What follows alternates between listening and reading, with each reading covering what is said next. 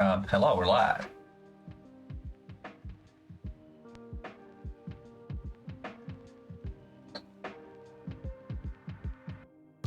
Setting my heater on.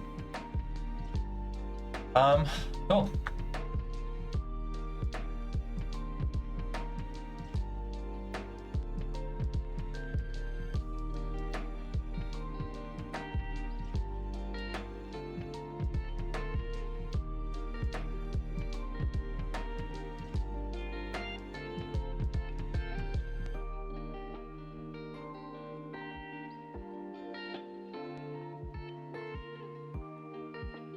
Today we're going to be doing some mage questing, and maybe some snipes.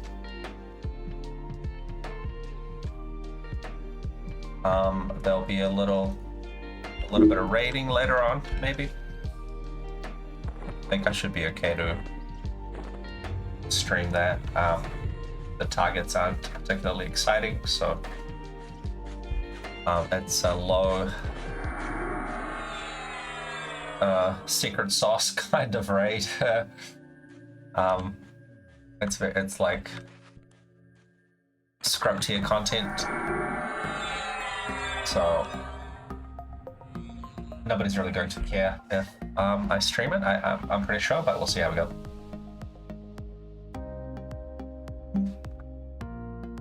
Today, what I'm also doing is I'm feeling a little bit better, so I am gonna work from home.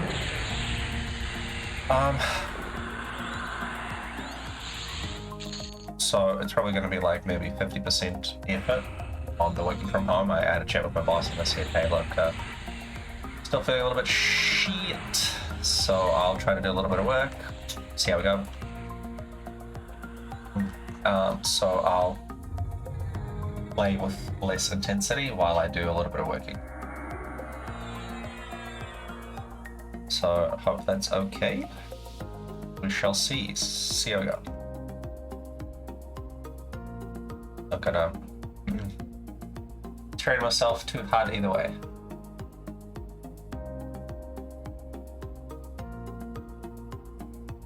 Just gonna make a little tweet that I'm playing. Get some people coming in, and yeah.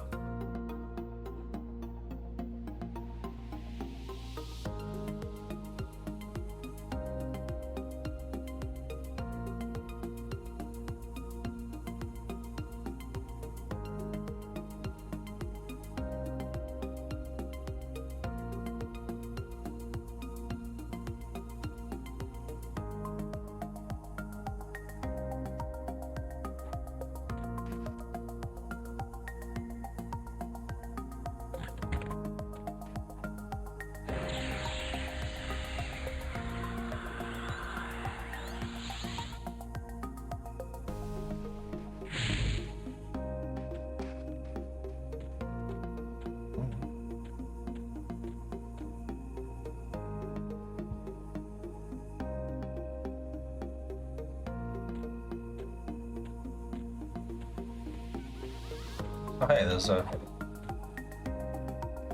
someone here. Huh.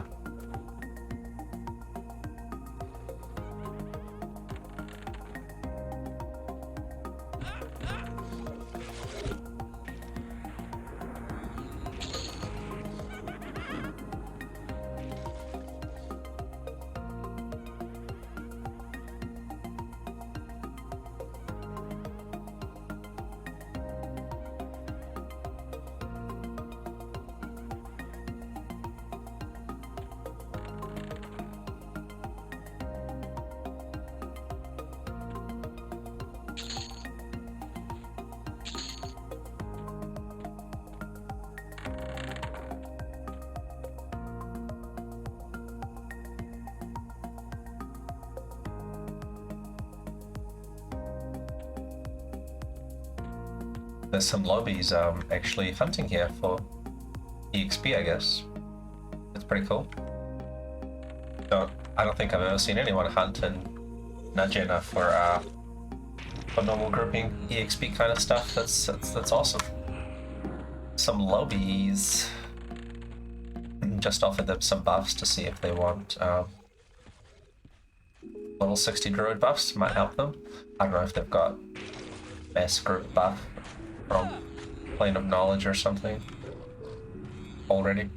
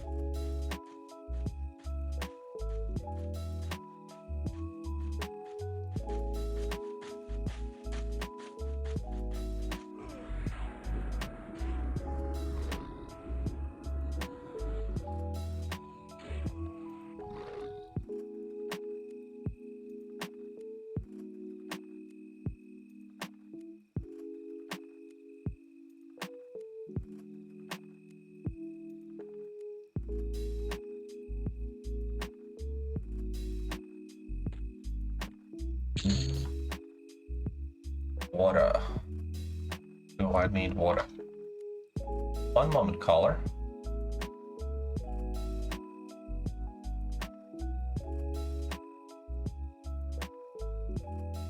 No. That's a duplicate, unfortunately. Dang.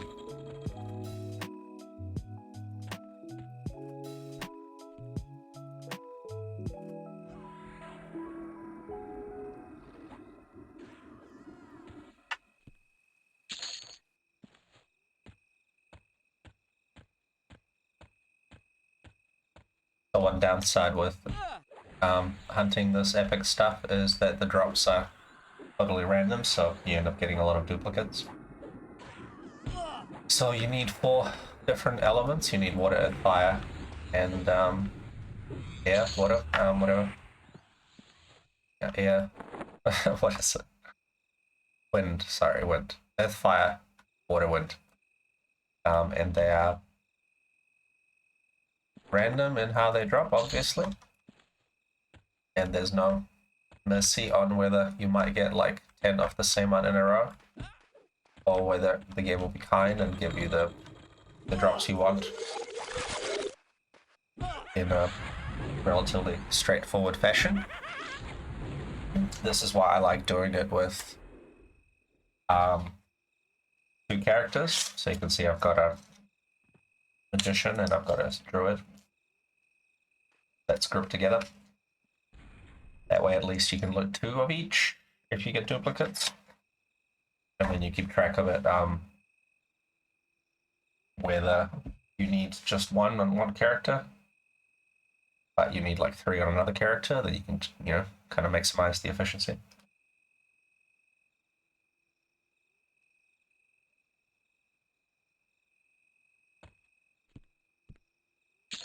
It's alright.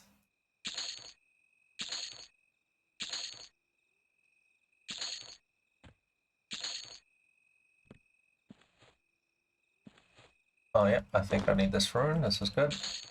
Good stuff.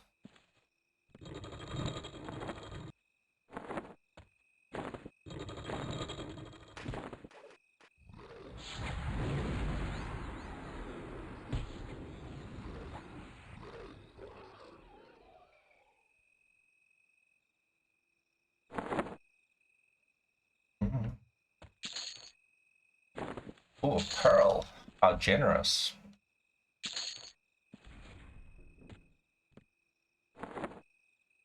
Pearls are what magicians use for all of the heroes, so got a bag full of them somewhere over here. Yeah.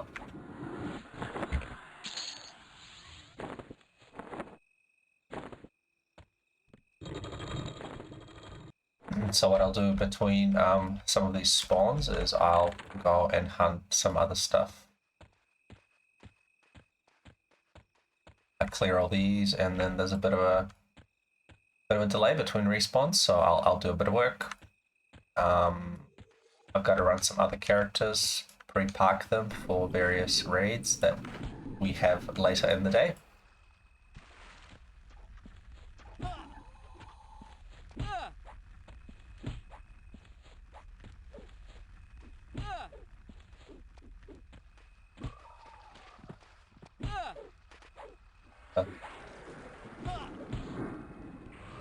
Save me, Ziban, my only friend in this dark place.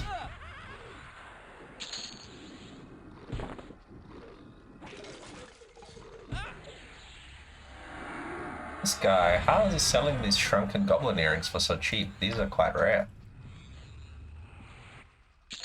He must be farming them a shitload.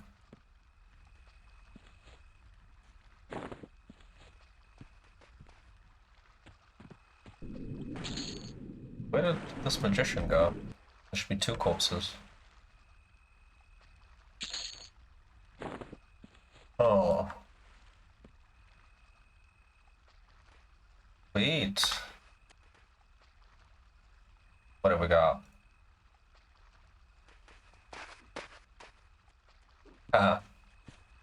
Yeah, farming magicians. What we're doing...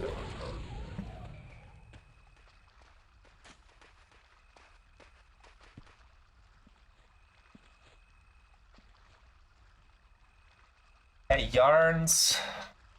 What's the haps? I've lost one magician. I think he ran away. Alright, these guys want buffs. Hang on.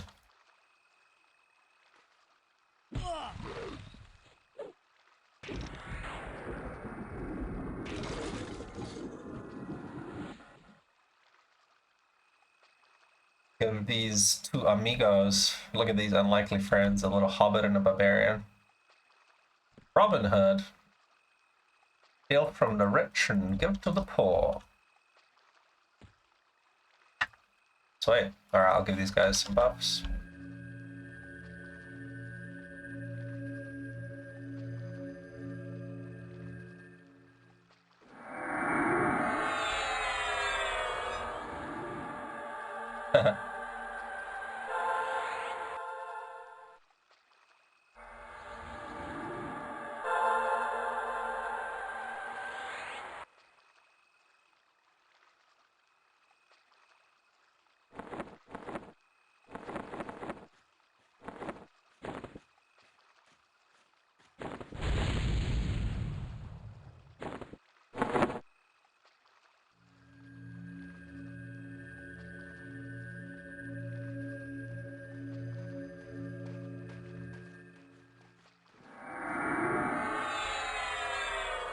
Just hunting some Mage Epic stuff. And I'll just refresh these buffs as they fade. I'll just kick them out. Pop, pop, pop.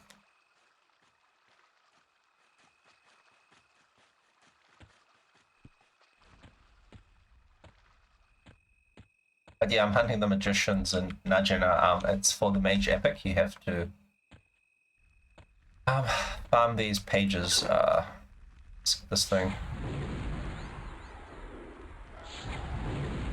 Hey, sweet.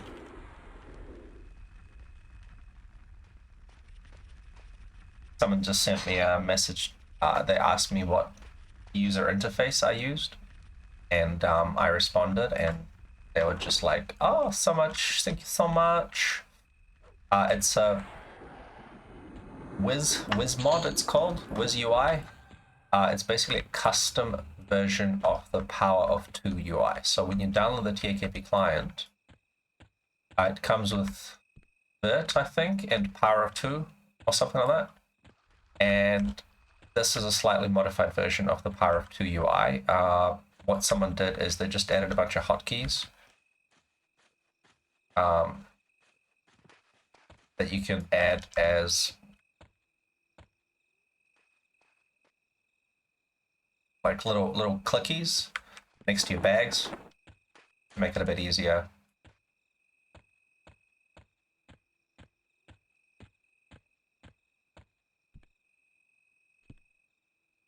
For you to click your armor. So if you've got clicky armor, like I don't know, some damage shield thing or regen or something. Like over here on the druid, I've got a regen breastplate, so instead of opening up my inventory, I can just click it in the hotbar and stuff like that. I am at work yards. What I'm doing is I am working from home, as you can tell. Obviously, I'm working from home. I've been sick for the last few days, so I'm just back at work today, a little bit casually. In between spawns and stuff, what I'll do is I'll do a little bit of work. Which poster? The red one or the painting?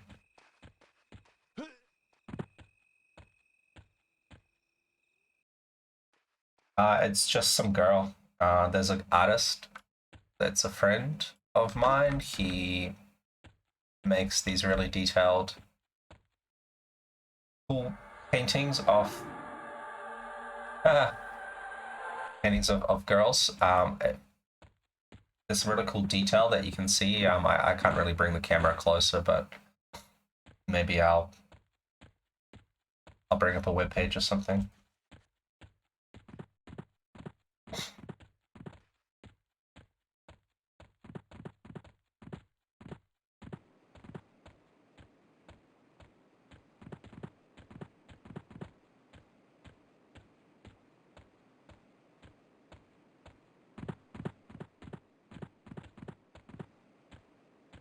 So this is the kind of art that he does. Pretty cool. And if you look at the detail, it's actually like this. Kind of like a little effect that he does. It's pretty cool.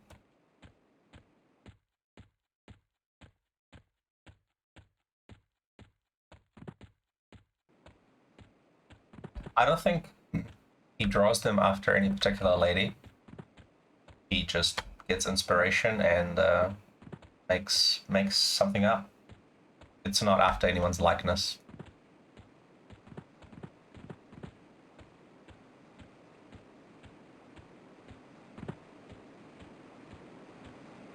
Yes, sorry, Collection. You're right, the placeholder, if it's a air elemental, they're actually invisible. You need see-invis to see them.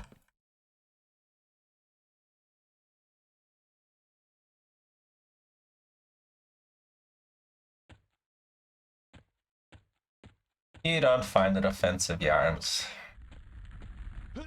Just because they're not botoxed up Russian porn stars. Alright, I need to run through here and not get shanked.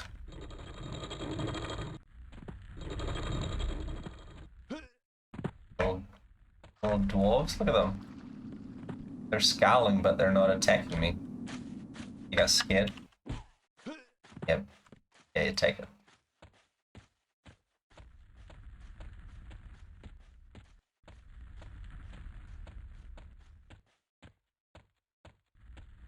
Yeah, if you're not high enough level to have see-invis, then that's one way of aggroing, and that's pretty clever. Just sit down on it. How did you get through the door? As an aside, what key opens the door? Because what I do is I just have to fudge it with using Iozom. You got the key.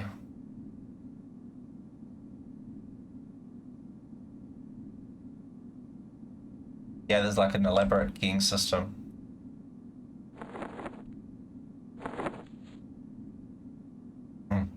Yeah, nice.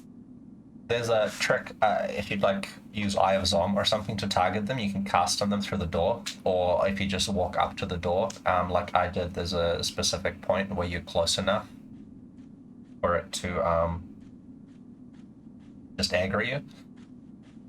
But you can, yeah, kill her or pull her out with Eye of Zom or something.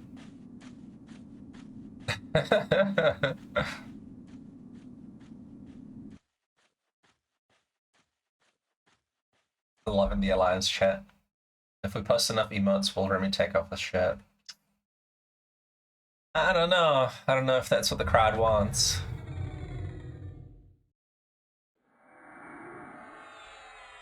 Would be a pretty strong flex. Have you seen my level 60 wizard? Well, what about these abs?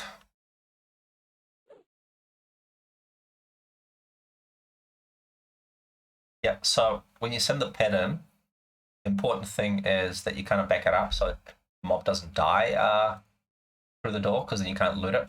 So you can just kind of back up your pet, send it in, back it up, and if it dies on the other side of the door, then you can loot it. Now, Najena herself, she drops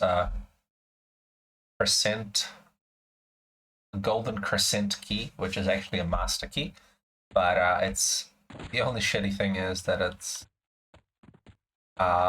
temporary only. So you can get the master key, but it disappears when you camp out, which sucks.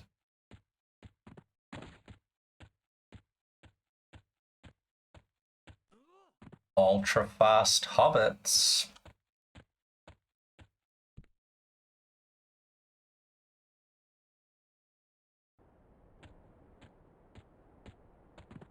I've still got a bad speed.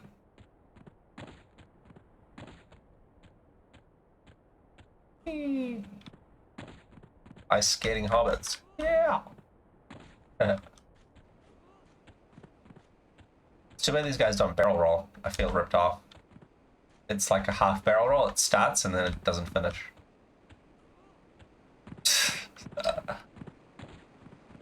Some developer was like, no, dwarves only. Nobody else gets to barrel roll.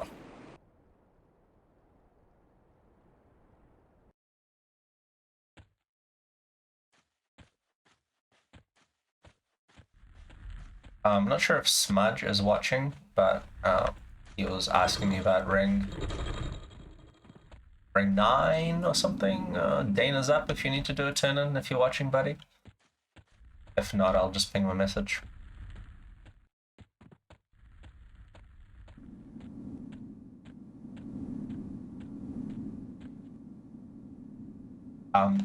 That aggro stuff through the door also works in like Sibyllus in getting through the locked door.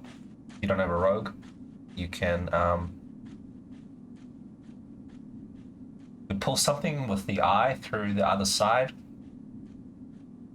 and then have it like summon you across the locked door. It's a little bit elaborate to get your entire group party across to the other side of the door, but you know, whatever works. Whatever flavor your exploit fantasies are, you can live them. On EQ Live, it feels so cheap because what they did is, in some future expansion, they modified how geometry things work and how doors behave. There was like some global model file upgrade, which ended up changing doors so you can simply just illusion through them. Kind of cheapens the whole experience, but it's made every locked door obsolete. What you do is you just need to change your shape and form. You need to change your model from like a larger model to a smaller model, or vice versa. So if you're a gnome, you can use Amulet of Necropotence to grow yourself. Or if you're like an ogre, you can shrink yourself down with like a guise or something. So what you do is you just like, you basically walk into a door, and then as you're walking, you click your illusion off or you click your illusion on, and it will just illusion you through the door. It works for pretty much any door. Yep, bounce as well.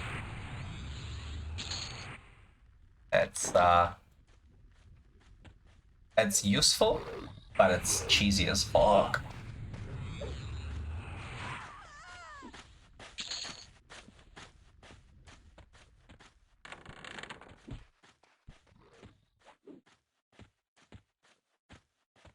So any door in Sibyllus, any door in City of Mist, any door in Bellius, Lachlan, etc. You just illusion right through it like it didn't exist. So makes things easier. People, you know, can hunt, which is kind of funny. Sometimes you have people that come here from EQ Live, like from progression servers, and then, you know, they assume that the door trick works, and then you hear them going like, "Oh, how the hell do you get through the City of Mist doors? The illusion trick doesn't work. What the hell? How do you guys do it?" And it's like, you open the fucking door like you're supposed to. you get the key. Maybe. Have you thought about that? Oh, this game sucks. You guys gotta get the key. Yeah. Fun times.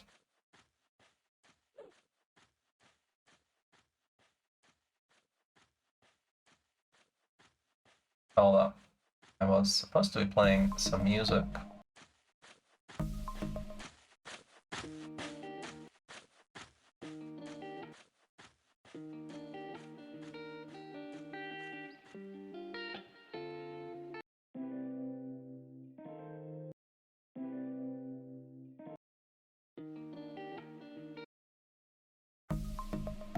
Okay. That should work better.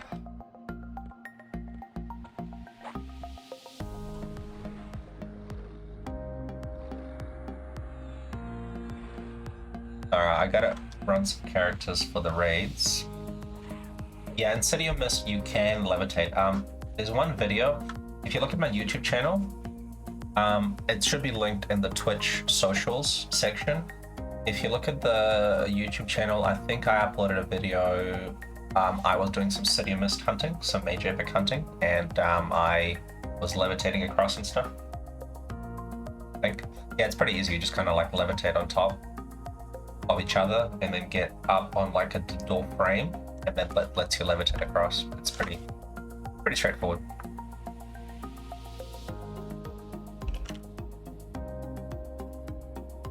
Nothing terribly exciting.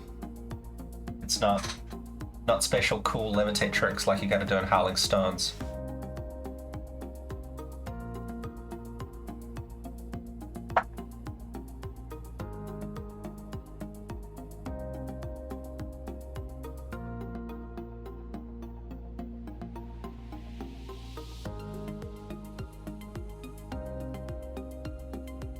So this client is an old client, and there's a trick called like the frame rate levitate trick that still works here. So what you have to do is, if you change your frame rate in the EQ client INI file, it will behave how your player takes falling damage and also how they levitate. If you have a higher frame rate, you will take less falling damage, and also you will levitate higher for longer. By default, when you download this client, it's set to about 40 frames a second or something like that in the client file to cap your frame rate. Now this is what I run. My setting is 40 because it makes your mouse look better. A high frame rate makes the game smoother, but it kind of messes with the mouse look because the client has this weird, like, you know, you've moved your mouse, but the game has updated a specific number of times, so it doesn't move your mouse look as much. It's especially bad with the Y-axis, so looking up and down. looking left and right is okay, but looking up and down is really slow. It doesn't move very much. So make it function like it's supposed to. If you have your frame rate around 30 or 40, it seems to be okay. So you can properly look up and down, and it's about even. X and Y, so left to right is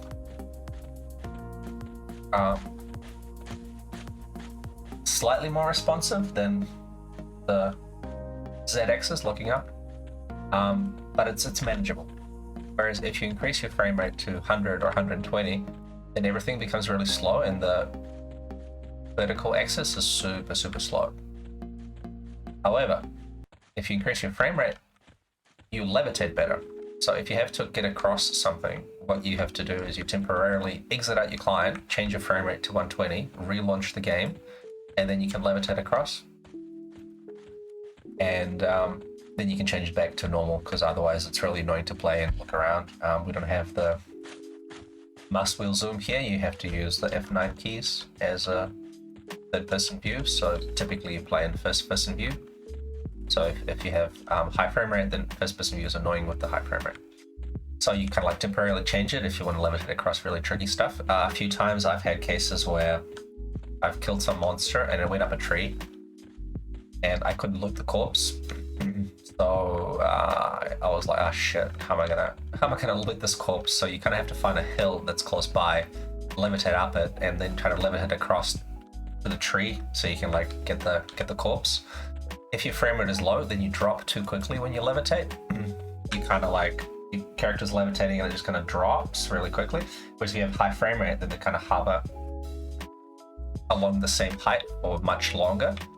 So if you ever get stuck in a tricky looting situation, you get up on a hill, change your frame rate, levitate, and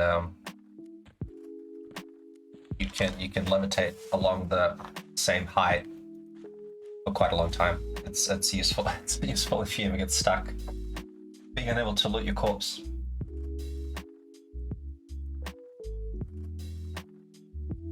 So this zone is the deep.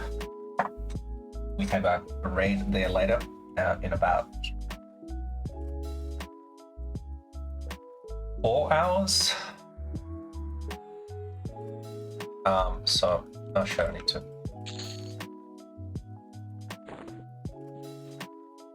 I need to loot these things. Jeez.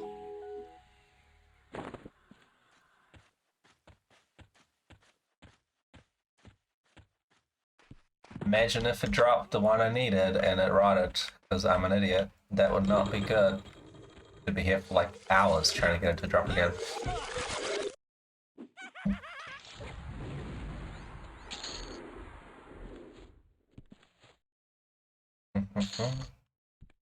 So the mage pieces drop from dark boned skeletons and magician monsters.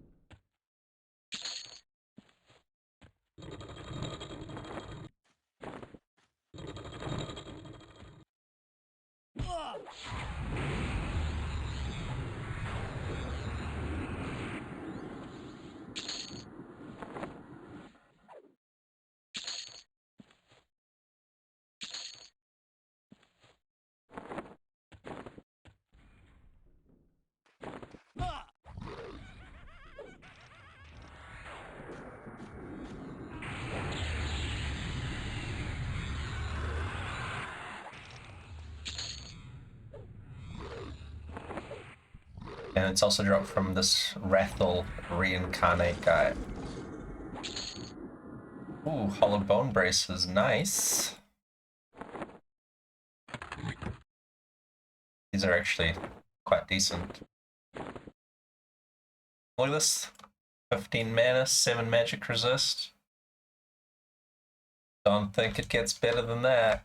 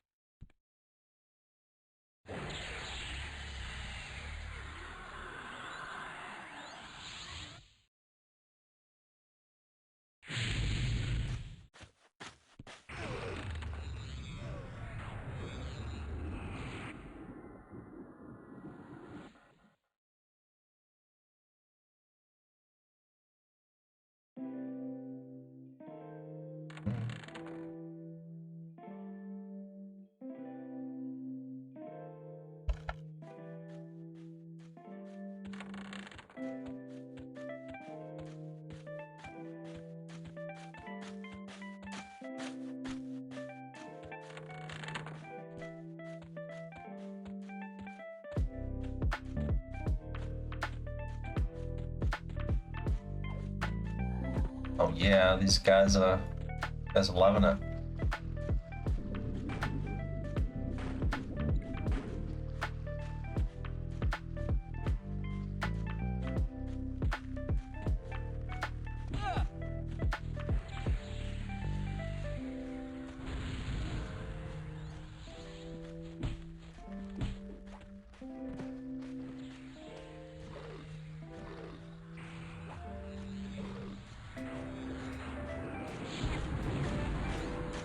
Oh,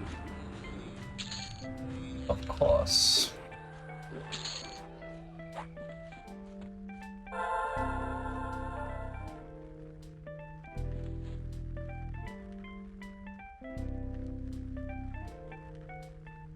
There's invisible. Something like that. Yeah, almost restocked for the next MQ. Almost. Still got a few pieces to get, but hopefully in a few days. That's the dream. One of the more annoying parts is hunting these low-level things. Because they are annoyingly rare. This goblin magician's got my stuff. Get him.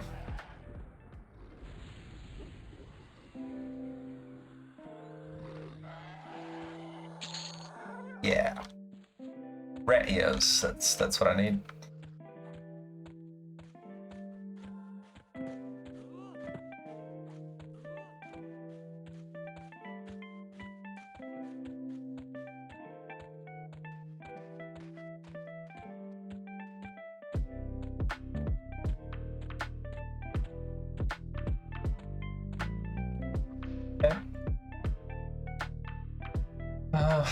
Now I'll wait for respawns. So you kind of do this little circuit.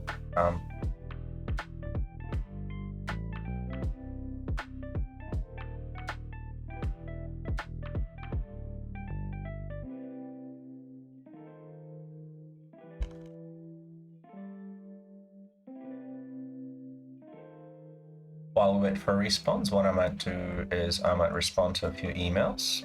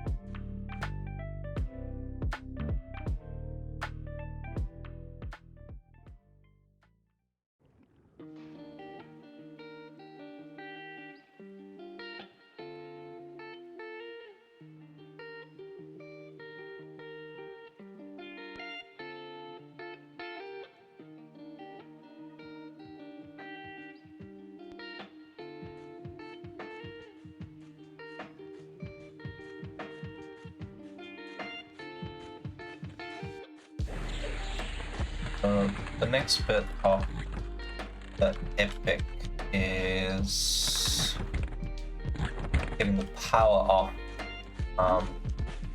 Power of Earth and Power of Wind, I think.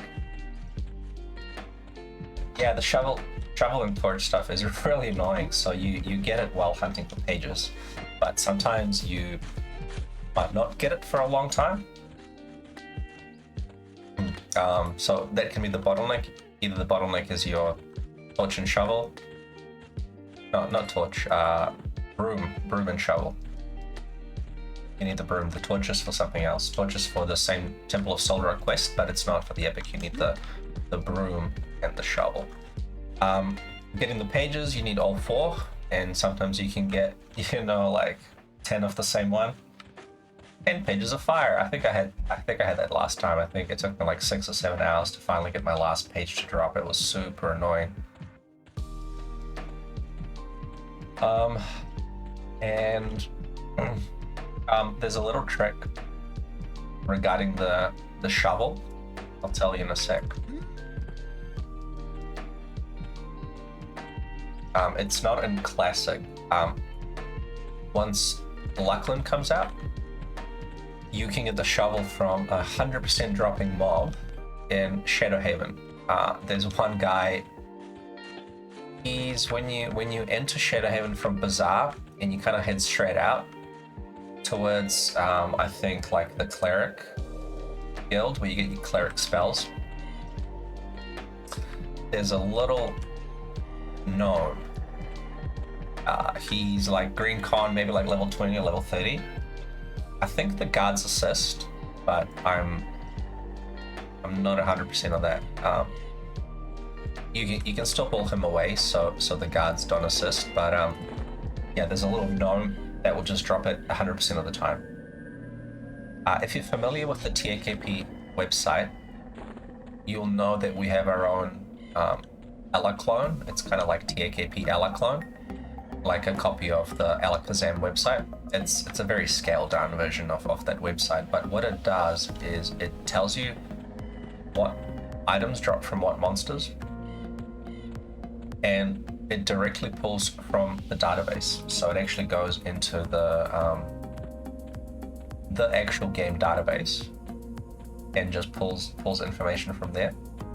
There's a few kind of caveat things where it doesn't show you the drop, but that's because it's a triggered mob. So if a monster just spawns in normally in the wild, or it has like a placeholder or something, it displays it fine. But if a mob is a triggered spawn, like for example it spawns from a phrase, or it spawns from a quest turn-in, or it spawns from killing a previous monster.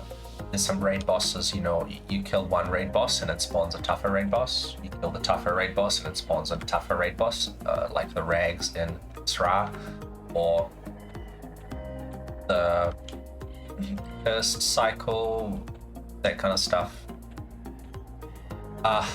There's a glitch where it doesn't show the drop rates for those properly, but for everything else you kind of just basically search for the item you want and it tells you what drops it. So if you search for a shovel, make sure it's the right shovel. There's a different kind of shovel that drops in Lake Wraith that's not used for the quest. So if you get the right shovel, it will tell you that it drops from Magicians and Najena, that it drops from... Actually, I'll just pull it up to show you. The TAKP Ala clone. You go search, go shovel.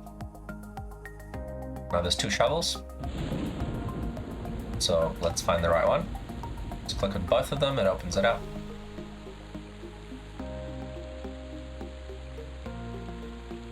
It takes a little while to load because it pulls direct. It's like a SQL query that runs directly against the database. Okay, so this is the wrong shovel. This is like some no drop thing that's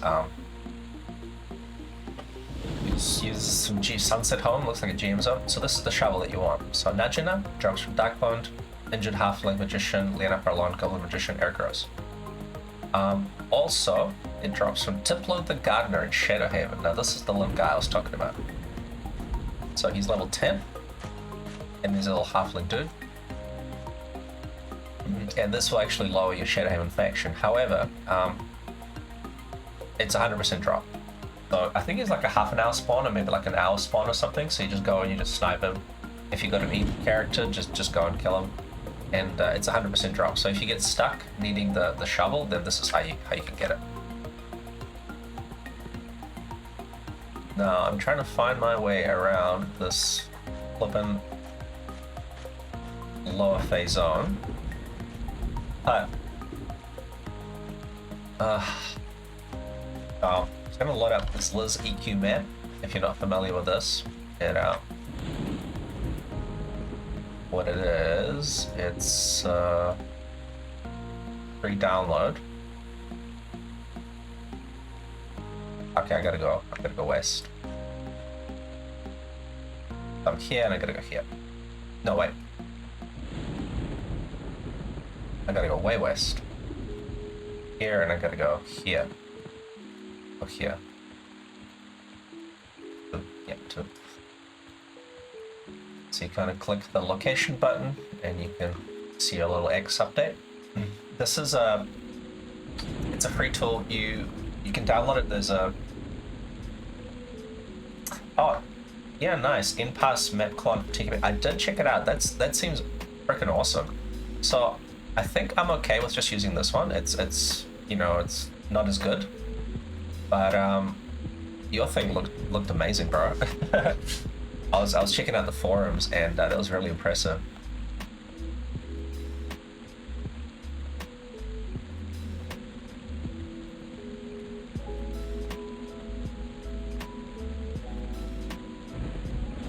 Oh, so okay. Can you overlay it in the game? I can't remember. I don't think we have maps in this client, so you can't really.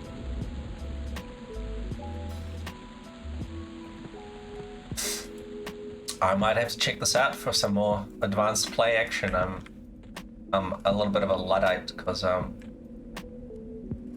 find the thing that I'm used to and I just kind of stick with it. But if there's some cool new funky tools, I may have to check it out.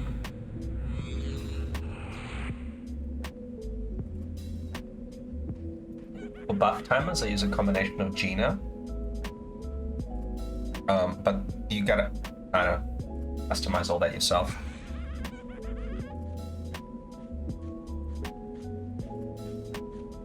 Oh, great.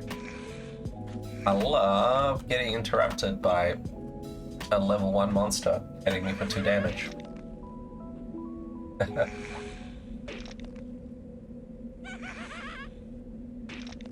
Come on.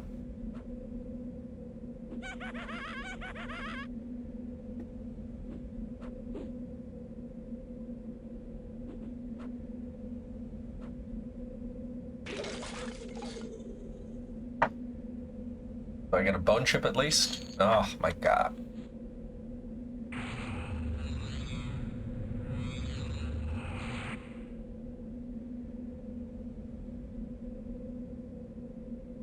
Yeah. So the multi-boxing stuff is one of the reasons that default Liz EQ doesn't work very well here. You may notice that if you just use the normal default one, it keeps switching the map stuff every time it reads like a different log file from your client folder. It keeps switching the map stuff. It's extremely retarded. So what Cad's Dain did, he was one of the temerity players here on the server. He modified this Liz client slightly to add a feature that lets you choose which character you want.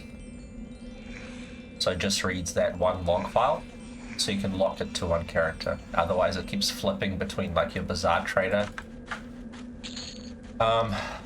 and you know one of the characters that you're free-boxing and stuff like that. So I used the modified version of this Liz EQ to fix that. Which is the same problem that you also try to solve, because yeah, as you would have found out when you used Liz EQ, you would have been like, oh my god, this is infuriating. How do you make it actually stick to the character you want? So one interesting thing here about these fairy guards. These are the fairy guards that drop the power of Earth for the epic. How to isolate the fairy guards from the other monsters, the maidens and the fairies and whatever. The other fairies will not automatically attack you. Only the guards will, because the guards are aggressive to high-level characters. I guess that makes sense because they're the guards, so they'll, you know, go out and charge into you. And these are not placeholders for the guards. There's only a specific number of guard spawns that spawn, and you don't have to kill them all because the little maidens will not respawn as guards. So basically, you can just get your pet up and just walk around the village, and all the guards will automatically aggro you. And once you kill them, then you're done. You can just wait for respawns.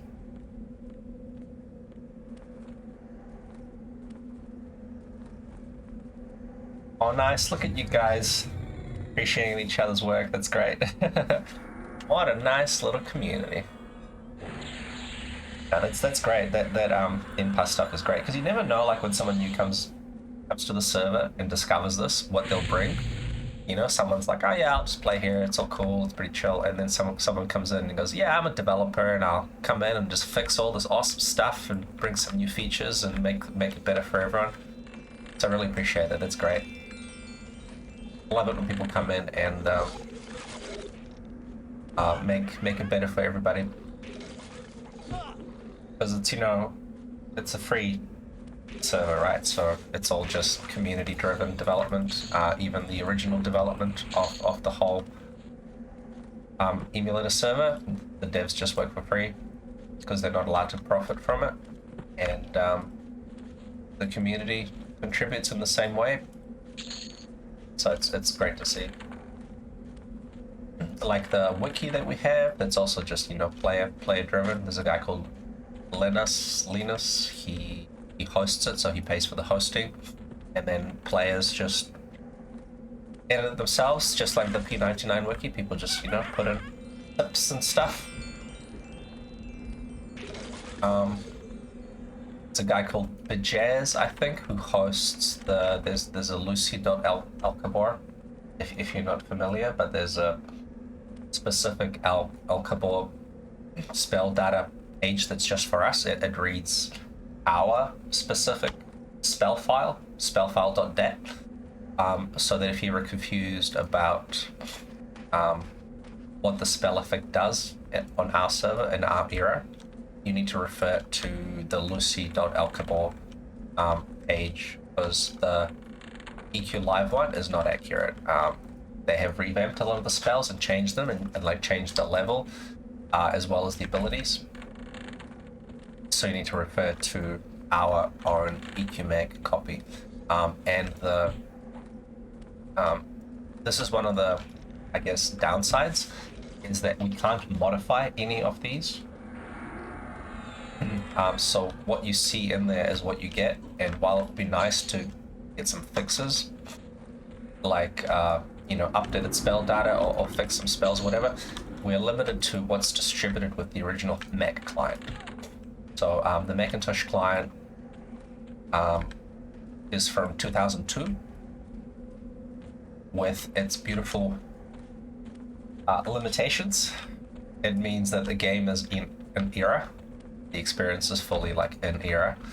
So you're battling the UI and all the quality of life improvements that were made with the client, such as mouse wheel zoom, tab person targeting, melody, all sorts of cool things that just make the game a lot easier to play. We don't have those because we have the 2002 Mac client and we can't change it. There's some bugs in it, and we just have to deal with it, which means that we can't update any of the game components. So the spell data is as is. If the devs wanna change what abilities monsters have, all they have is they can like pick another spell from the spell data file.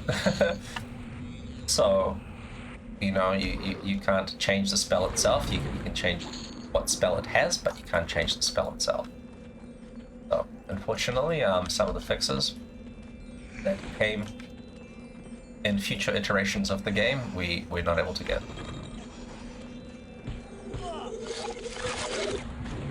And then here, as you can see, the fairy guard respawned and started to take my necro. I'll just do a little. Actually, I'll wait for them to.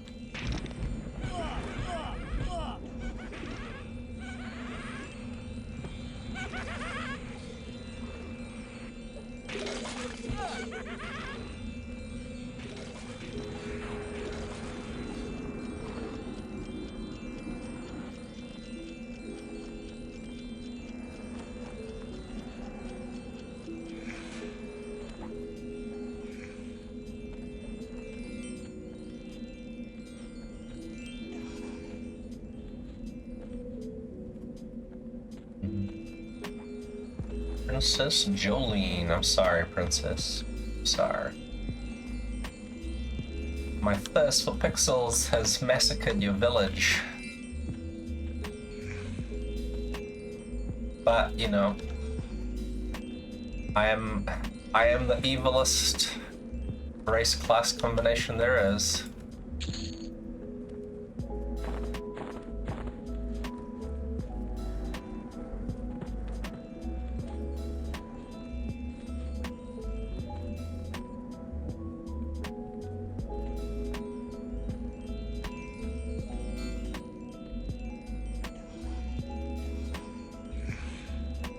Most evil of them all, a vegan CrossFit necromancer.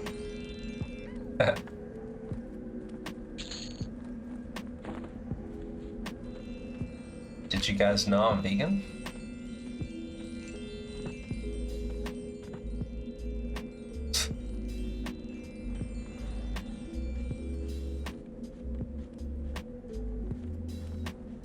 Yeah. All sorts of old quests. In these zones, like when I'm hunting for the drops, you see a lot of the Temple of Veeshan drops.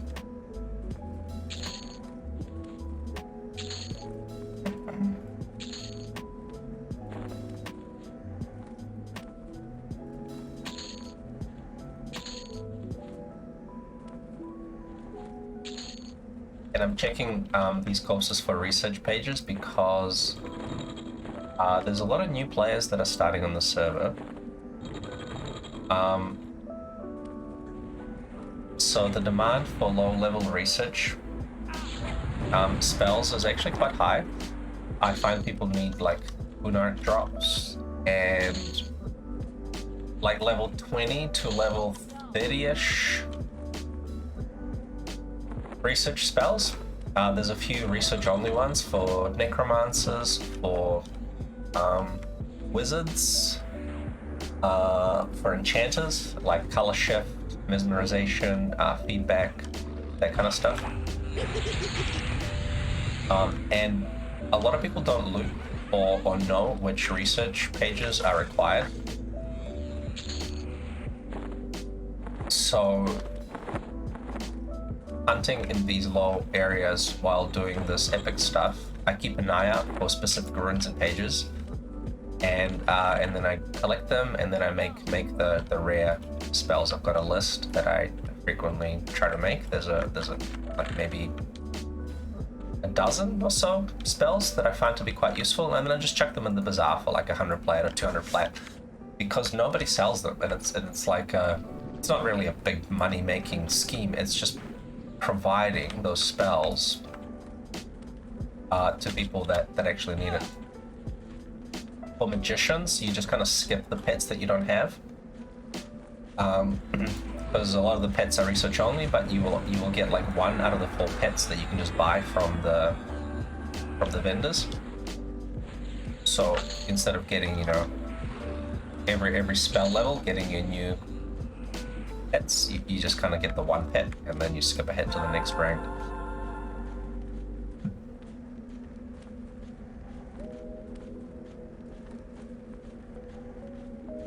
Oh, yeah, that sounds good. Now, mesmerization, I need Sanian's page 26. Now, I've got a whole heap of left pages, but I don't have a right page, which is really annoying. So every once in a while I go vendor diving. Like, for example, in this guy, I think I looted. Yeah, see, look, left page times 2. I just can't get the right page to drop. So I think I've got like 11 pages that are left side, but 0 of the right side. So as soon as I actually find the right side page, I'll combine some. But yeah, I know that's a rare one.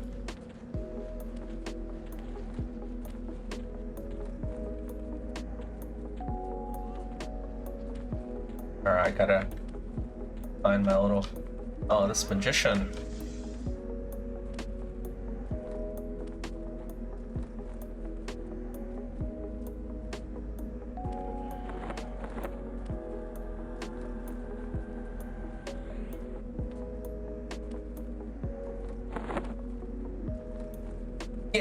Get him! Might give him a good damage shield.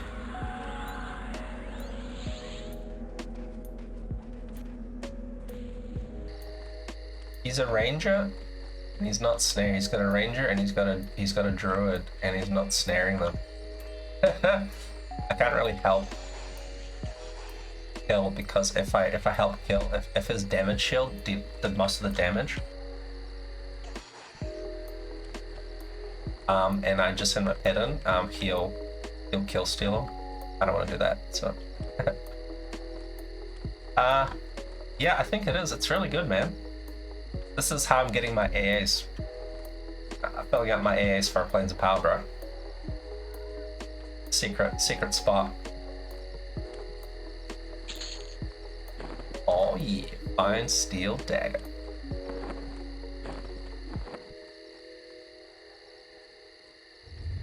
Yes, Fluggy, sorry, I forgot to answer your question. Check out this URL.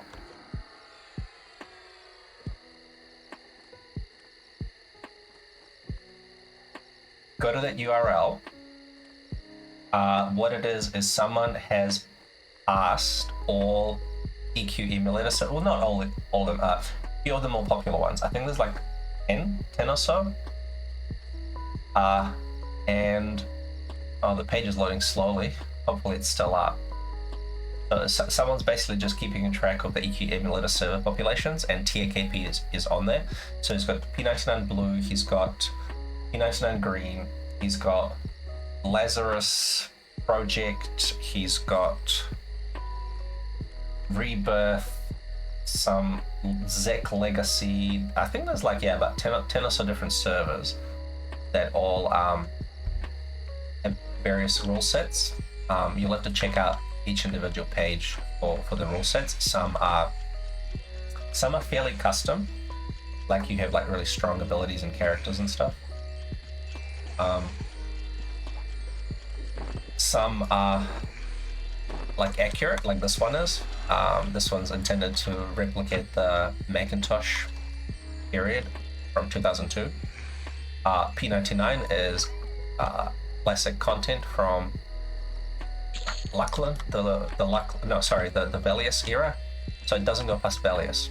This is currently in Lachlan. It's going to go to Planes of Power, but the idea of this server is that it's as accurate as you can get it. Some servers are pretty custom. Some servers allow you to like 20 box or 30 box.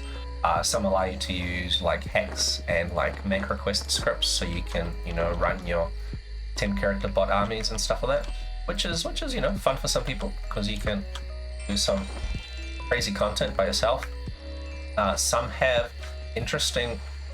There's one that I saw where your character is like really powerful. So you have like one dude that it's kind of like a Diablo-esque feel, where you're just super powerful and you can just go and you kill a bunch of monsters all by yourself. And there's like a challenge system where people show off what they managed to kill with their one guy, what kind of boss, what kind of strategy. There's like custom items and stats and abilities and potions and all sorts of things. Yeah, the EQemulator population stuff is not loading for me. It's just kind of waiting that the page is stuck. So maybe whoever runs it ran out of RAM or something. It feels like they would have run out of resources.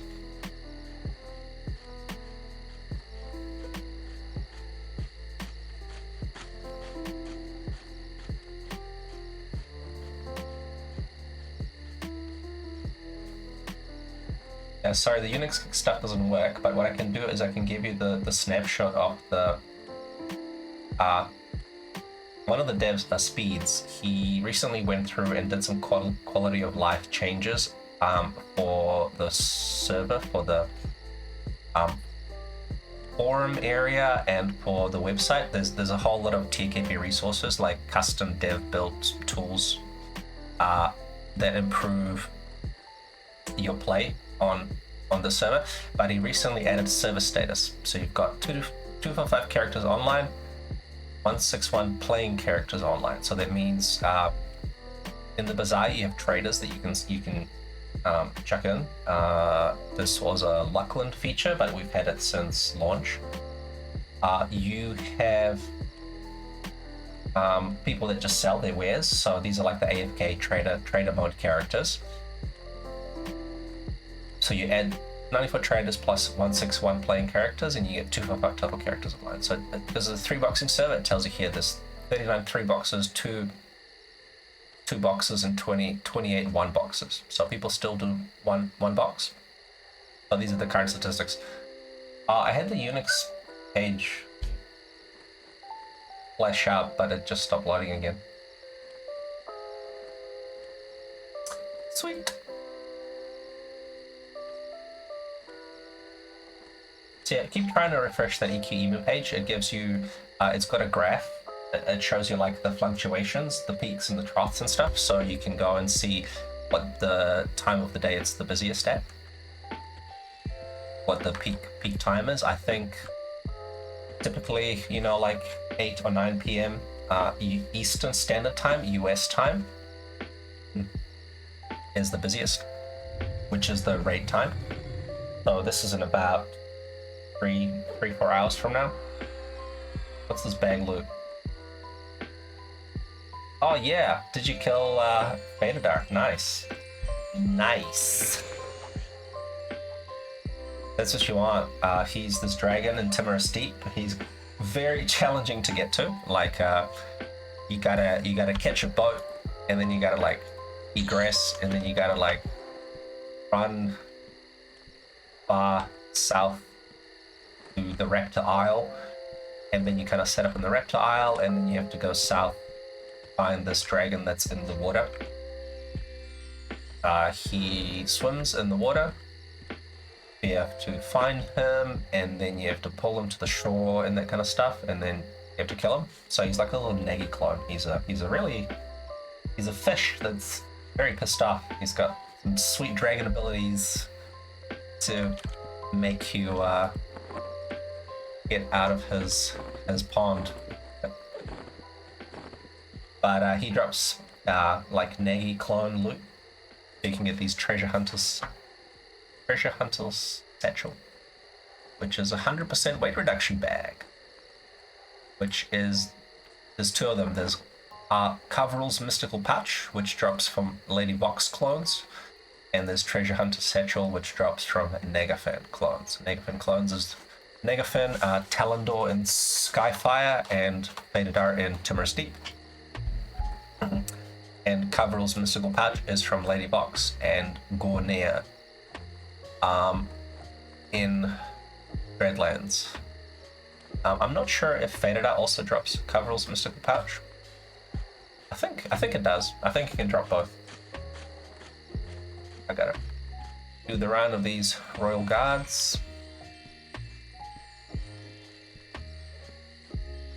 Okay, cool. So emu population is like this. Oh, see, fuck. The website's really struggling, I think. I'll send him some RAM in a mail parcel. I'll do a who is on his domain, figure out where he lives, and then mail him some DDR RAM. Oh yeah, look at this. No? Oh damn, I thought this was an evergreen leaf, but it's just morning dew. Never mind, I don't need that.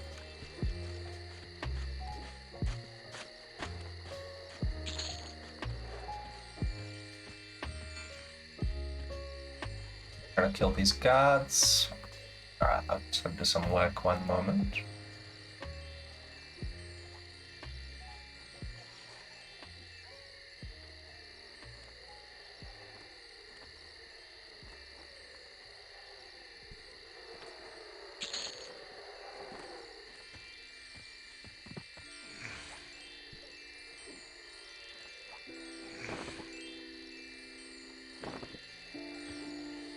Picking up the red mushrooms because they're used in some blacksmithing recipes. So I'm just collecting them.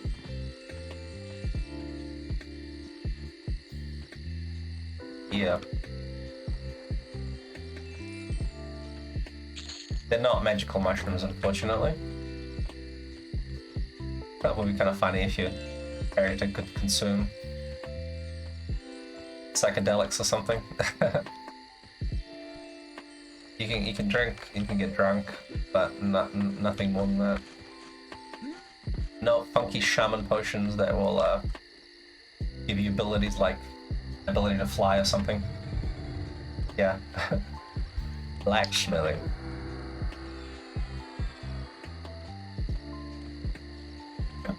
Alright, let's give this guy.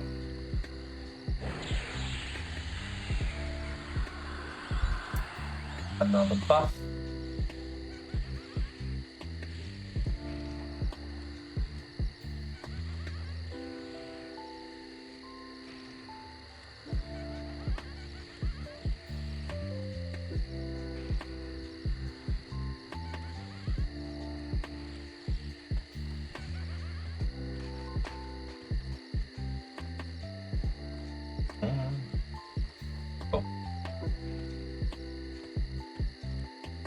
I think these things are respawned. Yep. Ooh. The Widow Mistress sounds dangerous.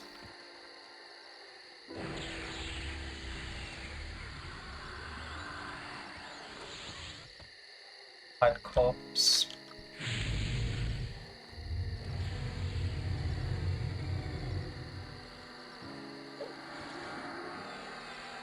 And let's get this mage bread.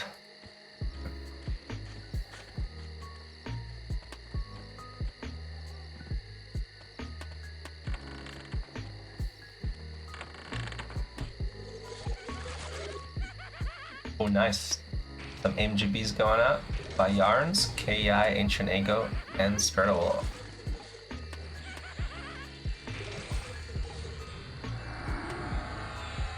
Yeah, is this what the guys in Hunting in Najena have? Are they rocking their newbie armor? Love it. Ooh, 312. I think I need 312. 1 second.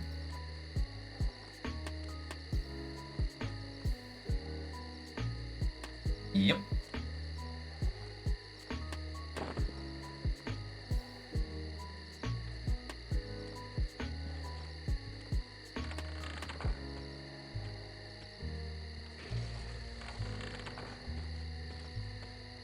Is for another. Haha. 312 is for another enchanter spell called Color Shift. That's a good one. Yeah, I like that wolf form. I think it's pretty cool. It's too bad it doesn't last through zoning, so I think people will probably piss because they lost their movement buffs after the zoned, but I think it's pretty cool. Wolf pack, yup.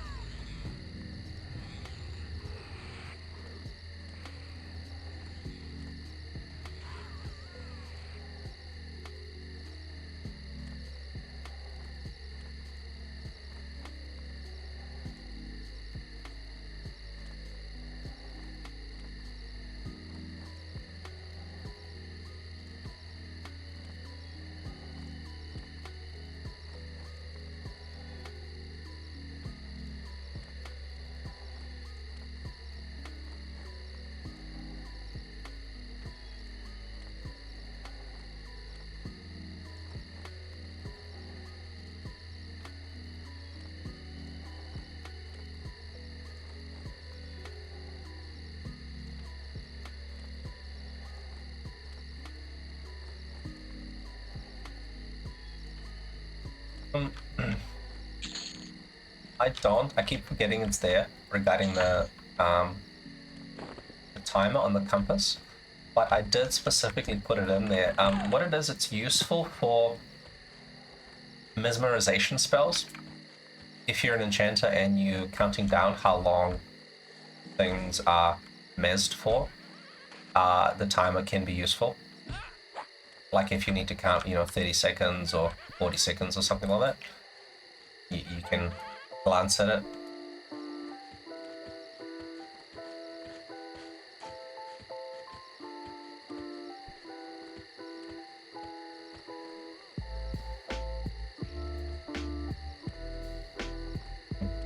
Oh, the newbies have left.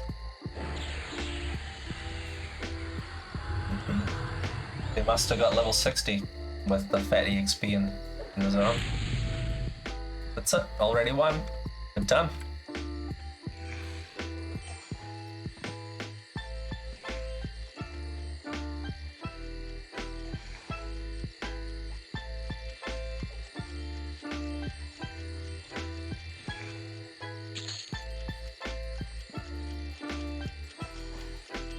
So the way I hunt the Mage Epic is I do multiple characters farming different things simultaneously to optimize my chances of getting the drops.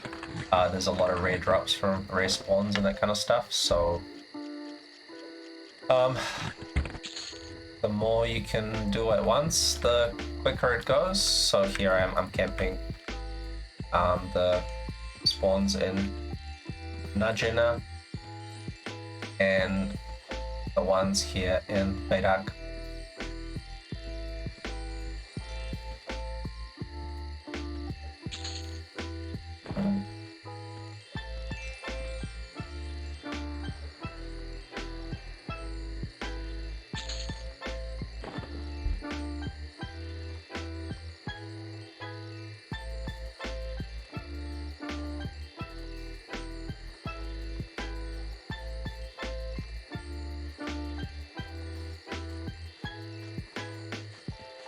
Cool. Alright, I think these spawns are done.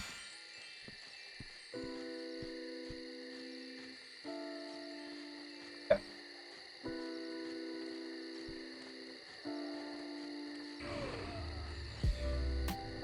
Ooh.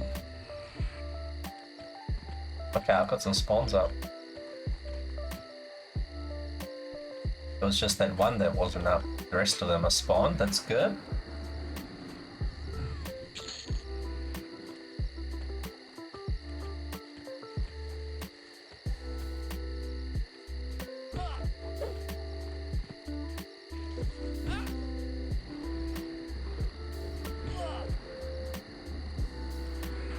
Okay, the website loaded, so the EverQuest emulator population. This is what you see, so you can kind of highlight which one you want. So TAKP, this is the population. Oops. I'll just highlight it so you can see. We've hit over 500 people. There was a period in March, in April, we got to 513, and then recently in August we got to 500. So typically at peak times it's like 400-ish now, which is pretty good. Max population per hour, so this gives you the metrics of how many players are active during certain times of the day. So it goes from 5 PM to, it's got a few days of stats, yeah. Typically 6 PM, I guess. After work period, 6 to 10 PM would probably be the busiest. Average population per hour. Yeah. It's a pretty cool little website.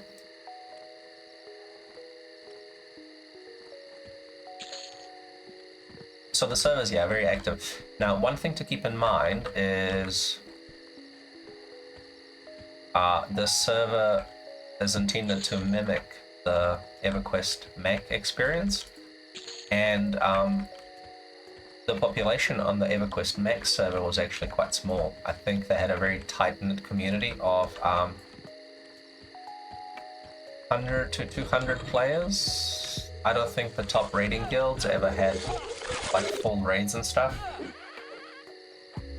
It was always like a very small crew of 30-ish humans on raids, which is what we also get. So there's several raiding guilds here, and they all field about 20 to 30, maybe 40-ish humans, which our guild, we primarily like 2 or 3 box.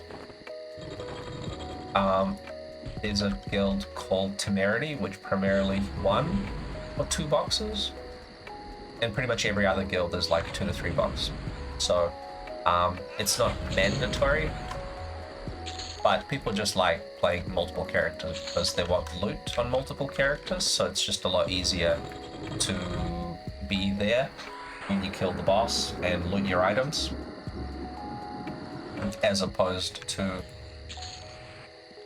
you know, having to get a call of the hero. There's some areas where you can't call of the hero players, so you have to be present. So, you know, benefits of 2 or 3 boxing is you can bring your characters along and just loot the stuff when it drops. Some people like me who play a lot of characters, I 3 box, and also I run, you know, more characters over to win the items. We have a DKP system where alts and mains are treated the same. You just have this your DKP currency, and you can buy what you want for whoever you want. If you want to level up your level, you know, 30 character with some fat loots, if you're willing to spend your hard-earned money on that, then go right ahead. Some people have done that. Some people have like level 50 characters that they use for Nagi and bots, and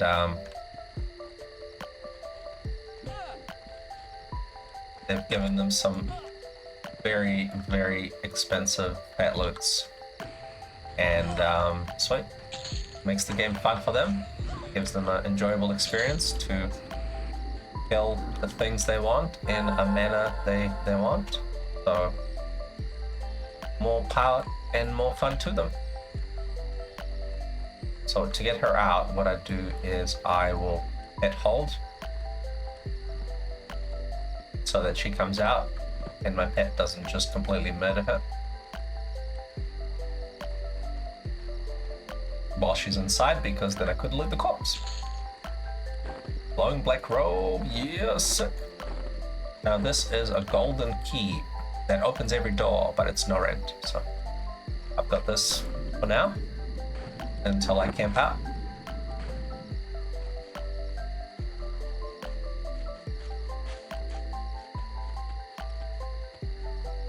And this guy.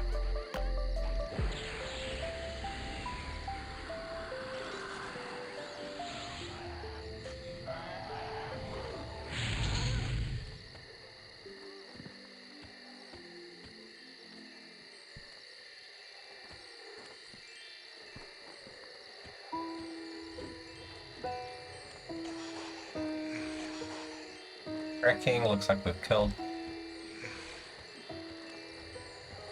all the magicians, so that's good. We'll go back to waiting.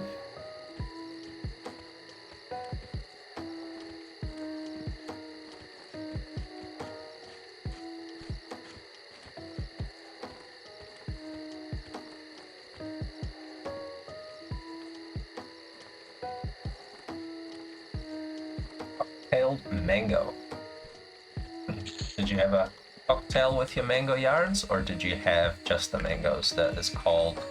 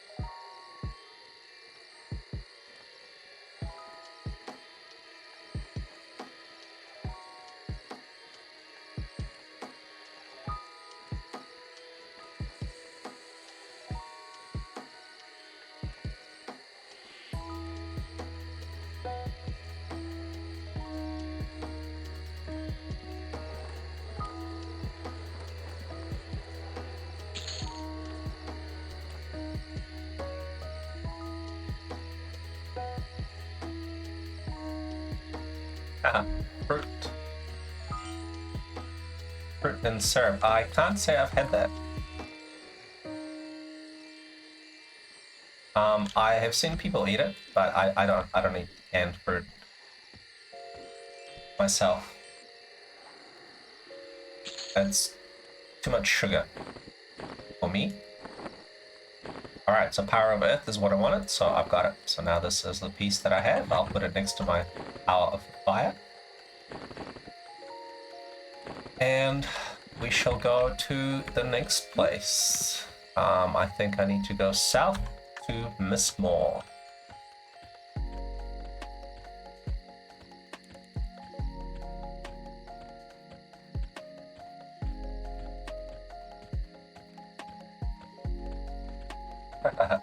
Not at all, Yarns. You're not ruining my stream. Conversation is encouraged as long as you don't get obscene or too gross. I am happy to chat about food and other things. Let's just not get political or disgusting or crass. that would be appreciated. Yarns is quite the conversationalist. We always feel that he's got like a real life comedy stand-up routine that he practices with us on. So he just comes up with these random topics out of the blue. We'd be raiding, trying to kill a random boss, and he's like, "How many airplanes do you think could fit in like the Dubai airport? And you know, do you think they wash the wings with sand, or what's the deal with people with short arms?" Stuff like that. Like a Seinfeld comedy routine where it just picks random topics and just gets you thinking. Do you think Fruit Loops taste better if you blend them first?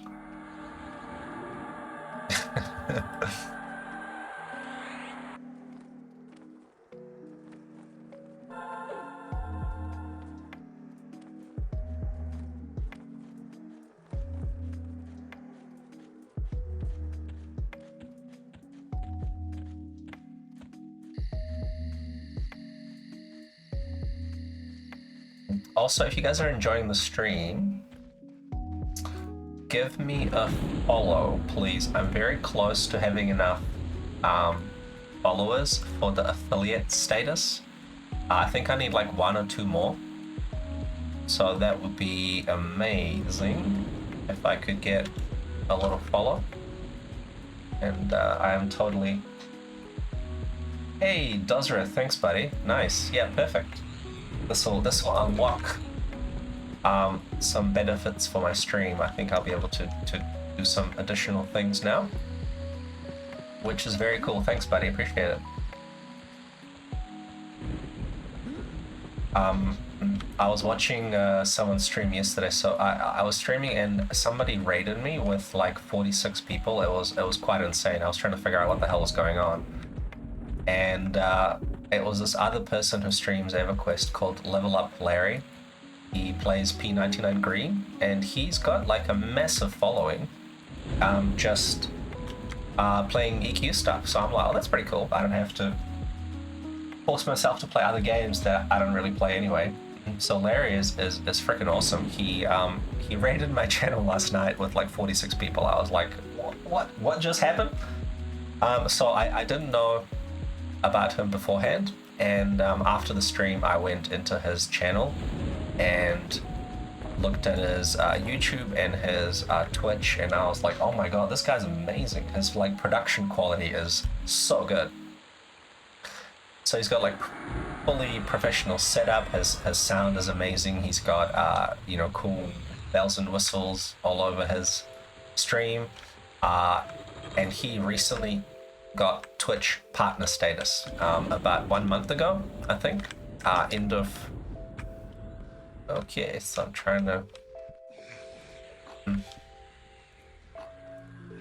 Spell broke vein. So this zone is notorious for training your ass.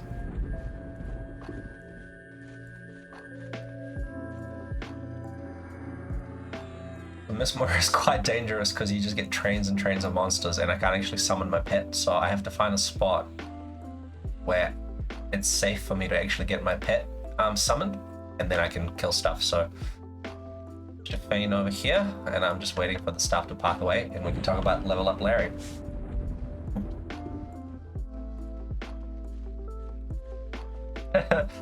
Yeah, that was great. When he got the partner status, there's a video of him on the exact moment where he got promoted, and I think a bunch of devs rated his stream, and they were like, hello partner, hello partner, hello partner, and just this like wall of spam. And he was like, oh wait, what's going on? What? He's like, oh, I was trying to figure it out, and the devs are like, check your email, hello partner, check your email, just spamming the shit out of him. And he's going, wait, what is this? Did this happen? Wait, hang on, no, can't be. And then he checks his email, and he's just like, yeah, partner, and he like launches this like awesome like promotional kind of funny video thing where he had some like pre-recorded stuff, and yeah, he talks like an XR is like third person. Yeah, he's got some really awesome video editing skills, so I think I have a lot to learn from him. But yeah, he seems really dope. So I'll keep an eye out next time he streams, and just kind of thank him for doing a little raid and making me aware of his YouTube channel and his Twitch channel. I'll definitely check it out because I have a lot to learn from him. His production quality is so good, and yeah, he's like a full-on Twitch partner, which is the highest ranking you can get.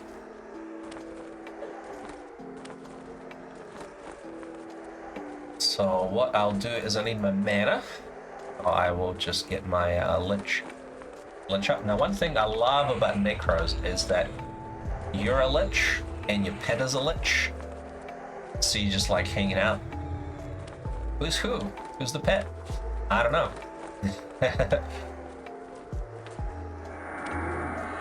So there we go. Now, health.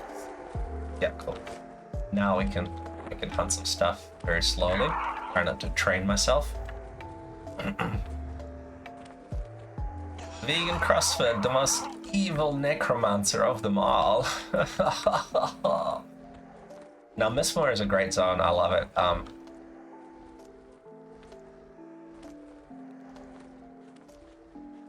I love the zone.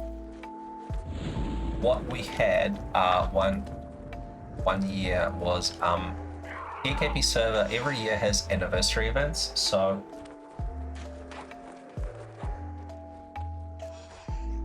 on the anniversary of the server,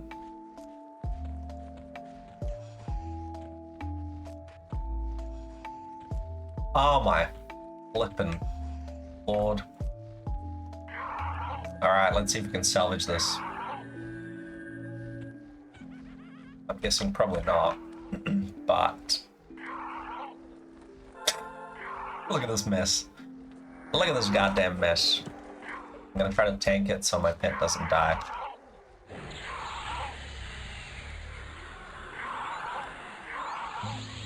Now my pet's getting damaged by... Okay, no, this isn't gonna work.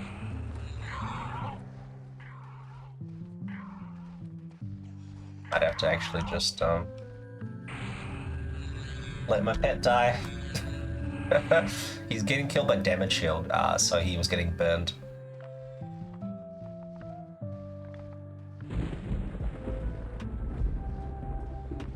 So the Necropet life taps, and he can hold his own pretty well, but not against like hit monsters that all have damage shield on. So I just had to bail. I'm gonna bail on that one. I'm dead, go away, you don't see me.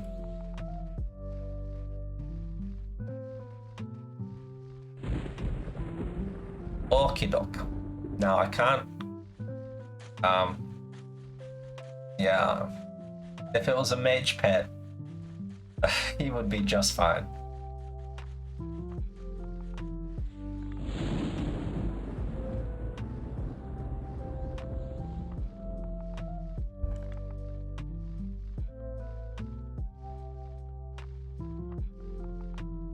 So I gotta look away because I've got Lich on, so I'm trying to get my mana back. I don't want to die from Lich, so maybe I'll...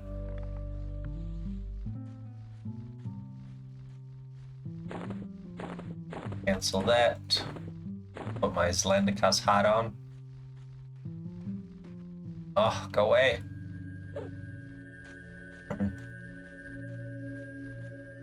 Alright, gotta...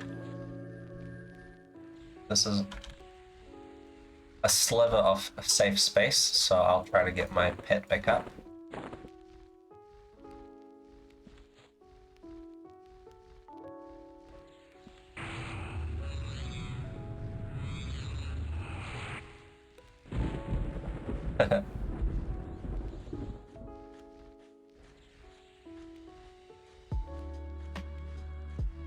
Yeah, level up Larry is great. It's a little appreciation. So I'll when I see him streaming next, I'll tell him thanks and stuff, and keep checking out his channel, get some tips.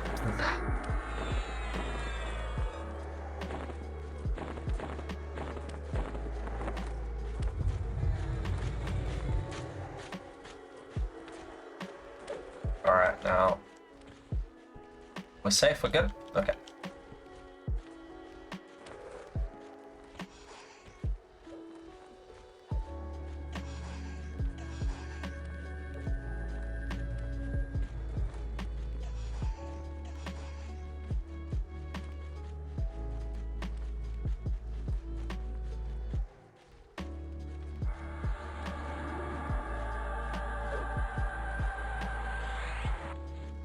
Now, one thing you can do here is, if you need mana, is you can summon a horse, and I use the old models trick, so I don't actually see the horse visually, but it will help me get mana back.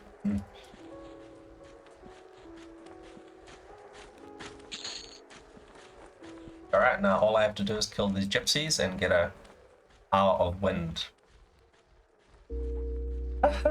Nice emojis, love it. Look at that. How do you get those? Do you get those when you subscribe to him or something? Yeah, cool. Love it.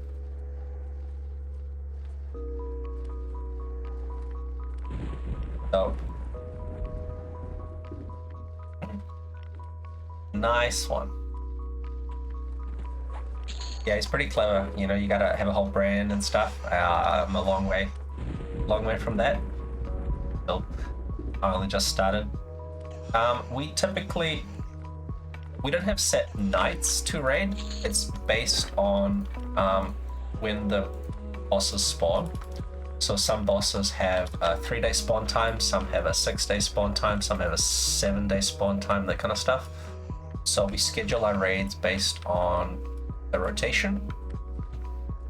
There's a rotation between each guilds that's agreed. So there's no racing for spawns, which is nice. And then before the 2-week rotation schedule, we post the raid schedule. Yeah, so what Jans has linked is the rotation spreadsheet that's agreed between guilds, and then each guild makes their own schedule based on that. Today we have a raid. I'll tell you what the schedule is for the next few days. So we've got a raid today, tomorrow, Saturday, Sunday, Monday, Tuesday. So it's a busy schedule. Now, I'm not allowed to stream during raids unless it's a trivial kind of raid, like nothing overly demanding or strategic. So the raids for the next few next few days are pretty easy. Nothing tricky. So I should be okay to raid, but I need to get permission first. So I'll check in with the officers to make sure that I'm allowed to stream the raid, and if I can, I'll stream it. If not, then I'll just stream this EXP stuff. XP slash questing slash miscellaneous kind of stuff that I do. I don't want to go against our guild policy. So when Planes of Power comes out, which will hopefully be soon, we expect the development of that to conclude in maybe a couple of months. So it should be out before the end of the year.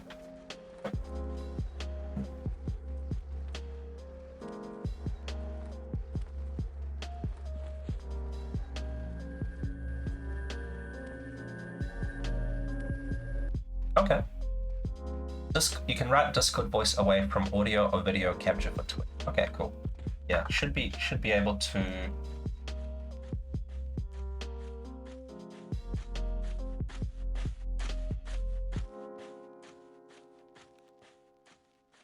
Yeah, I think it should be alright. Our strategy isn't really anything special, so I'll cross that bridge when I get there if I need to figure out how to stream maybe something that's a bit more complex, but keep the audio quiet for the Discord, which is the strategy component.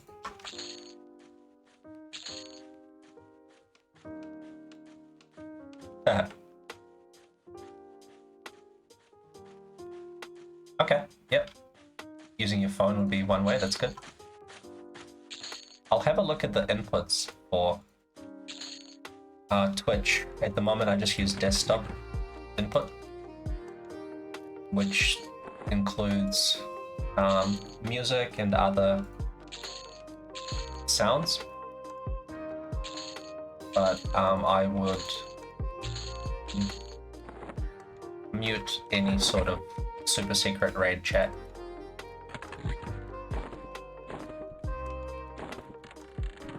So I'll look into that.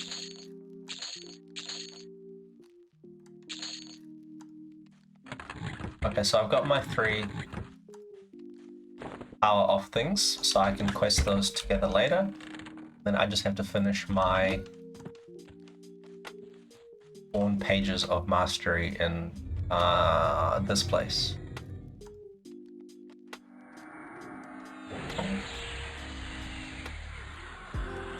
But yeah, OBS is quite cool. You can have very specific and granular sound sources.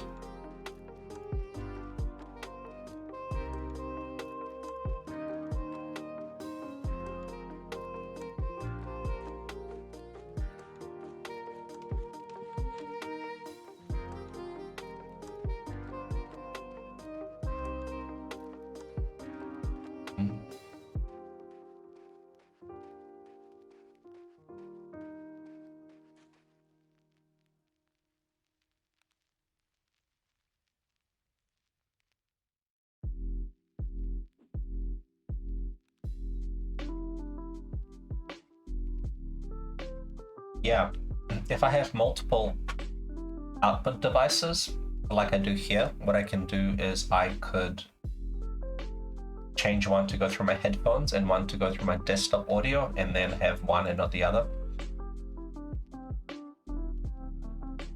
So I can do that. Cool. Actually, that might work better, because one thing I had problems was with Discord was I had a little bit of echo because my microphone is far away from my mouth. It's not one of those that sits like right here. It's just on my desk, and it was picking up chatter from my speakers.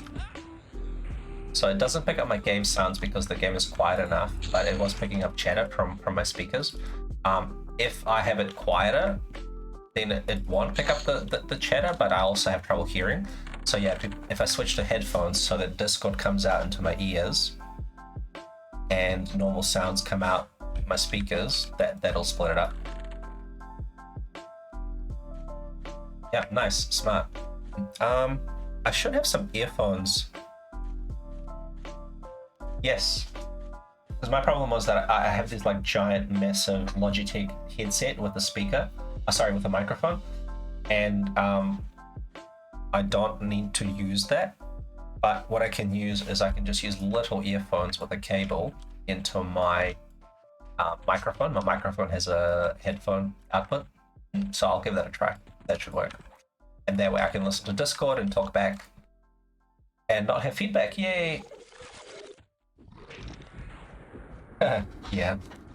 I used to be an officer, so I'm still kind of sometimes used to giving instructions, which I'm sure our current raid leader finds probably infuriating. But I know all the encounters, I know all the strategy and stuff, so I kind of like, you know, tell people, oh, don't do this, don't be dumb, click on this, make sure you have this buff up or whatever. So he's like giving instructions, and I'm like, oh, and make sure you do this, and he's like, okay, cool, yeah, thanks. So he hasn't told me off yet. So hopefully I don't piss him off too much, but hey, how did I get egoism? What the hell? Yarns, did you come into Najena and buff me?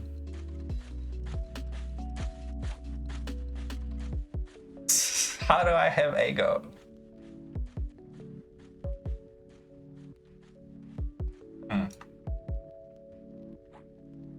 Snipe buffed. Pretty sure I didn't have egoism. Now I got so many hit points. These level 10 skeletons will never defeat me. Ha ha ha.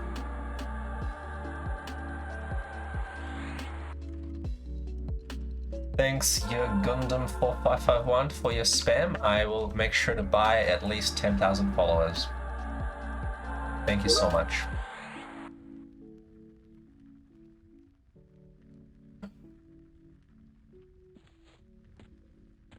I will make sure to buy entire continent of India to follow me, and I will be so famous. There will be a Bollywood movie made in my name. Fantastic. Gonna get so many girls. I like being a club. They're like, oh, did you know I have 47 million followers? And I get $3 a month from it, because none of them buy anything.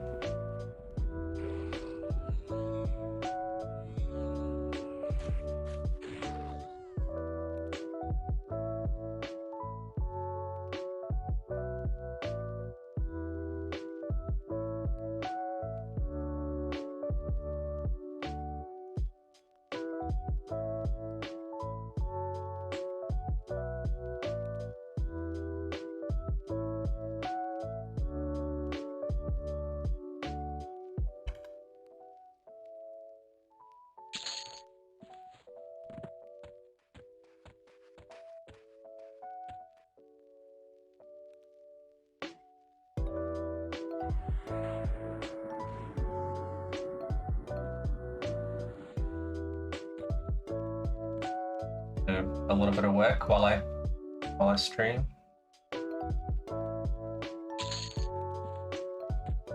So now that I don't need to kill stuff with my Necro anymore, I managed to get both of the drops to drop. So in between these Najena kills, I'll do a little bit of work. So while I wait for respawns and stuff. Oh, actually, no, not yet. Stock market is opening in an hour and a half.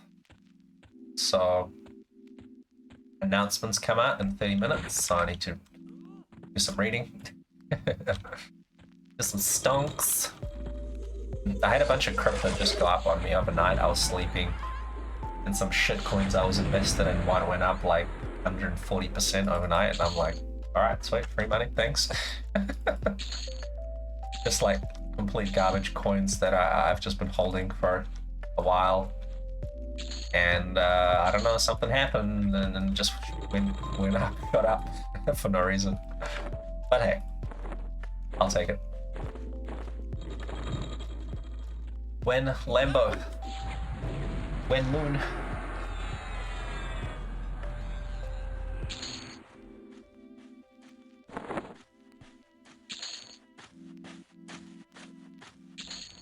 Ooh, Earth. Yes. Yes. Yes, yes, yes, yes, yes, yes, yes. Where am I? I'm downstairs. Oh my god, I finally got it. Holy shit.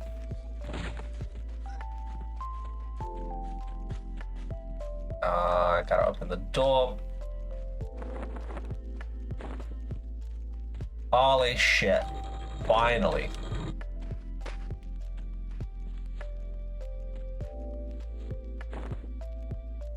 This is the last one I need. Hooray!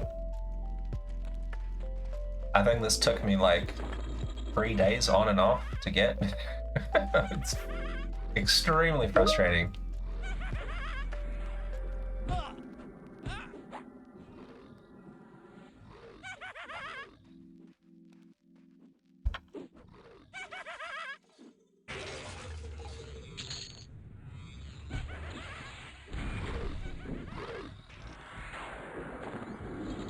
Seems that the more I do these Mage Epics, the worse my drops get from Najena. I used to be able, like the first time I came here, I used to be able to just get everything in like a couple of hours. And I was like, this isn't so bad. So I'd be like, oh yeah, sweet, you know, it's a couple of hours. And then it just got worse and worse and worse. And I think my previous one was like 7 hours of just hunting, until I finally stopped getting duplicate drops. And then this time around as well, it was like a couple of days on and off. It's just like this tiny little low beat random chance that just, it's like I can kill the raid bosses, you know, I can kill the City of Mist guy, I can do Plane of Hate, I can kill in Plane of Sky, I can get all my drops, but it's like this level 20 zone that is just it's infuriatingly time consuming to get. But hey, it's not difficult, it's just time, which is EverQuest's specialty, of course. Yeah, the MQ does sell. I had a period where I stopped selling them. I was like, I'm done, I don't want to do this anymore. And then I just got inquiries from people on like, have you got some for sale? Have you got it? Have you got it? And I'm like, I don't even want to sell it, but you know, I can't say no because it's money, right? If there's demand, I'll do it. And so it's I'm doing it because people want me to do it, not because I want to do it. I had a friend that was inquiring about getting it, and he came into the stream and he said that he wanted to buy it. This is a Beastmaster. And I was like, okay, buddy, I'll do it. And he bought it, and he's just so happy. He sends me tells every day how much he loves it. It's so good to see.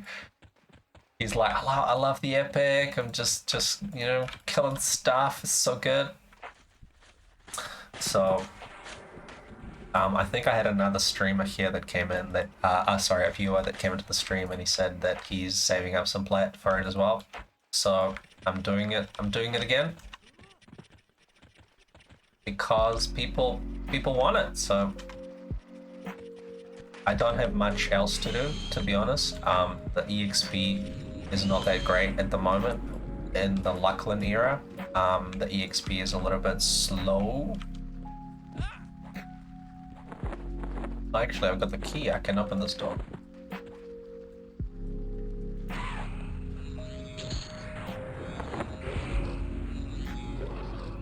Just doing one last round of spawns because they're up, and then I can leave. Yay! I'm free. Okay, I can go back to POK. So yeah, I kind of have a reputation for doing the Mage Epics, so people just reach out to me when they want it. I don't even like advertise it these days. I advertised it, but I had a pending sale. The person was just getting, they were just getting the plat together, and then when they got it, I sold it, and then I didn't even advertise the next one. Have a good night, Jans. Thanks for stopping by. Have a good sleep. Reading a book, that's awesome, man. What book are you reading? You reading fiction or non-fiction? You're reading some Tony Robbins, motivational books? Yeah. Okay, fiction. should read some Tim Ferriss. He's got like the 4-hour work week, and he's got like a whole bunch of like tips on just life hacks, optimizing efficiency, and that kind of stuff. You can read some stock market books. How to make $1 million overnight. Hey, the smudge. Cheer, yay. Sludge. If you recall, a few days ago, maybe like 3 days ago, we went to Plane of Hate and we killed the Ashenbone Broodmaster, and Sludge got his necro book. So he is one happy little gnome necro, and you can tell he's excited by it, the size of his posture, his stature. The bigger the necro, happier the necro.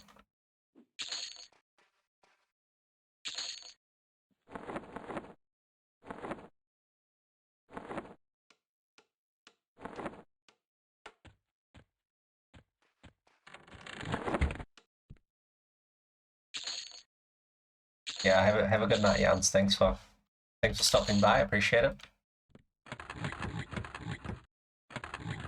Don't forget to buy the merch. Get that protein powder from the store. I made sure I opened every bottle and spat in it for my customers. Like selling my bathwater. Stay tuned. One day I'll get to the level of selling my bathwater. That'll be the dream. All right, guys, you heard it here first. When I get Twitch partner status, the goal is to sell my bathwater. All the legal and sanitary implications be damned. I do it for the thirsty boys.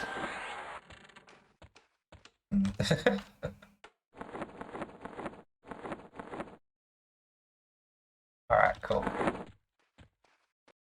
Words of mastery. Now let me just combine. I've got my spreadsheet that keeps track of all this crap.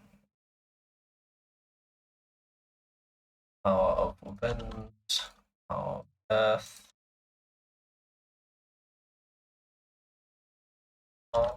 Pop.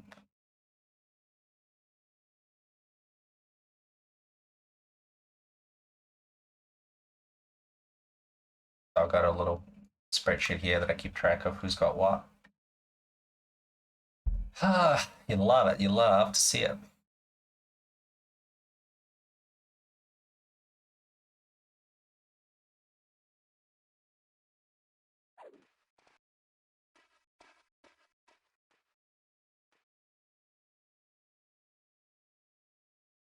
Why does this music stop? Keep stopping. Yes.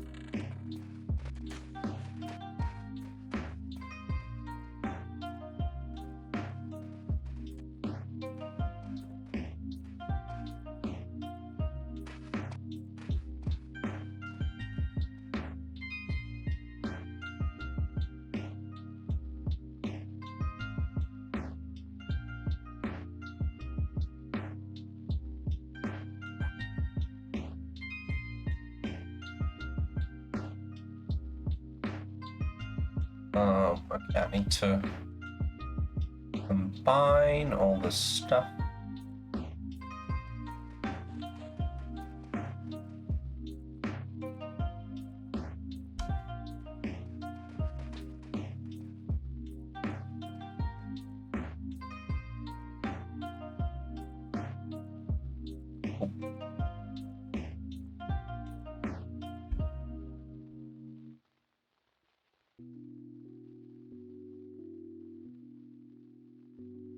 So one thing with the Mage Epic is you can multi-quest everything. So this is how I keep track of the drops, and this is how I expedite the farming, is I will farm different bits and bobs with different characters, and then I just combine them at the end.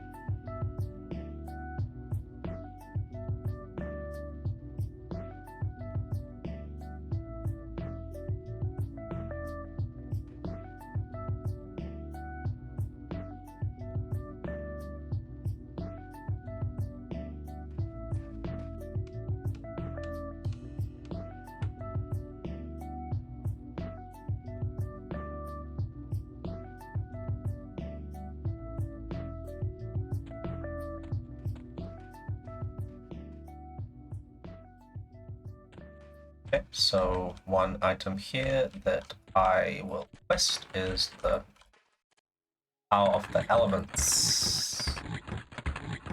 I have Power of Water over here.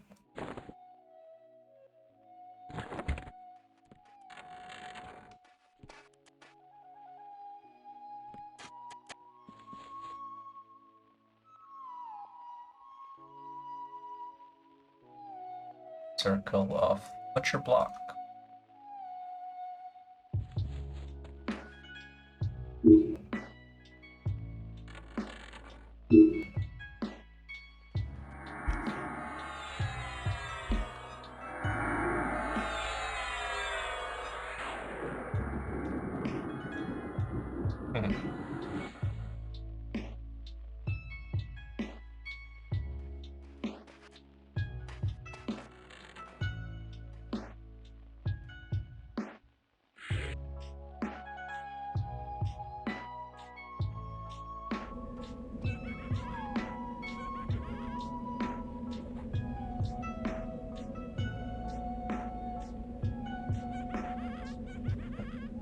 Ah, yes.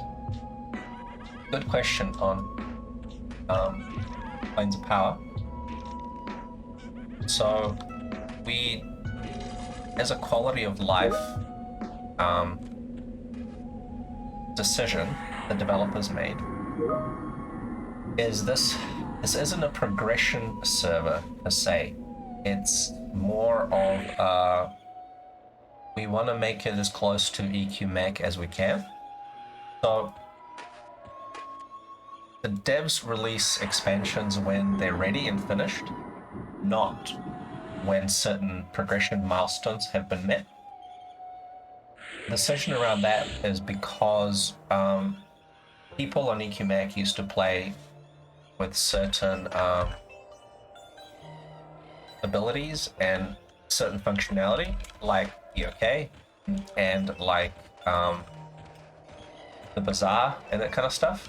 So when the server was first launched, to make it a bit more EQMech-like, before all the expansions were finished, the devs released it with Nexus, with Bazaar, and with POK to enable people to travel easier and hang out and get together and socialize. So POK was actually enabled on launch in Classic and Kunark. I only started playing on the server in the Velius era. I think I started maybe like 3 months after Velius was launched. and it had all the Bazaar and POK books. So POK books are great because it allows people to start in newbie cities and then just click and get to POK to meet others and hang out and do bind in the same spot or get buffs, that kind of stuff. So we have that enabled. There's a bit of an explanation on the wiki.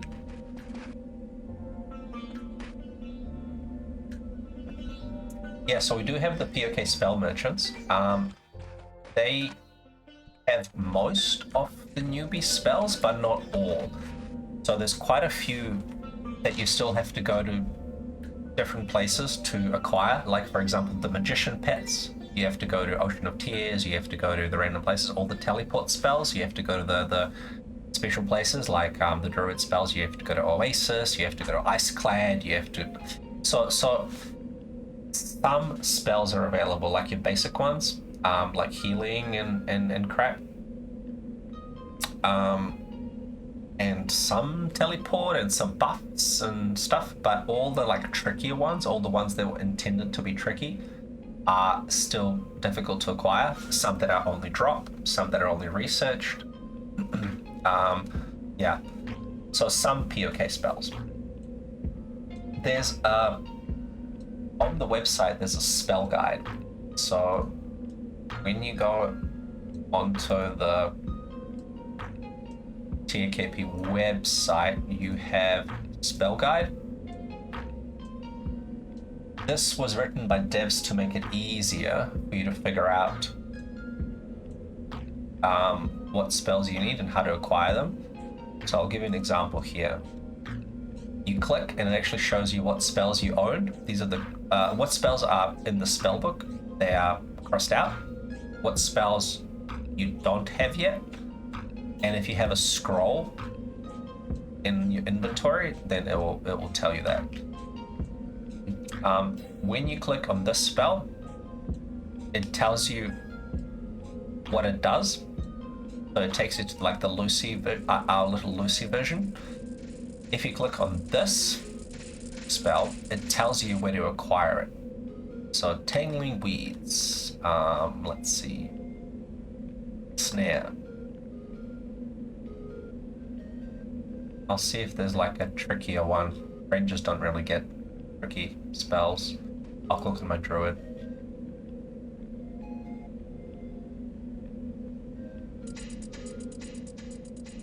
It actually tells you where it's sold, what zones you can get it from. Sold in the vendor. And befriend animal. So, for example, this one, you cannot buy it in Plane of Knowledge. So you have to go to either Showfall Glade, Western Plains of Karana, Rivervale, Baydark, Cabalus, and that's it. Find Affinity. These are the places where you can buy it. You can buy it in Plane of Knowledge. Also, let's try and find another tricky one. Like Circle of Awakening Lands, let's see.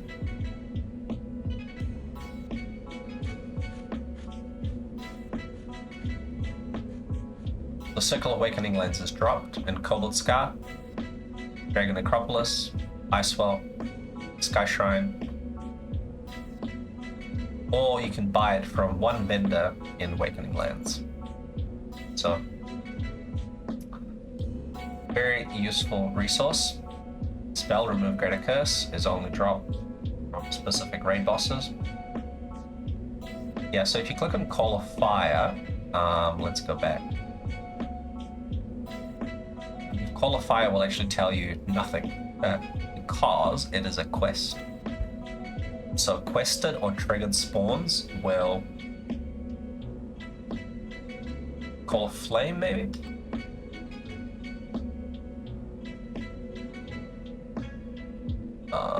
Close this, close this, close this. Call of Flame, you get nothing. And this is because it's a quest. So this is a classic EQ quest that you have to do in GFA and collect a bunch of stuff, but it's not dropped and it's not sold. So you gotta earn this one.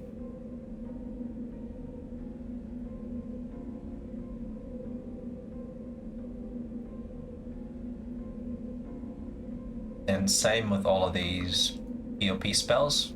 It'll just be nothing, I think. Because these are all... Oh, okay, I clicked on Shield of Thorns. Yeah, see, this one is Shield of Thorns. You can only get it in Lava Storm or Awakening Lance. So not everything is easy mode POK here.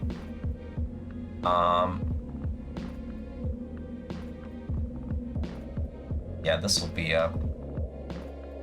see, these level 62, 64 spells, because they're a quest in Plane of Tranquility. You need to collect ethereal parchments or spectral parchments and turn them in. It doesn't show the drop because they're not sold and they're not dropped. It's a quest. Okay, let's see. I need to find one Elan. Where's she? It's here. To the right.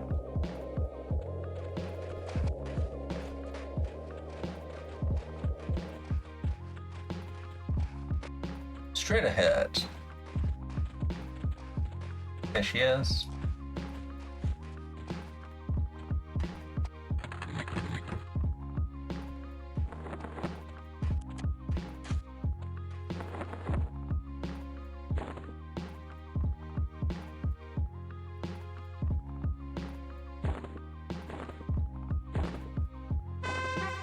Right.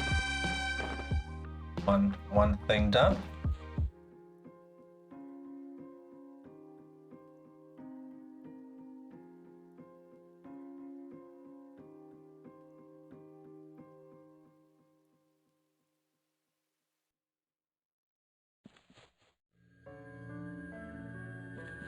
I can go back to be okay.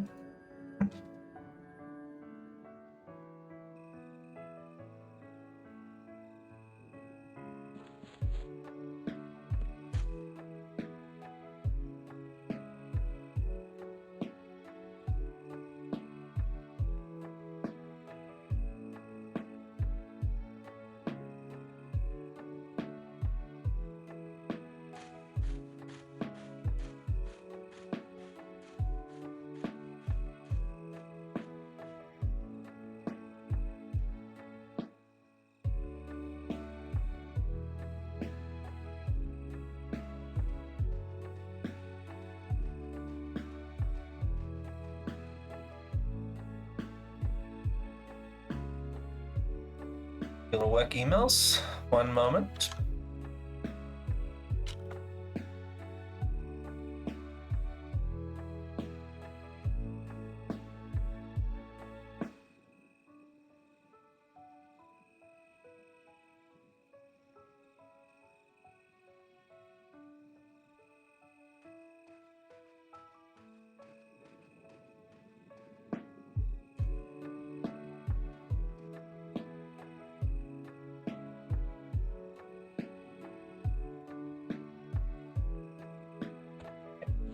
This character anymore.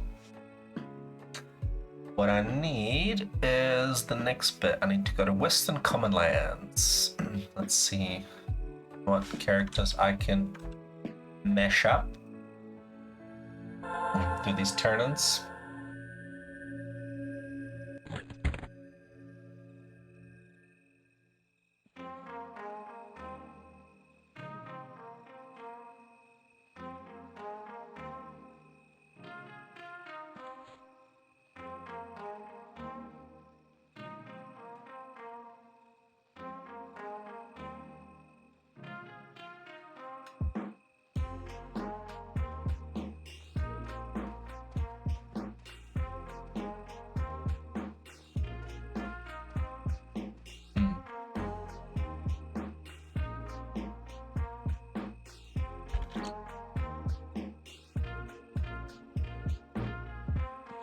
So I tried to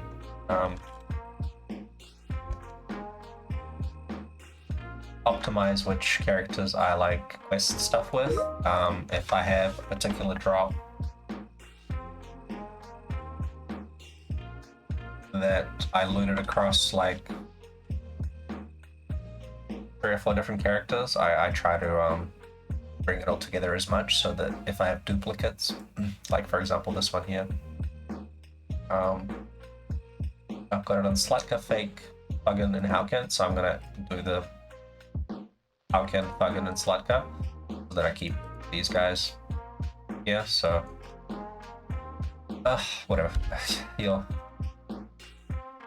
My organizational method that I use.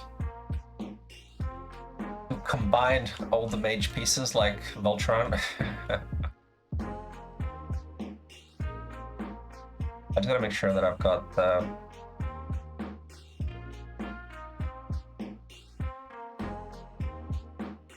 power of fire that I do.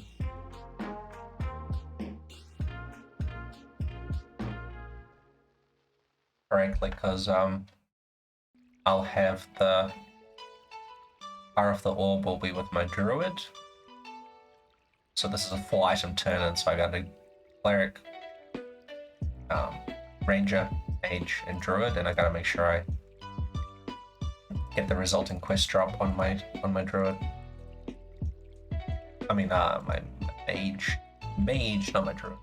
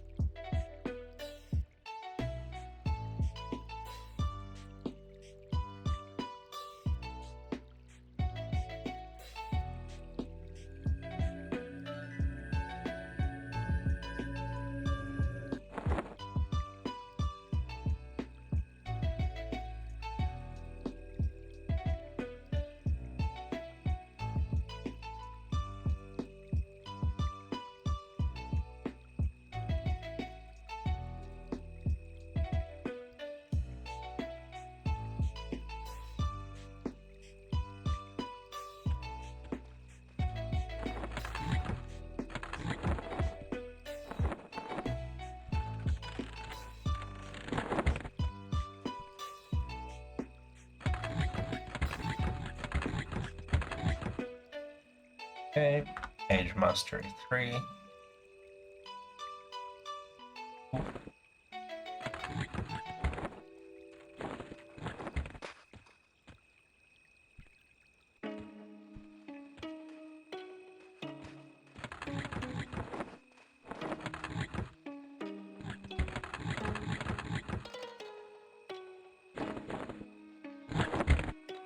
Page Mastery 2, and then I just need Page Mastery 1.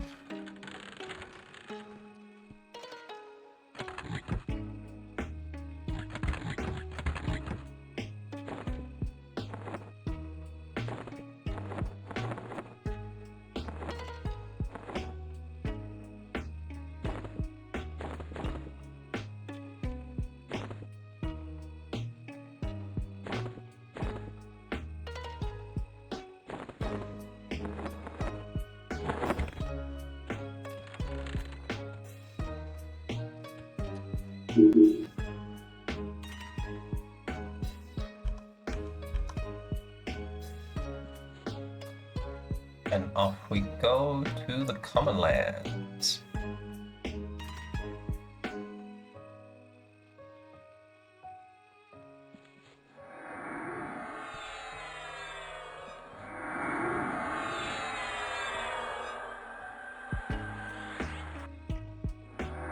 Fizzle.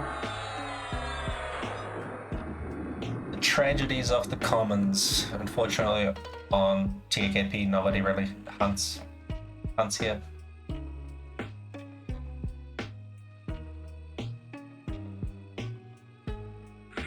Because the EXP isn't very good, and there's no reason to. People just go to POK and they go to more optimal zones. So Common Lands are sadly empty. Yep, see, I'm the only person here. Now, one thing I like with Rangers is shooting arrows at things randomly. Like on this black bear. Oh. Shoot it. Because it's got such long range. and you just one-shot everything. It's so good. I love it. So every time I'm passing through some lobby zones, I'm just like, pew pew! These like endangered animals.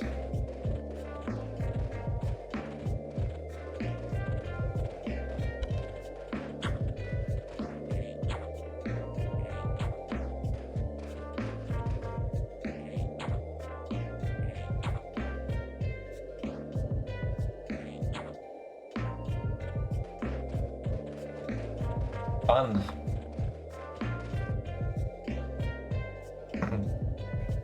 Oh, did you? Nice. Yeah, kill those no good druids. Screw those guys.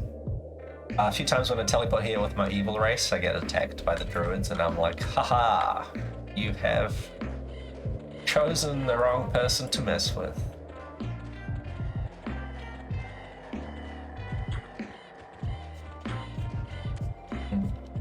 So this bow actually has a proc on it, and there's an interesting little mechanic where the proc will actually land instantly. See?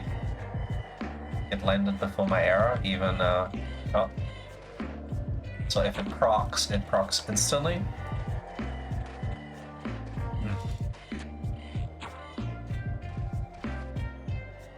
Pew.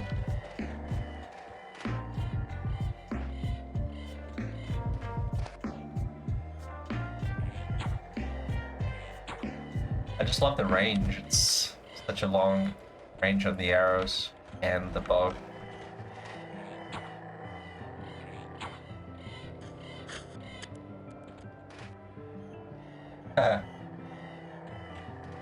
No, it's not the bow. The crazy delay bow is Bow of the Destroyer, which has half the delay of this one.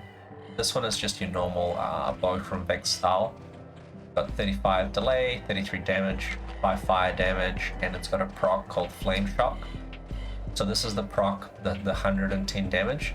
Giant Spider combusts. Black Bear combusts. But it combusts. So this is the proc that lands before the arrow actually connects. Let me just hide corpse. So if it procs, the proc hits instantly until the arrow actually reaches the mob.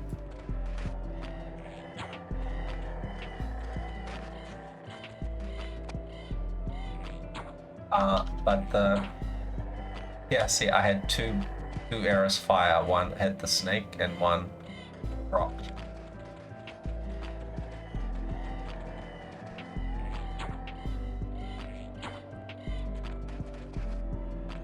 See how big the range is? So far away. The range combines the bow and the arrow. So the bow is 225 and the arrow is 170, which is 395 range. Yeah, 395 range. So you add the two numbers together and you get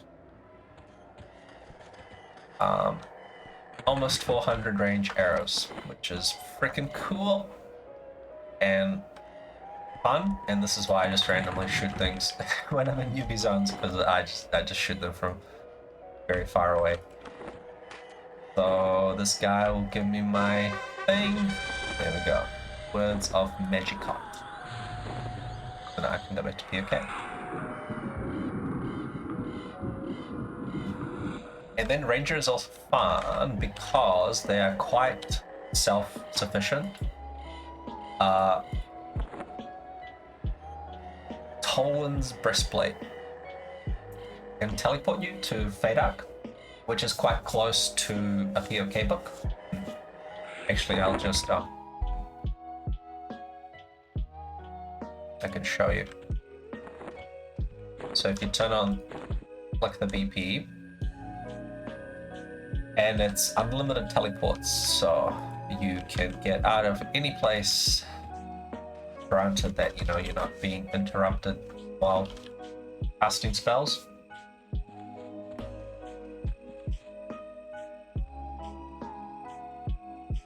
So Granted, you can find a safe place to cast the breastplate with 30-second cast time. You can get out of any spot. So as a ranger, you're really good. You can invis yourself and sneak and hide and stuff. Okay, so you're in lower Fadak here. And you just zone into... It puts you right near Greater Fadak. So go into LFay, you go into GFay, and then the POK book is just here around the corner.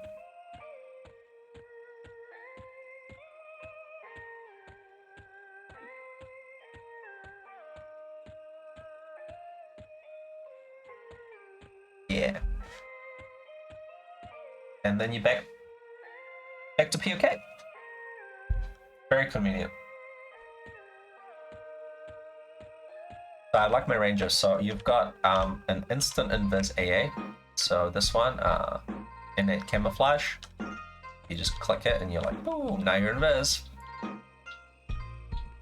The only thing that's missing for rangers is invisibility versus undead. But hey, you can just click this earring.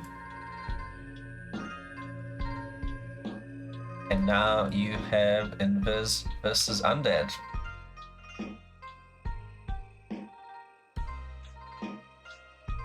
Yeah. You've got great utility. You've got Earthcaller, which procs a 50% slow.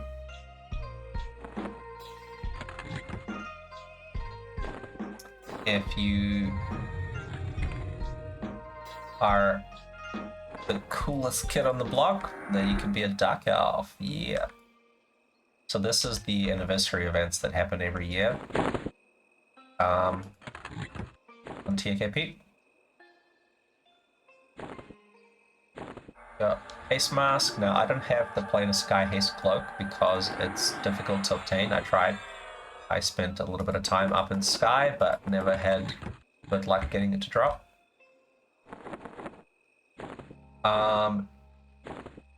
But the Haste Cloak only lasts 18 seconds anyway, so it's not the best.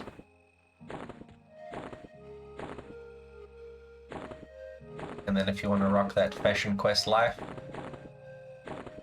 you can do that. There we go. Yep.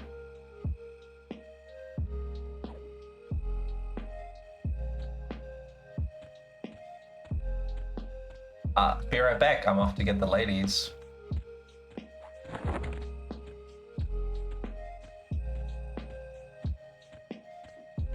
Where the ladies at?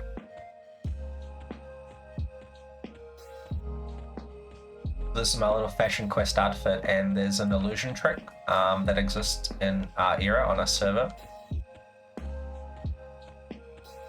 The illusion trick is if you change to a non-human illusion, for example, a skeleton, like this item that I happen to have.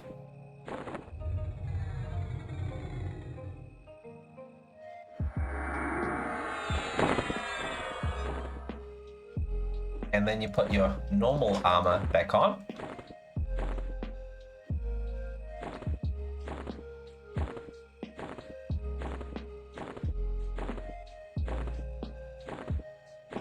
So all my Tolan stuff is back in the bag, in the bags, and I've got my normal gear on. Unfortunately, it doesn't work for weapons because the weapons do change when you equip it. So now, if I click my skeleton illusion off, hey, guess what? I've still got Tolan's luck. So then you can click your DE mask.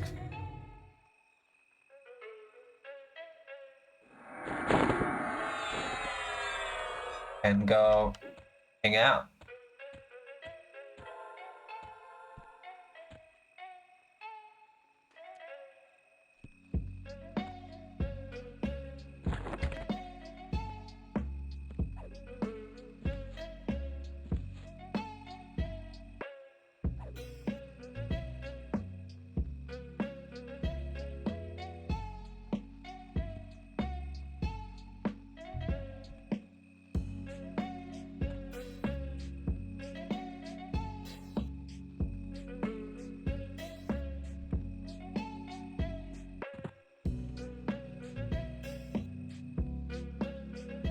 But I'll just go do a little bit of work. I've got a raid in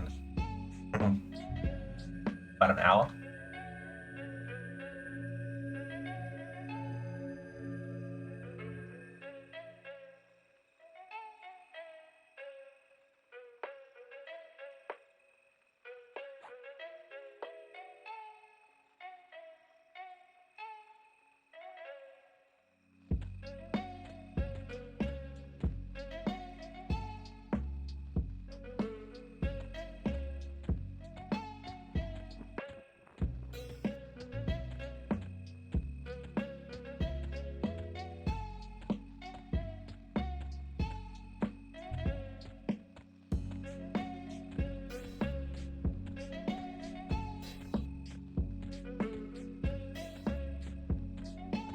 So our next raid is in Acrylia Caverns, which is a Luckland zone. So you go to Grumbling Forest, and then you go northwest until you get to Acrylia Caverns.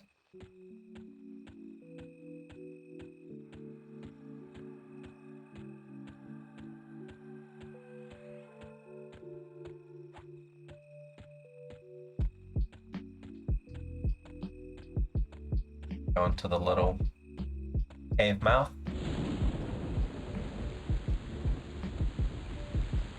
And you go down, left, right.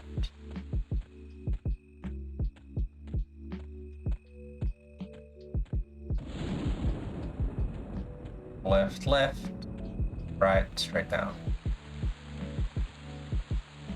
Then right and then down, you learn your way around. Been here a few times. These are the Grumbling Minds. This is where they farm all the Acrylia ore. Little miners working hard. They this is just some child slave labor looking stuff. Very, very old children.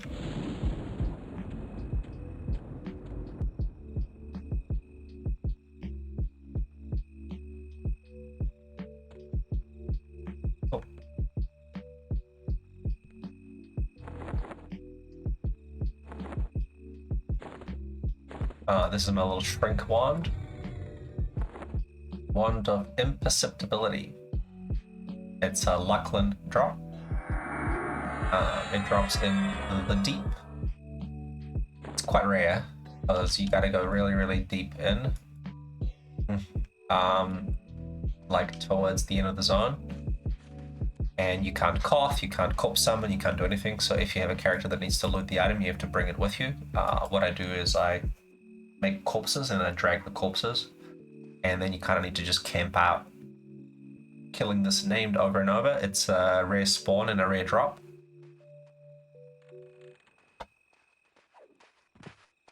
So it can take a couple of days to get the wand, and if you have alts that need it, then you just gonna leave some corpses there. If it drops, you raise them, or log in, or something like that. Complete the wand. So good, handy little item. It's got infinite charges of shrink, but there's a caveat where it only works in dungeons. So a zone has to be flagged as a dungeon for this to work.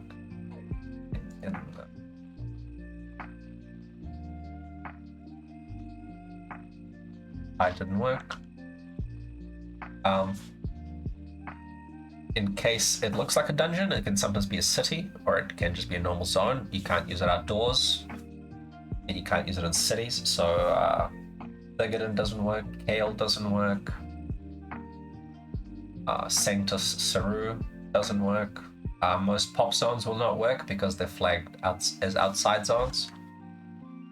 But it's still a good handy little item.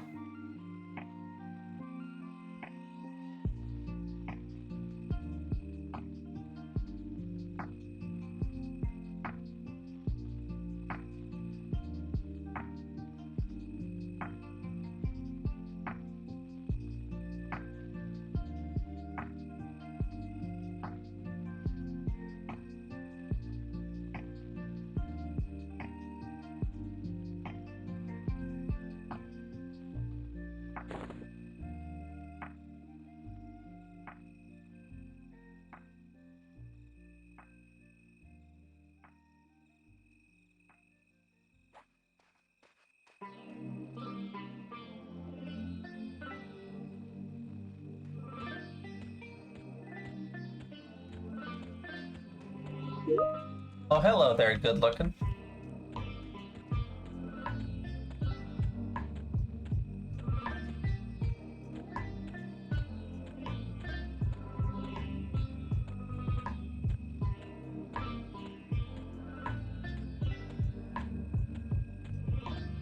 Yeah. Now I'm in Biz. I just kept clicking hide until I was in Biz on my druid. That's a good way to AFK and stay in Biz, so the random stuff doesn't get you if you AFK. Some people like train to the zone line. If you're in Viz, then you're pretty safe. So the first raid is in Acrylia Caverns, and the second raid is in the Deep. So I'm just running different characters to the Deep so that I don't have to run them. I can just log in and AFK between the spawns. Oh, this is a schedule. Yeah, there we go. It's in the guild message of the day.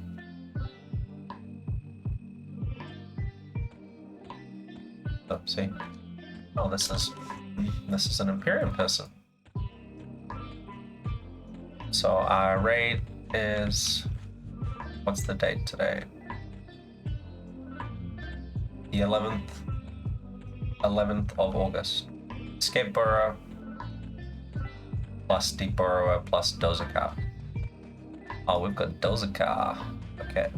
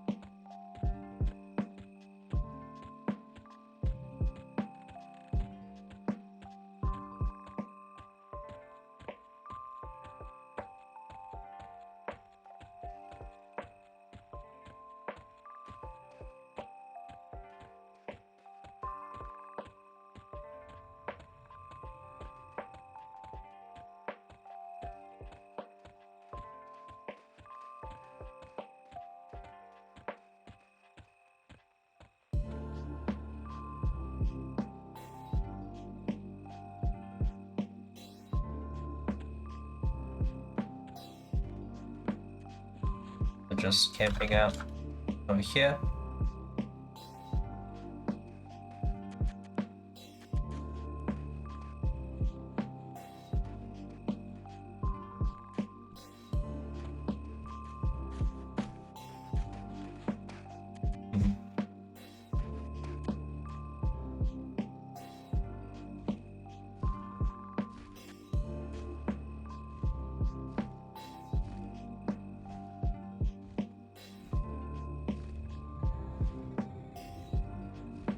Looks like some Imperium people are just hunting over here in the zone.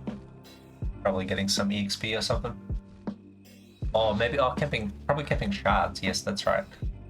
So they would be hunting their Vextal key.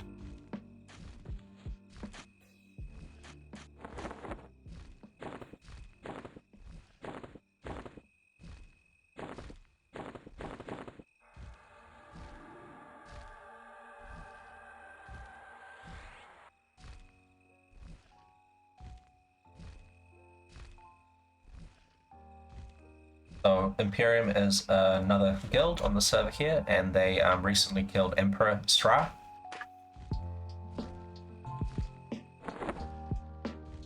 Which is the toughest boss in this whole game at the moment. Stra is as tough as it gets.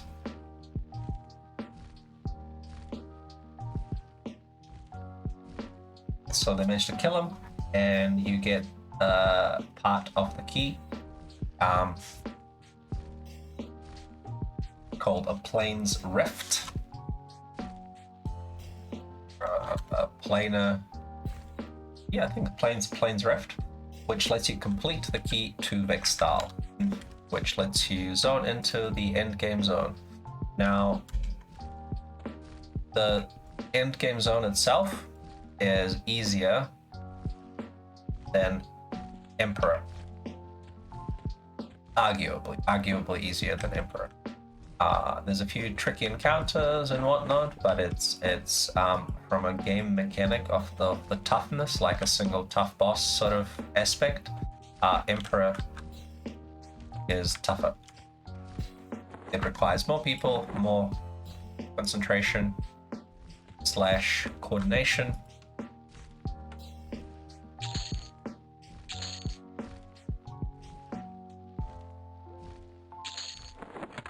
And once you kill him, you earn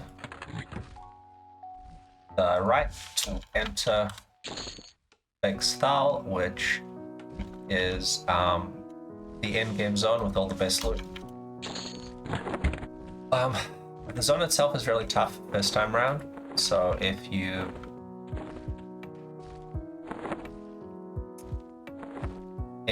have not done it before, like if you're clearing there for the first time, you have to clear quite a lot of content to get to the bosses. So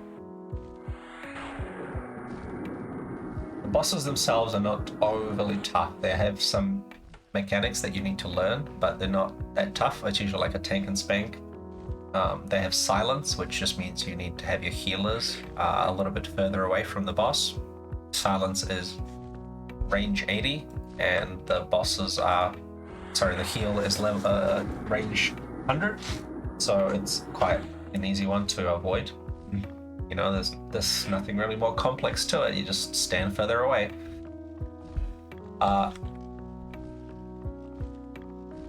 So from that aspect, the mechanic isn't too tricky. You just have to like clear a lot of trash to get to the bosses.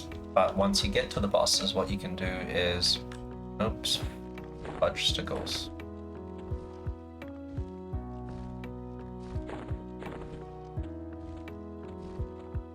Once you get to the bosses, you can plant a Call of the Hero Mage in some very specific spots, and then you can call your raid over. So you can skip all the content on the subsequent time. So first time around, you have to clear a whole bunch of stuff to get to the bosses, and then once you've done that, you have ability to plant all of the hero mages, which you can use to summon the rest of the raid to a particular spot, allowing you to skip significant content to just kill the bosses. So it becomes this like raid where you just meet at the zone in, then you get Koth to the first boss, Koth to the second, third, fourth, fifth boss, and then you like clear to the sixth boss, etc. And then you can split it up differently. You have to do them in specific order. There's these things called Achievement Waters, which are placed in parts of the zone near the bosses, because what people used to do is they would just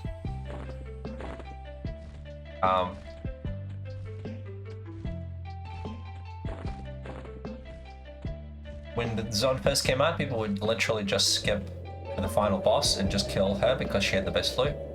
So they implemented these waters that spawn around the bosses and only despawn once you kill the bosses. So you have to kill Block 1 first, then you have to kill Diabo Zizenthal. No, Diabo Zeven Demariel. PXXT. Anyways, they all have funky names because it's the Achievement language, and you just do it in a specific order, and then you despawn the waters, and then you have to basically kill I think like 7 or 8 of them until you can kill the final boss. So some guilds do it, they just kill the water despawning bosses to get to the final boss. Some do it differently. Some kill stuff that's in the proximity of each other, because there's a few optional mobs and there's a few mandatory mobs, so you don't have to kill everything to get to the boss.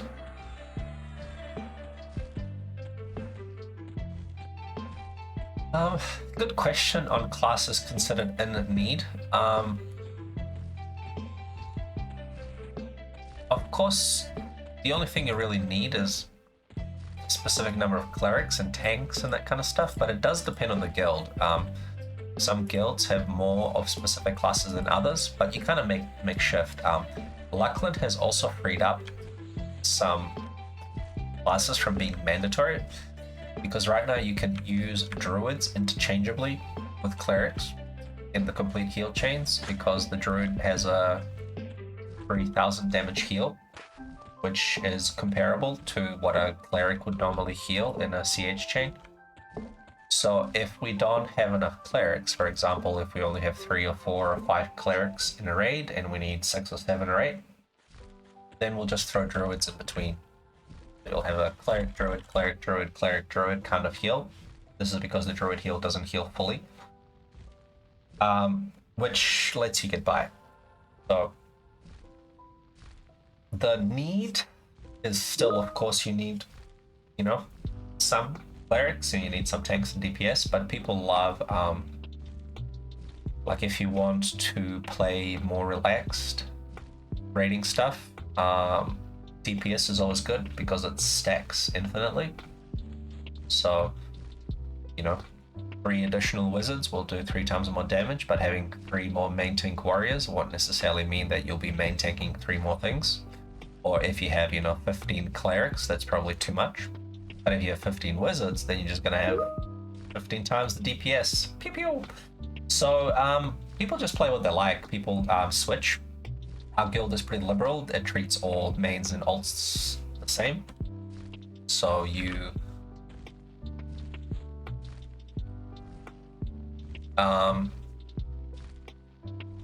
if you feel like gearing up another alt, you can just play that. So people sometimes see, oh, we have no rogues on the raids, or there's like 0 rangers, or there's like no paladins or something. So there's a few classes that people don't play as much of. For some raids you need more off tanks. When we do Vex style, off tanks are good because we pull lots of monsters at once. There's still some, so even though you skip content with Koth mages, there's still significant clearing that you do in Vex style, and having more off tanks helps. Because you can just pull bigger trains. You can have 3, 4, 5, 6 mobs in camp at once, and you need off tanks for that. So you'd have a bunch of warriors and paladins and shadow knights. So sometimes people like to be a tank. Sometimes people like to just DPS. Sometimes people just like to heal. Sometimes people just like to play Bard Song and AFK and I don't know, or play a mage and send their pet in and stuff.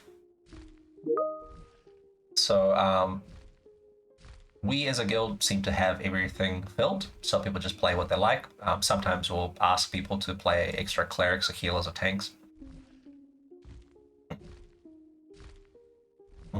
Yeah, man, perfect. Yeah, playing with same with me. I kind of play what I want, but if a guild raid needs clerics, then I'll just hop on and play 3 clerics. I just don't mind. It's all the same to me, because you can still log in your character to loot. If the raid requires you to bring the character, then I will do that. Yeah. Expected release date of Pop. There's been a guessing game on the forums and in our guild on when we think POP will be released. I think pretty much everyone's guesses have expired, so everyone guessed it'll be out already. This year, middle of this year, earlier this year, end of last year, everybody was wrong thus far. But from the development progression cycle, it looks like it's potentially about 2 to 3 months away.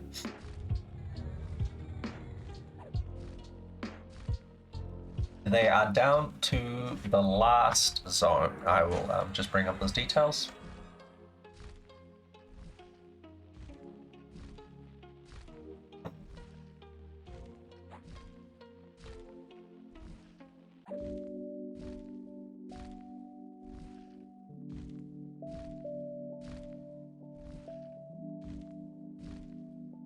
Let me see.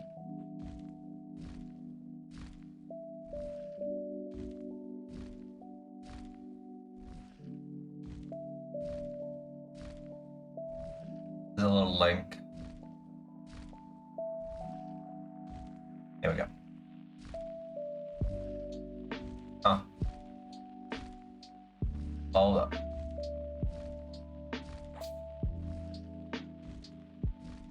There we go. This is the TAKP progress tracker. So Classic is done, Kunak is done, Velius is done, Lachlan is done. And now we are into POP.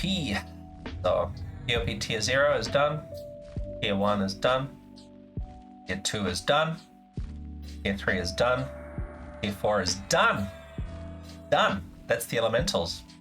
Now we are into the last zone.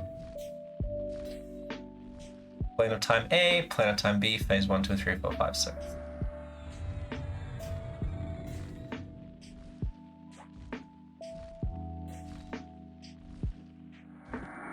No, so this server will stop at POP. We are not gonna go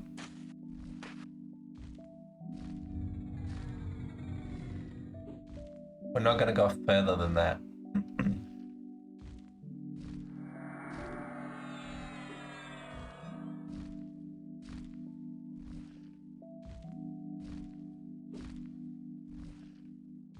The reason for not going any further than that is because the Macintosh client does not have the zone files nor the game files for anything other than POP. The PC players will probably like to go to Legacy of Yakesha because there's a whole bunch of fixes. The raid window gets fixed, the guild management tools are better, you get shared bank space, you get in-game map. So a whole heap of stuff got changed in Legacy of Yakesha because it was like a half expansion. The charm slot got implemented. So we have this kind of pseudo POP/LOI stage of the game where some quests that exist in Legacy of Yakesha are actually in. The NPCs kind of talk about the charm slot.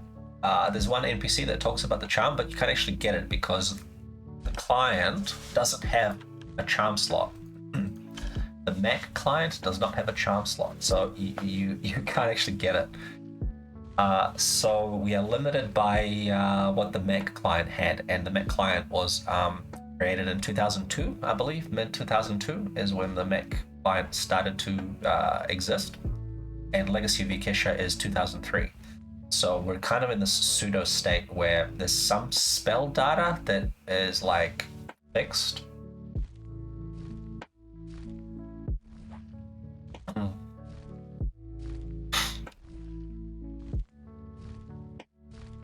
That is fixed for us, but yeah, it's not fully implemented. Just weird oddities like that. But unfortunately, yeah, we can't go any further because the Mac client will not allow it. And if we go further, we would need to get a new PC client as well as exclude all the Mac people, which would not be good because this is EQ Mac server. So all we get is POP, all we get is a snapshot in time, and there's some bugs and quirks and client limitations that we have to live with, but this is the true classic experience.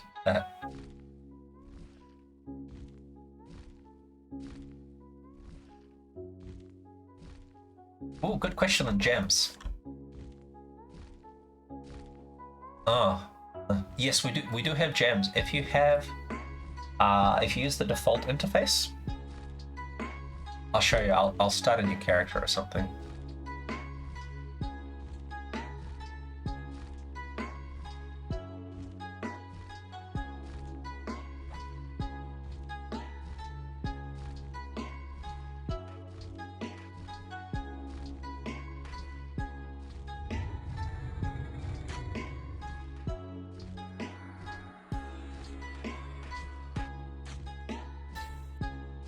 I need more charisma. That's it.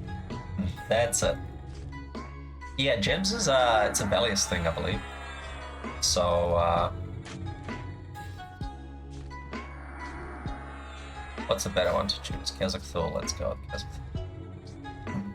So this new character will have the default interface, I believe. So gems should work. Yay! There we go. Alright, alright. I haven't played this, like, fucking very long time. How do you make it go down? What's the... Oh, yeah, cool, there we go. Stack those buffs!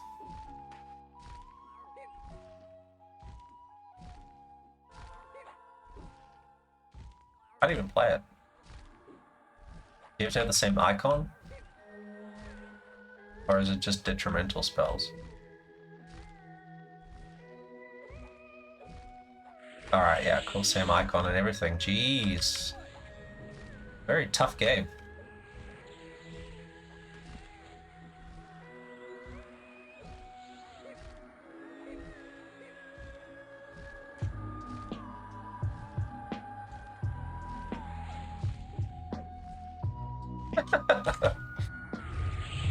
This is the content you guys sign up for. Oh, the eye.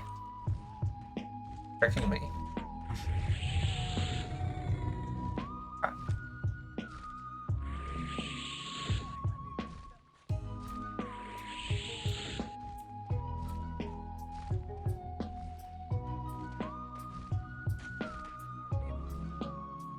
Just you wait, he says.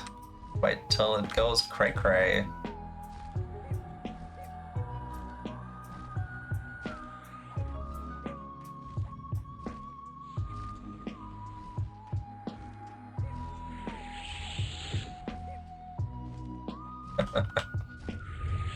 Oh, wow, damn.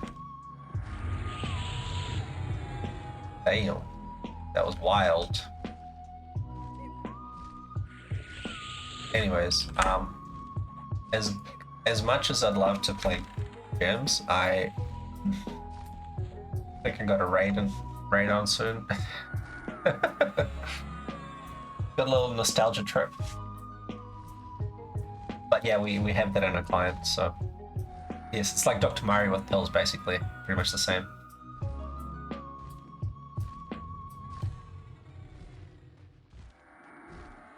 We've got the MP3 player for music, I believe, yes. I don't have the music turned on, but yeah, the music is played from MP3 files.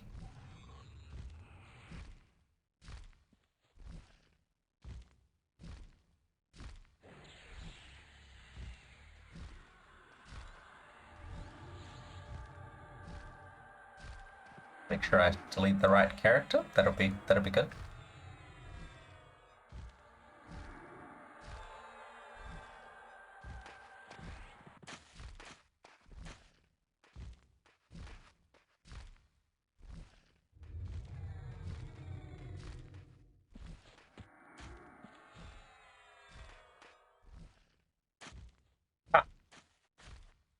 Yeah.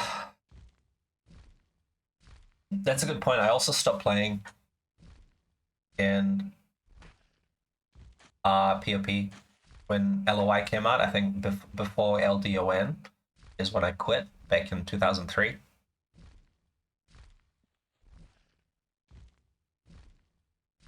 I had to go to university, so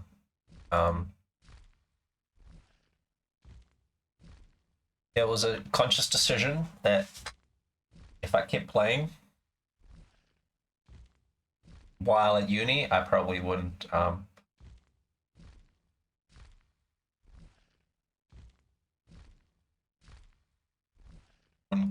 finish uni. I'm from New Zealand.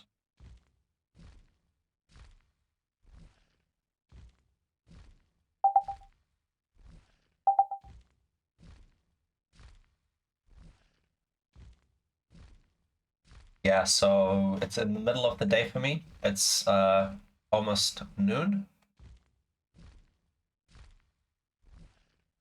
So I'm playing from home and working from home today, trying to do a little bit of work between the more important stuff, that is playing this game.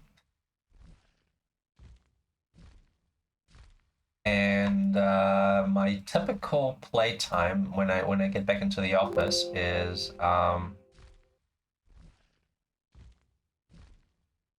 probably about 5 or 6 hours from now is when I would typically get home. So this is earlier than my usual playtime. I usually play a bit later, which is like really off-peak kind of stuff. So when it's super late night or people in different time zones come hop on, or maybe if the early morning in the US, from 9-10 in the morning, I'll be playing because it's late night for me. So I'm trying to kind of fill that gap where everyone's asleep and I'm still playing. So hopefully I shall fill that void, which is what happened yesterday when I was playing. And then Level Up Larry, he's another streamer who has a big following. He's awesome. He was ending his stream because it was 1:30 in the morning for him, and he was looking at somewhere to drop all his viewers at. And he dropped a viewing party of 46 people onto my Twitch stream yesterday. I was just like, holy shit, what just happened? I didn't quite comprehend what happened. And then I looked him up, who Level Up Larry is, and he is a legend, apparently. He's very cool. His channel is very high quality.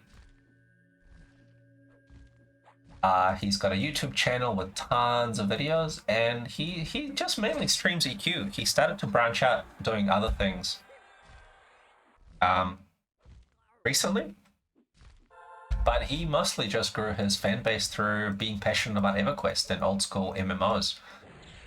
I mostly just play EQ, so perhaps there's hope for me yet. Maybe I'll get a few followers and stuff in the off-peak late night crew when everyone's asleep or people are at work and they're looking for something to stream because they can't play at work. So they can maybe watch, and I'll be playing during my late time zone in New Zealand here. So we'll see how we go. Awesome! Thank you so much, man. I'll give you a follow. I'll make sure to if I'm not following you already, I shall give you a follow. Oh yeah, I think I'm following you already. Cool.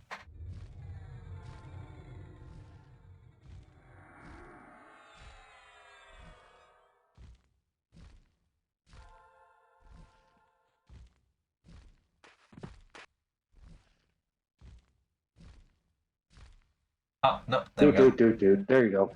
Short stream. Oh, man. Thanks, nice to meet you. Thanks for stopping by. I just gave you a follow. Appreciate it. I love the community. It's great.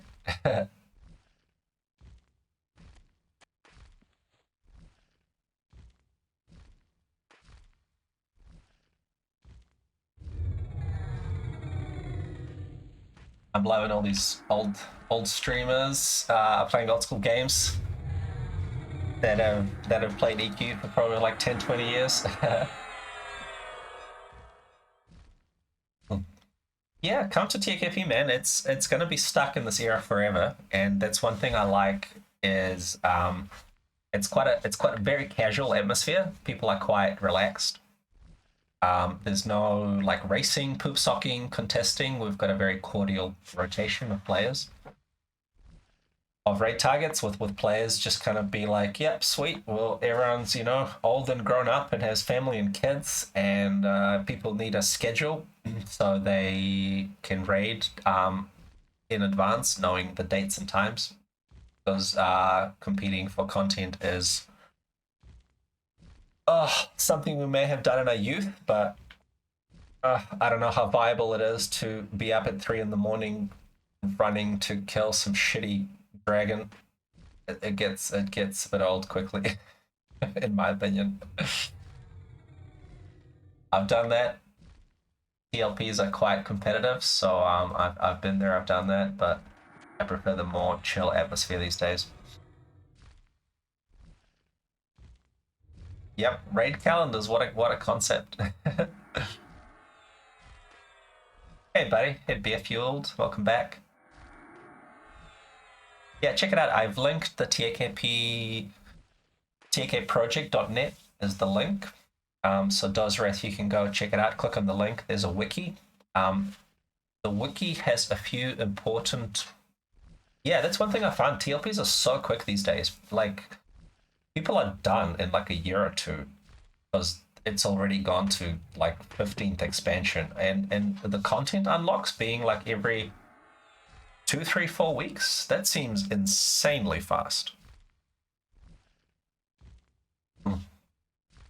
Yeah, I played on Fippy. Fippy was really slow. It took a while to progress. It was about 3, 4 months between expansions, and that seemed fairly quick still, but it was manageable. And then Finigel server came out, and that just had really quick unlocks. I couldn't keep up. I played there for about a month, and I barely leveled up. They made it a really slow experience progression rate to make it more classic. And I think I only got to like level 30 or something, and my guildies were level 50, and it was already time for another expansion, and I was like, alright, guess I'm not hardcore anymore. I just couldn't keep up playing at that pace. New content every 2, 3 weeks was just crazy. So yeah, this server is super, super casual. Like, our raiding guild doesn't have mandatory raids. It's got optional raids. Yeah. You just... There's a few people that just don't even raid. We've got a few guildies that just hop on, do some EXP, and don't even raid.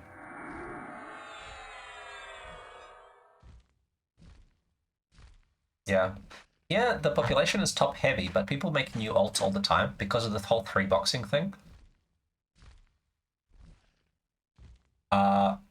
So it encourages people to, you know, make new characters. I've got tons of alts, so I've always got people at different level ranges.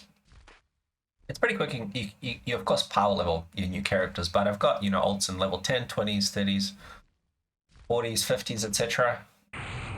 And you are a little bit self-sufficient because my time zone is typically during very quiet off-peak hours.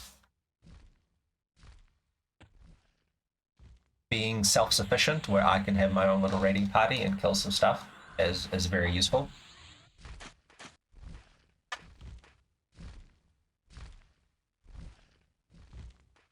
If people join me, it's great. I mean, I'm at a point where, you know, I'm pretty self-sufficient, but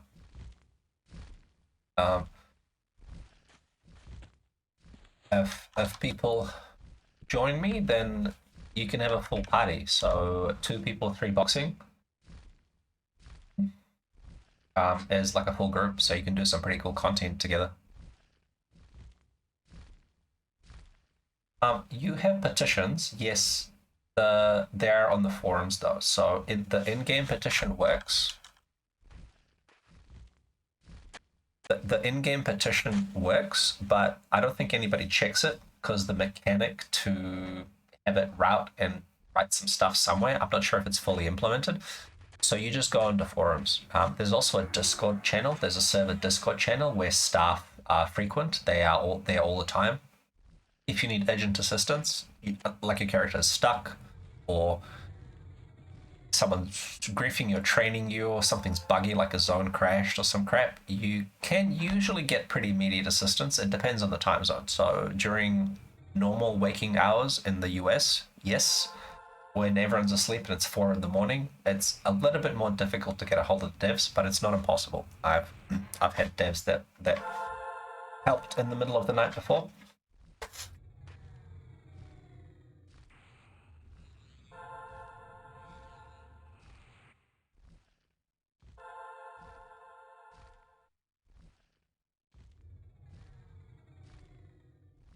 So the Discord server is intended to get immediate assistance if required, and the petitions on the forums are for more complex requests, like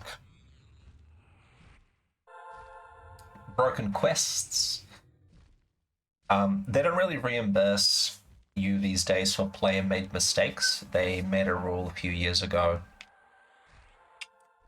where they're not gonna reimburse you if you delete the wrong items or if you mess up the quest turn-ins. It's on you, so you have to be good. Yeah, I use the Free the Mouse update. The version 3.5.3. Yeah, people make mistakes all the time, and the devs are just like, look, just fucking read the guide, you know? Read the manual, go to Alakazam, you've got 15 years of spoilers, and make sure you just follow it correctly, and if you mess it up, then just do it again. It's a feature, it's not a bug, it's a feature. If there's obvious broken stuff, then yeah, sure, they'll reimburse. I've had a few things reimbursed when a quest was broken or some script wasn't working as intended. And I've had plenty of cases where someone told me just to suck it up.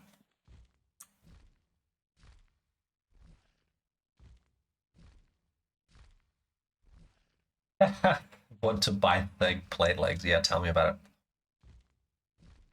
There was a person on our server who was trying to be a good Samaritan, and he had some Thurgoden plate armor on his characters, so he just turned in a bunch of plate armor to the cleric NPC and said in the chat, in the server-wide chat, you know, you just need the gems. Just come in and turn in the gems and you're going to get your quest armor. So that'd be typically a nice thing to do if it wasn't for the fact that not everybody reads the chat and not everybody is aware of what just happened. So I went there with my guildie Crushzilla to do the cleric multi-quest. He turned in the plate legs and I turned in the gems and nothing happened. And I was like, oh, that's a little bit unusual. I've done many multi-quests in my time and something ain't right. So then I was like, okay, I've got some arms. Let me try the arms. And then, yep, the arms bugged out as well. And then somebody pointed out that someone turned in a bunch of quest items into the NPC and filled up the quest inventory. They have like a limited quest inventory. And basically ripped all the armor and the gems. So it was a kind of a combination of the multi-quest quest inventory not being correct, I guess, to catch these edge cases. But it was also a bunch of players being retarded, like someone turning in 7 pieces of plate armor with no gems. And then someone turning in 2 more pieces of plate armor and a bunch of gems. It's just like, you damn kids. Stop being retarded, kids. So, the items are not that important. Like, we will rebuild, you know? Like, if the I have to get plate legs again, then we will rebuild.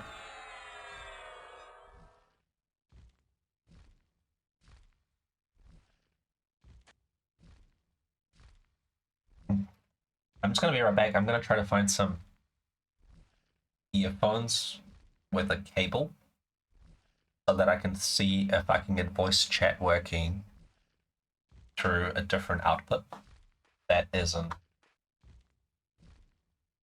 gonna be streamed.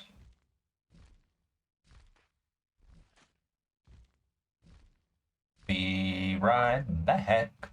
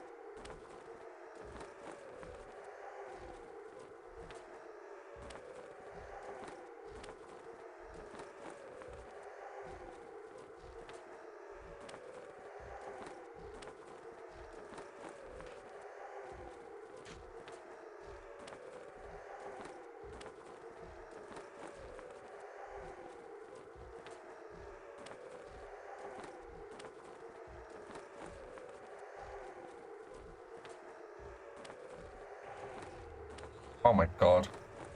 Got this thing that has a incredibly short cable. This is just retarded.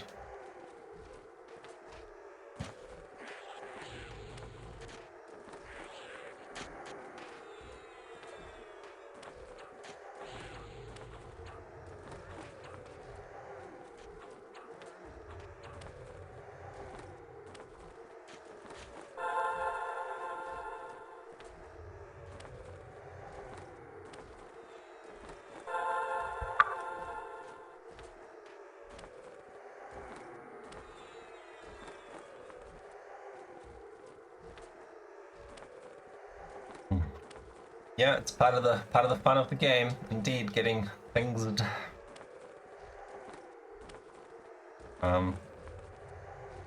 One common thing that happens on this server is people miss looting items.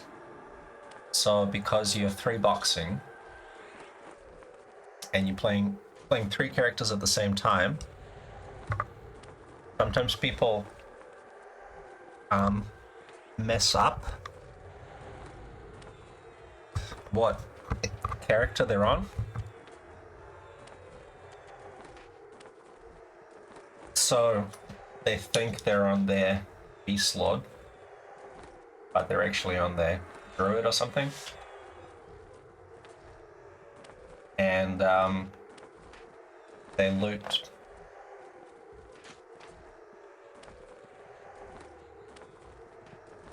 the item. They loot the item they think they won on the character, but it's the wrong one. And rip. So item misloots are a relatively common thing here. And in that case, it's definitely a case of too bad.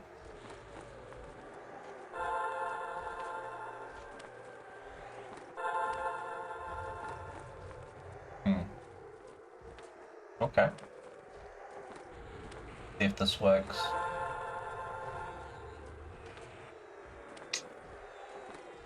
See if my voice stuff works.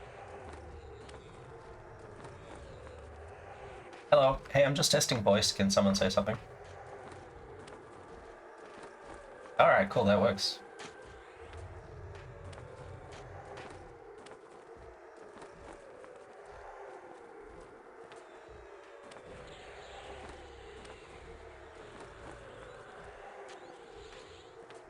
Yeah. Yeah.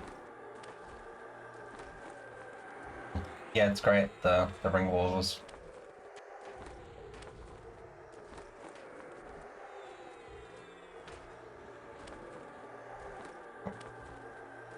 Yeah, it's still tough to do the ring wall, but it's definitely opens up some options.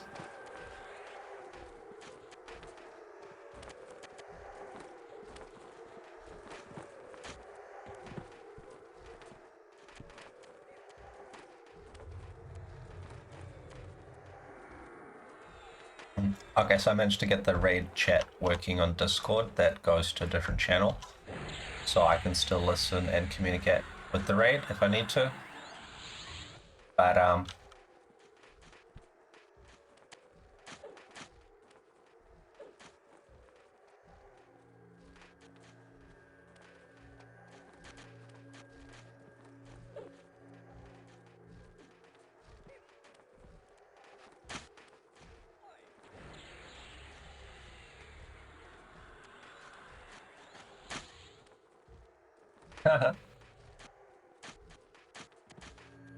I asked if I could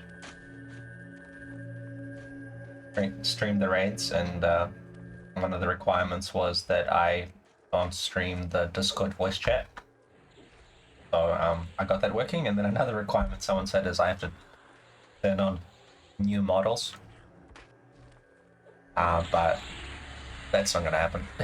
I'm not gonna turn on these disgusting new models on. I don't have enough RAM. When you go into the EQ options and it asks you, to enable the new models, there's a big warning on there's a warning that to ensure that you have enough memory to on your video card to support the Fizzle. all the new models.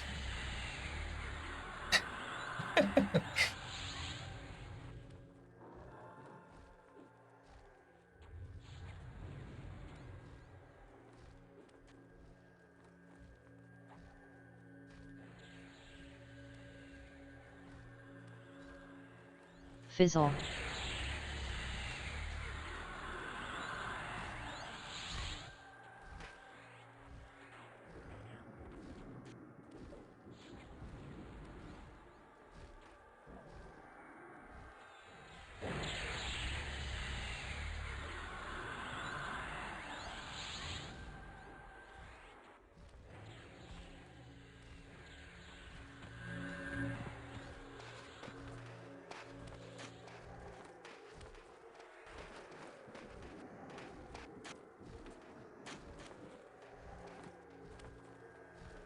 So this is that was an easy snipe.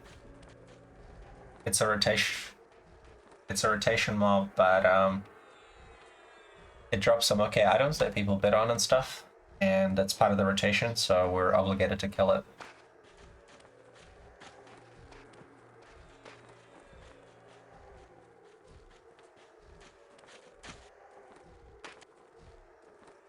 So we just change the sound settings a little bit.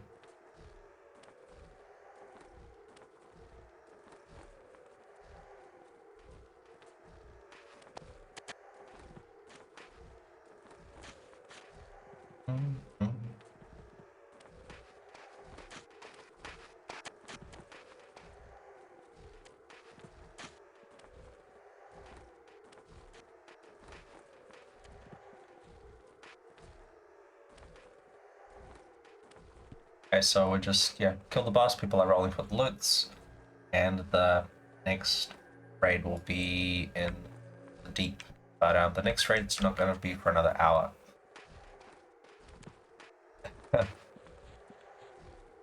Greg was suggesting we go and kill Tunair with a small crew, but I think that might be wishful thinking.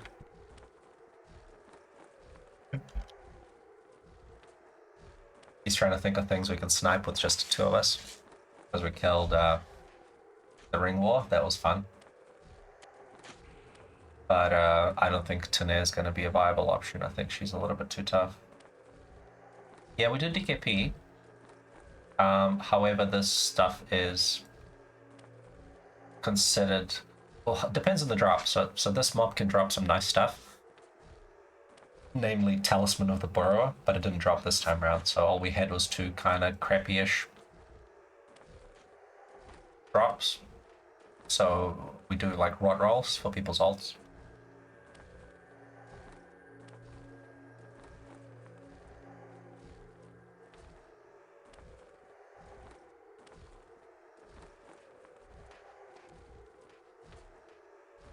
So we have a system that's like a hybrid where we do DKP, it's silent bid DKP. So you send tells to the officers with your bid. If you Google what silent bid DKP system is, it'll tell you. But basically, you send a tell to the officer with your bid, and then you win the item for the second highest bid price plus one. So for example, you want something and you send a bid of like 20 DKP, someone else sends, I don't know, 7, 5, 30, 40 DKP. The 40 person is the top bidder, but they would win it for 31 DKP.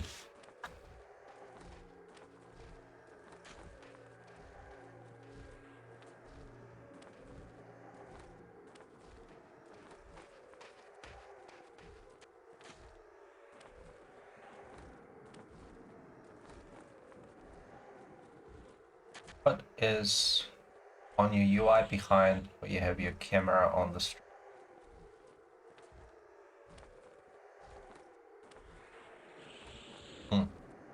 Not sure I understand the question, sorry though. Oh yes, sorry, the where my camera is, I've got a little image. It's tells.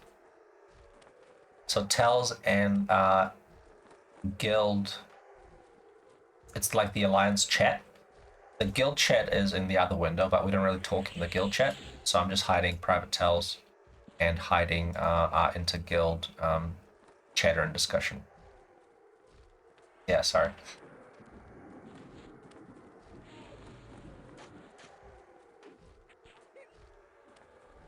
So a couple of people won. The loot Sage Head, and that was just no bids. Yeah, so it was right rolls.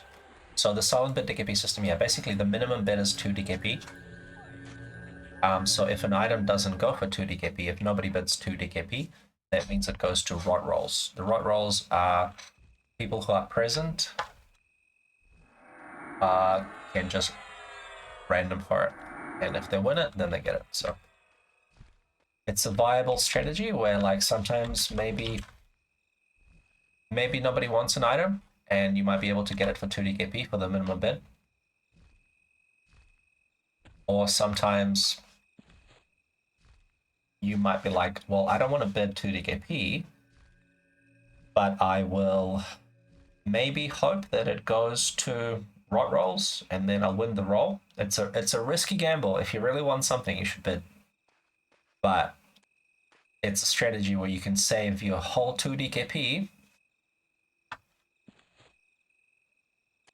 Where you can save your whole 2 DKP and potentially win it with a random. So if you're super, super lucky, if you feel if you feel lucky punk, you can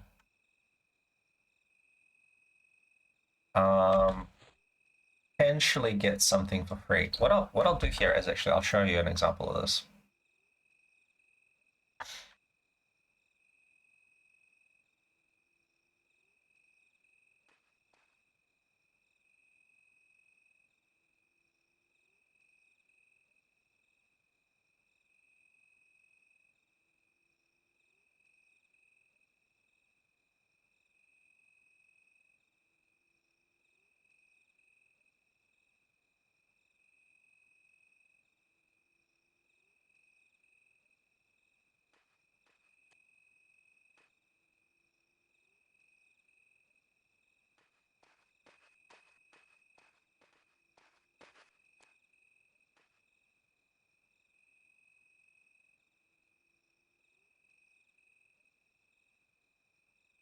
On into a couple of work emails.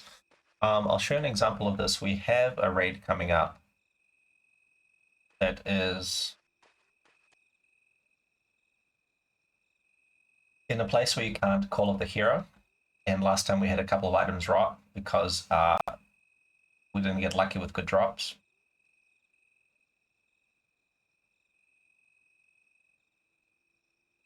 And the item was restricted to specific classes, so we couldn't actually loot it.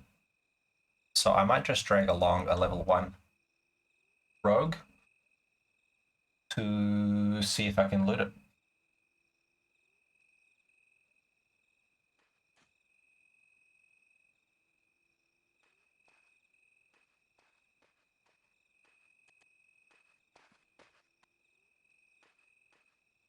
But since it's a level 1 character, I'm gonna have to give it like a Spirit of Wolf and a little buff so he doesn't get his ass whooped trying to get there. Oh, perfect. Umbral Plains. So on this client, oh yeah, I was in some really, really tough place in Umbral Plains.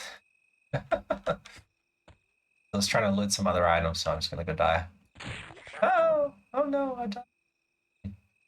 So I just teleport back to POK, back to my bind spot by suiciding. Hooray! I did it.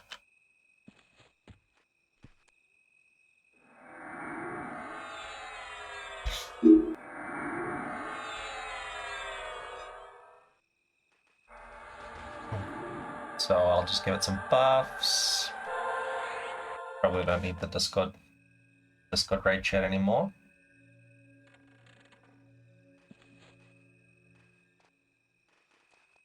Alright.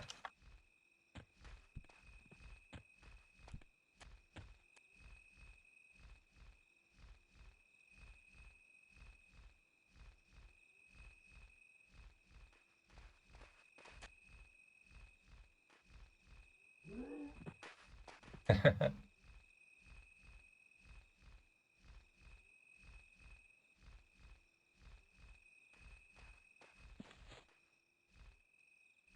it a couple more buffs so that the character can survive the arduous journey. The journey across the Bazaar and Nexus. Is the music still playing here? What's going on? Yes. Continue playing, please.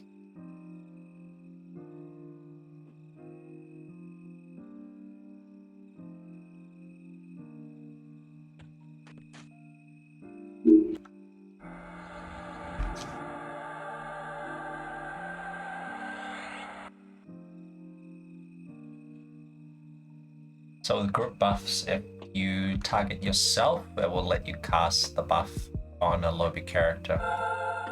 Some of these buffs are considered to be powerful buffs and won't let you cast them directly. If I target the character, it'll say, the spell is too powerful for your intended target, but if you target yourself, it still casts the group buff. So it's just a little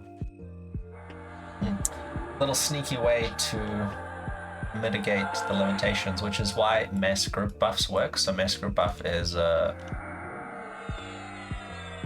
Planes of Power ability. It turns your next group spell into an AE spell, so it hits everyone within a radius. So you have these MGB buffs that people cast and everyone gathers around. And this is representative of what the game was like on back in the EQemulator days. It is quite famous to see everyone gather around and get big MGB buffs, so it was quite fun. I've got some screenshots from, one sec, I'll show you.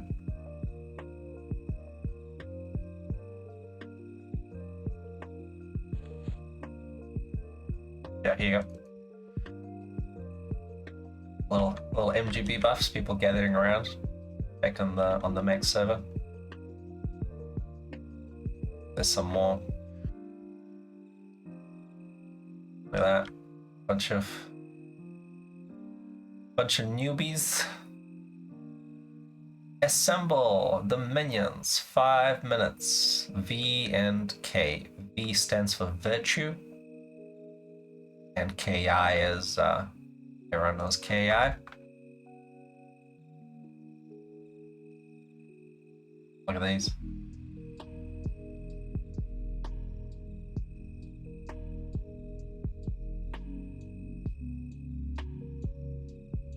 Madness. So this lady that advertised the buffs, her name was Seperlinus, something like that. Seppi. She had a Twitter account, and whenever she was gonna do MGB buffs, she would tweet about it.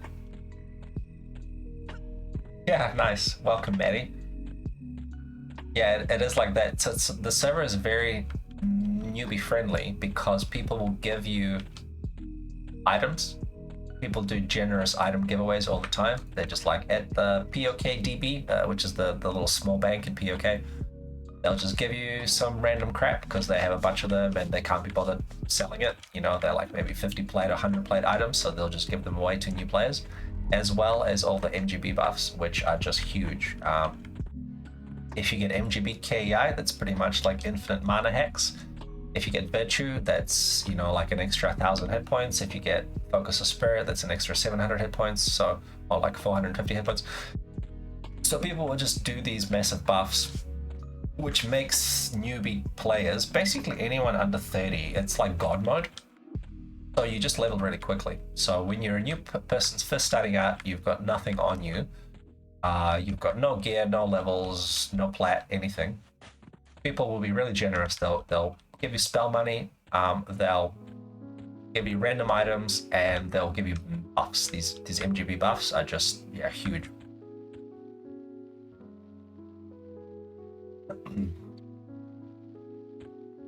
So when you're first starting out, if you're new to the server, you'll progress really quickly. There's been a whole bunch of people. There was a whole new guild that came from P99 called Bloodguard.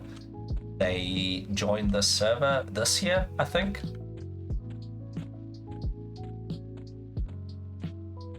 And they progressed really quickly. They were killing raid bosses in maybe a couple of months. They were asking for Negi and Vox, and then they started killing Kunak and Bellius content, and now they're killing Luckland content, and they've only been around for a very short time.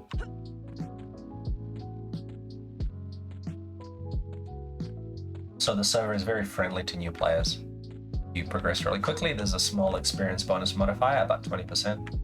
It's not amazing, but it's still slightly quicker EXP than what it was back in the day. So people level up quicker. You get some free loots. Everything is super cheap in the bazaar. That's one thing I found, is that because of the low population and then being top heavy, all the mid-tier items, anything, you know, for level 20s or 30s or 40s or 50s, is just super cheap in the bazaar. So if you get to like level 20 and you find some fine steel weapons or hill giants, you earn a few thousand platinum.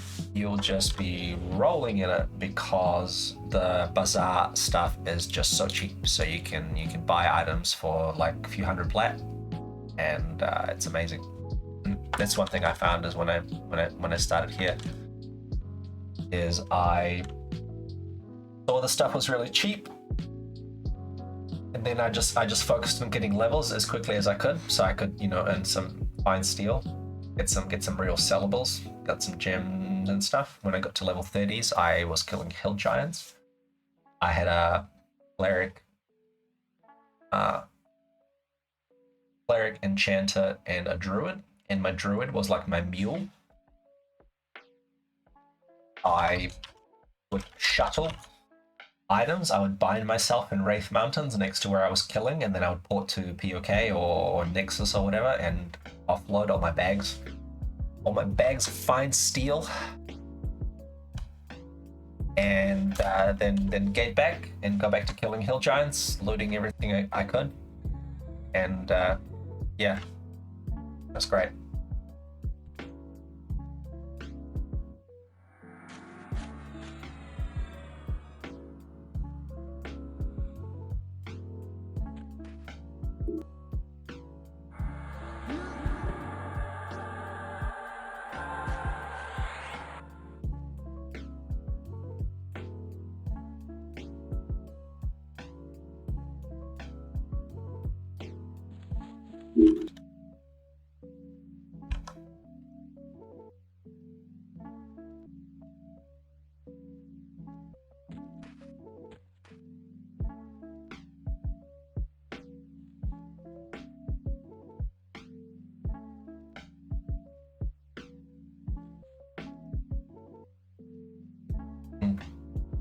Yep, Spectres are great. They actually dropped that bronze thingy. It's pretty good.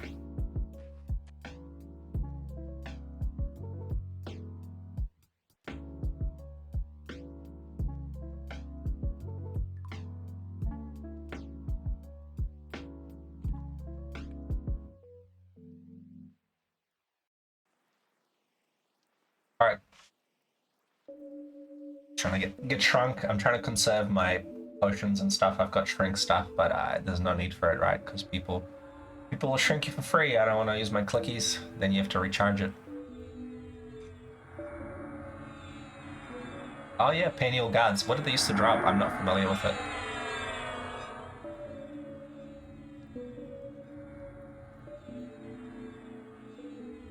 So Lamia is shrinking us.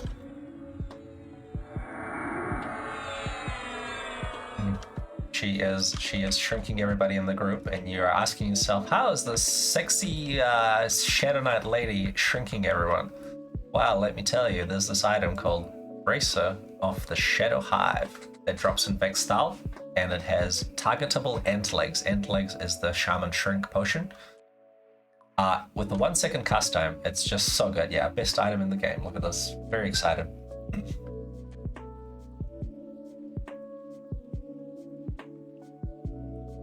Oh yeah, those Penial Guards are just, wow, that sounds awesome. That's what you want, is you want to find highly. I think what I did is in Ocean of Tears is if you go on those purity belts or something from the sisters, it does trash your elf faction though. So, but and there's nowhere to sell. So all you can do is just like fill up all your bags. All you can do is fill up all your bags with the weapons and then like bind and get back or something. But yeah. So Bracelet of the Shadow Hive, best item in the game. A guildmate just pointed out that is wrong. Because there's a shaman item which drops from Vextile as well, and it's got Dollar's Dementia, and this is a group shrink, so what happens is it shrinks. I better take a role playing because the raid leader's gonna kick my ass.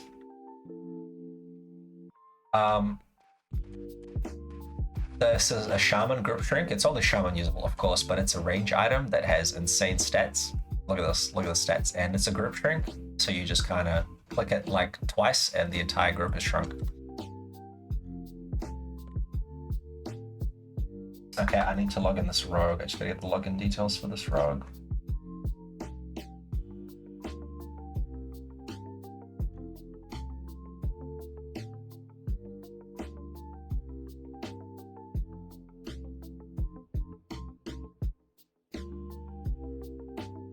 Oh, actually, I don't want to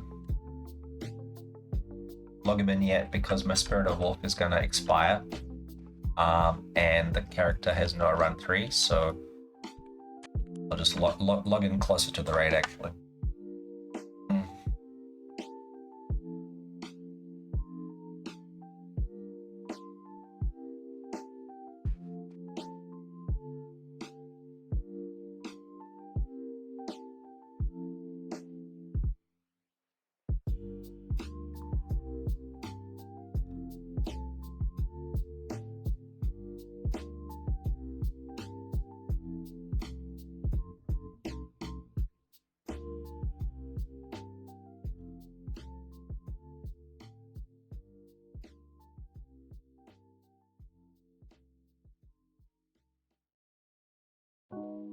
So we'll just wait.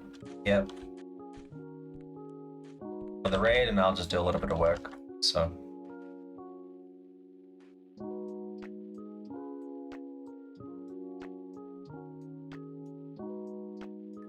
Got a bunch of emails and shit.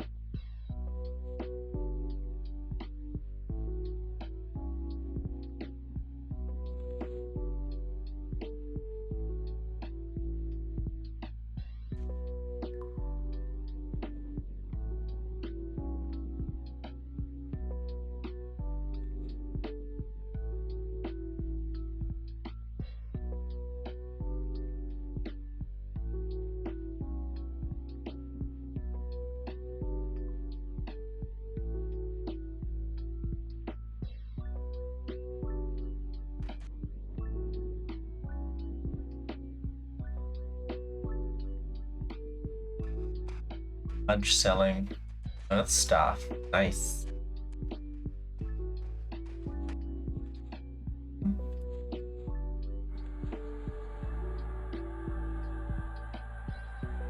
Yeah, we've got another 30 minutes until raid time, so I'll just continue doing some work.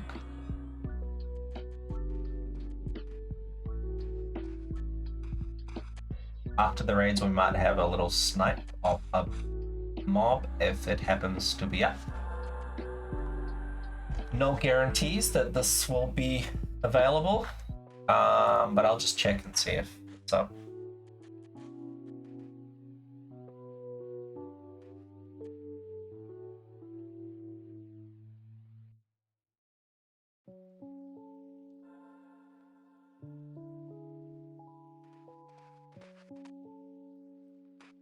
Yeah, those pineal guts are dope. I've never heard of those myself.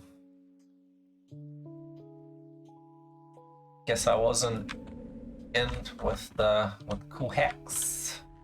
All right, this guy. We want to free the servant girl, so gotta kill the nasty king.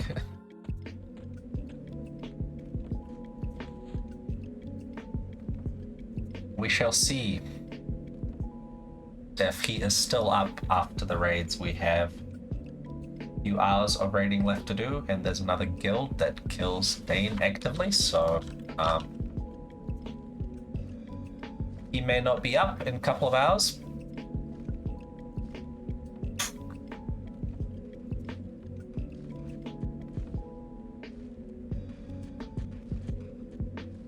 If he's still up, then he'll die. If he's not, then we shall press F to pay respects.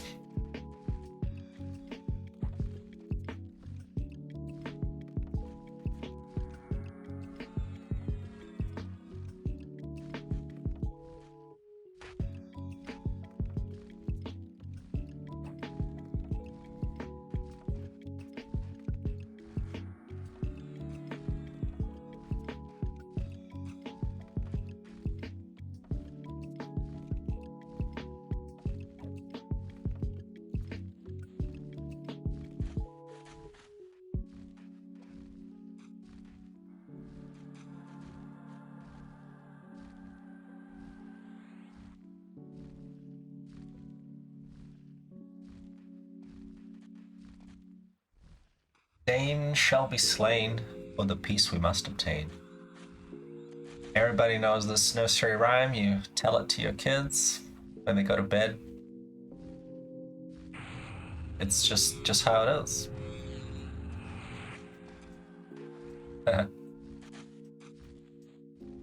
Alright, so the guild is gathering up.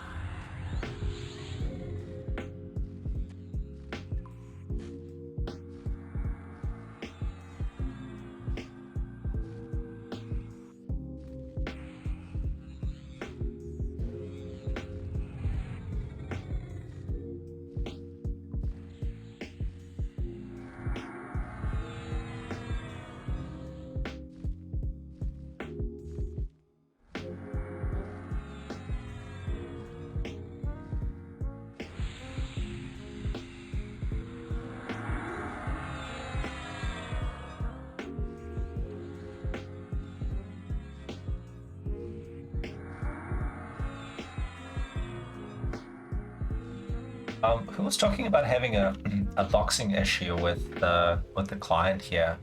Is that your post on the forums, Malin, Human Magician, Lucan, Human Paladin, Rex, Barbarian Shaman? They just posted. Oh yeah, he did say, I've been watching Rivendell's stream. They didn't seem to encounter this issue.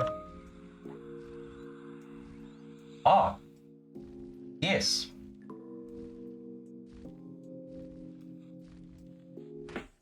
Bro.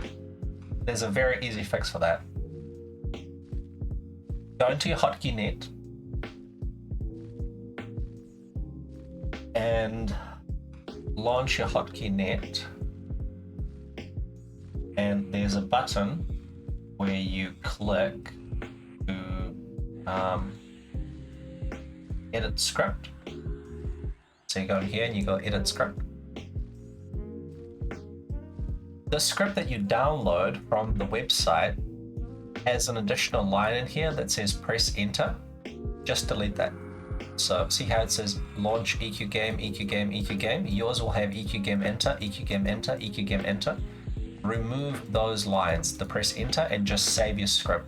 Save your script and reload it.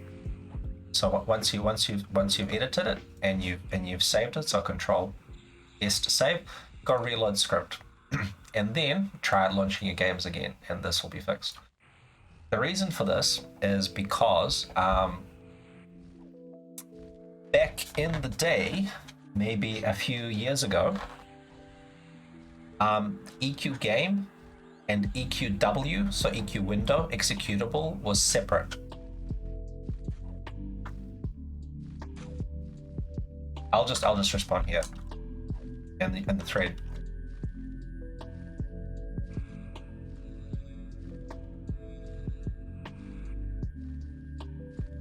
I'll just respond to your thread as well for some info, and then I will explain what happened.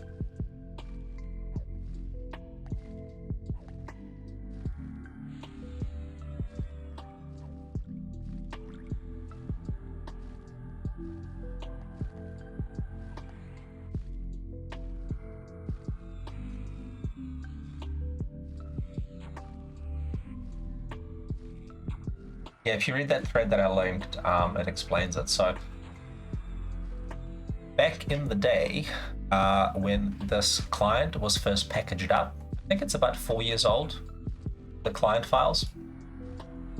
EQ game and EQW, EQ Windows, was separate. It was a separate launch, and HotKeyNet actually launched EQW, so EQ Window. When you launch EQ Window, a separate window pops up that asks you if you want to launch the game, and you basically have to press OK. So this press enter key was launch EQ window and then press OK at the prompt.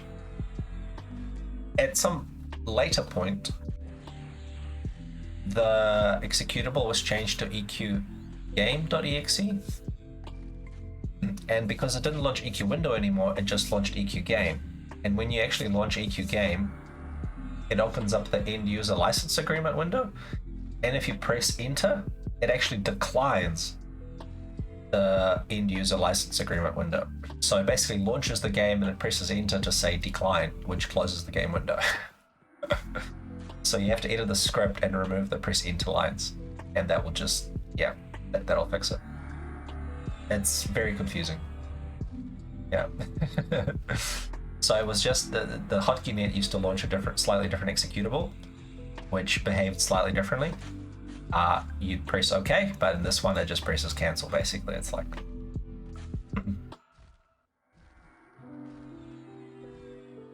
Yeah.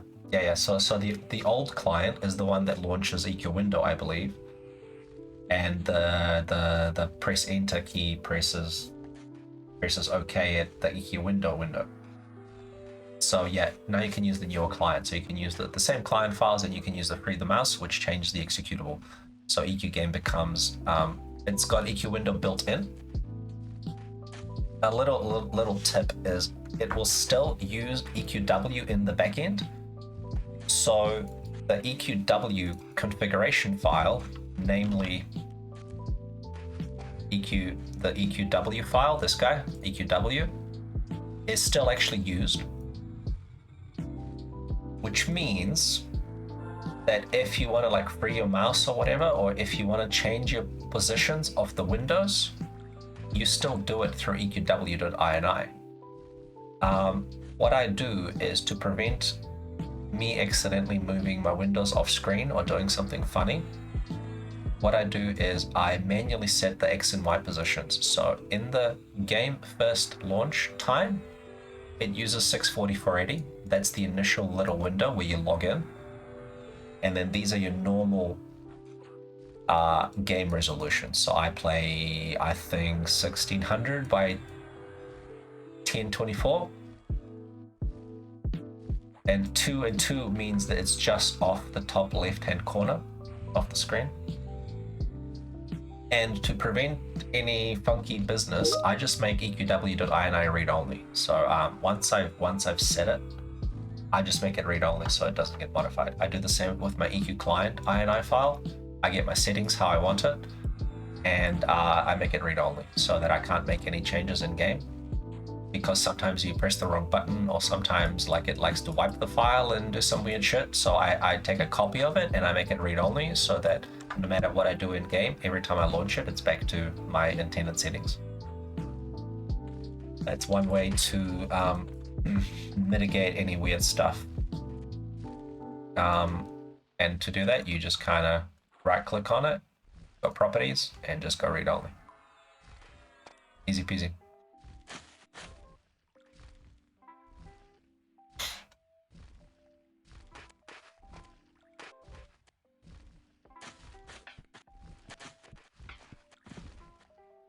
We're about 20 minutes away.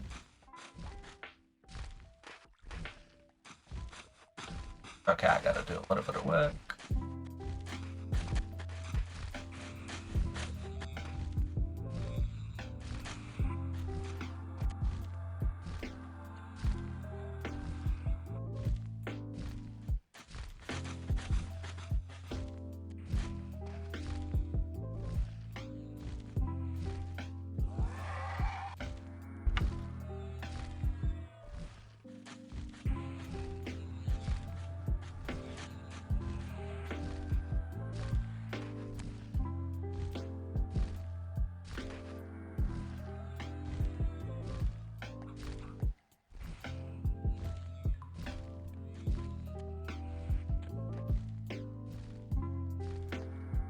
We're good on the clerics today, that's nice.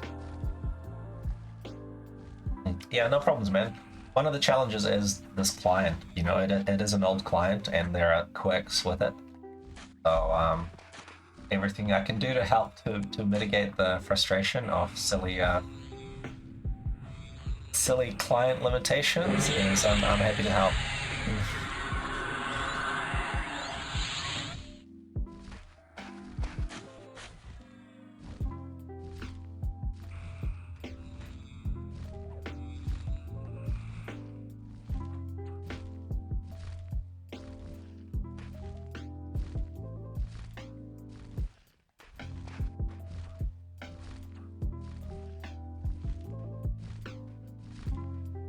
There's also some useful stuff in the wiki. There's a getting started page, and there's also like a few common issues that sometimes people have.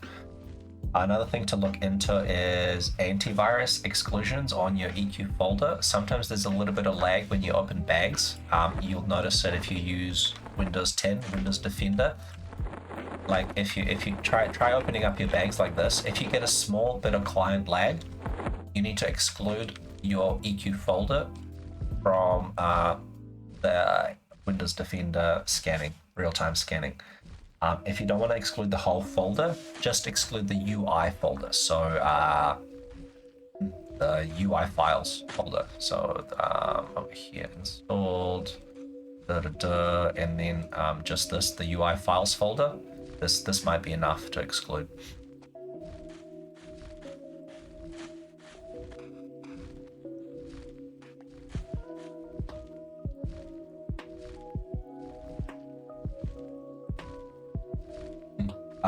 All this should be in the wiki, I think. A few people have posted little tips.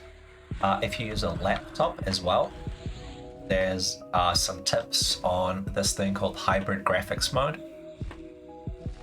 By default, there's an issue with NVIDIA cards and how it utilizes the onboard graphics processing unit versus the NVIDIA card.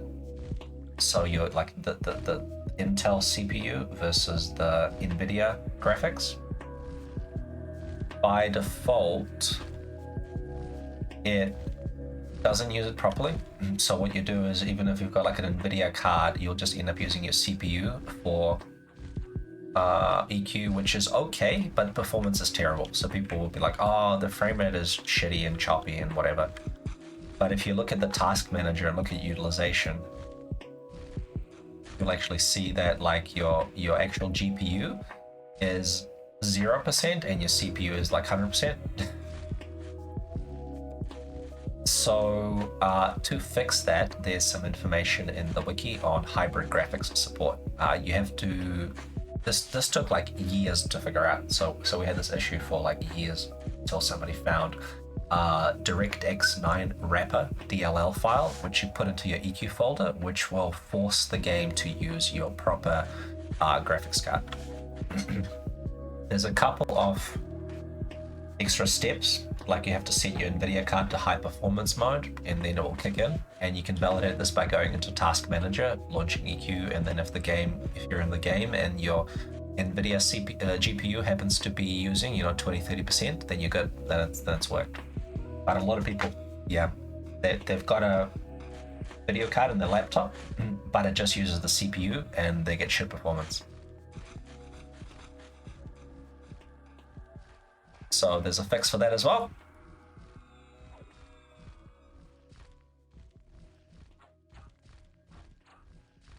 On the wiki.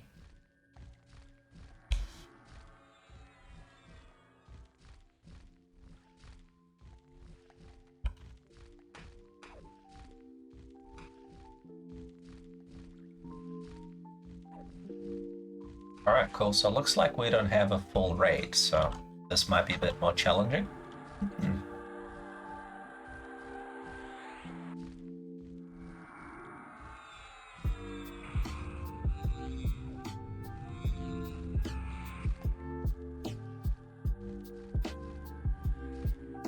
Weird glitching characters. Let me have a read.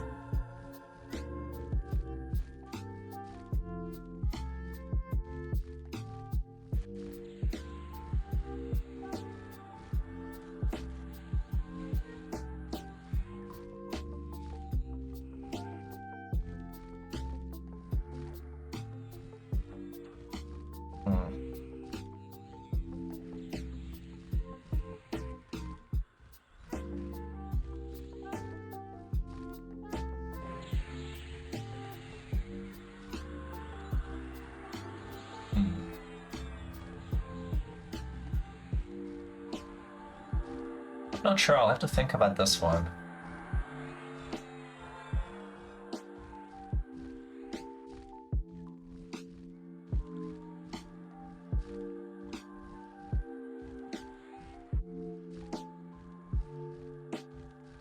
Yeah, so that free the mouse stuff fixes it. I see you said you're using the 2015 install without free the mouse because of the issues. So using the old client so that your window doesn't exit when you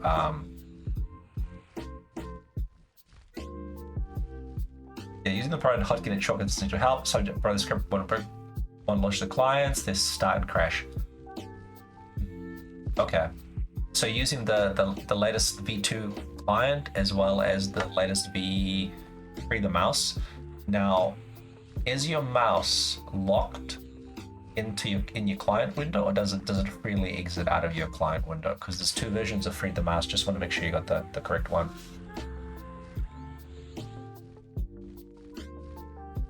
Okay, cool. Then you got the latest one. I would check for antivirus exclusions, perhaps. Maybe something is lagging your stuff. Like your inputs are being scanned or being restricted or something like that. I don't know. On the forums, if you search for like glitch or something like that, maybe it'll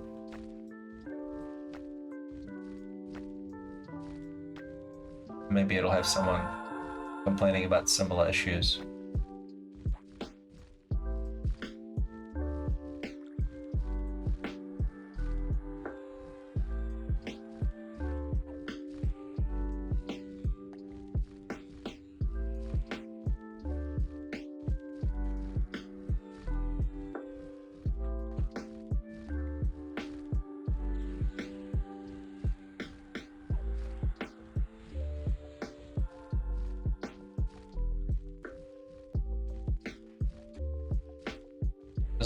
This is the original free the mouse complaint issue, and Freedom Us is supposed to fix and address this. Like, for example, look at this very specific post.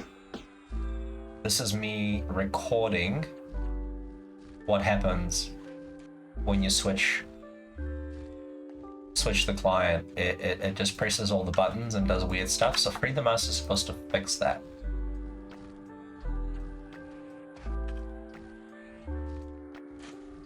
That's the idea. So this particular thing in that video is supposed to be fixed by Freedom Us. So only thing I would do is check that you installed it correctly, just dumping it in. Like, it should override a file. It should overwrite your like EQgame.dll. Yeah. So Freedom Us fixes that.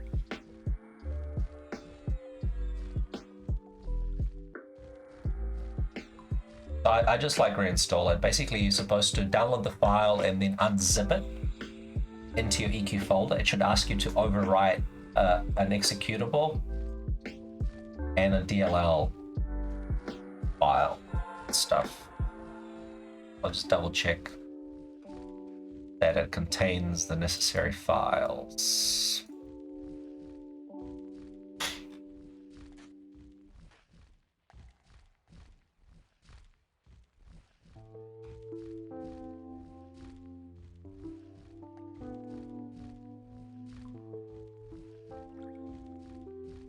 Yep, it should work.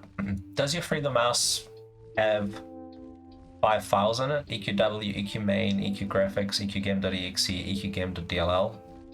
If it does, then unzip those into the game folder. Your game has to be turned off, so your clients have to be exited so you can overwrite the files. And just make sure that your antivirus isn't blocking the downloads or anything like that, because sometimes if you download it, it could be like 0 kilobytes.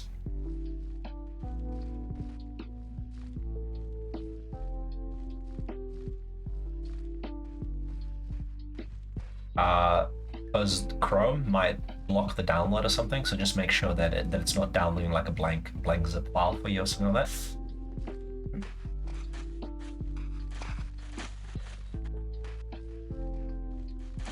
So make sure you download the zip file. It should be about 2.1 megs in size. It should contain 5 files, 4 DLL files and 1 executable.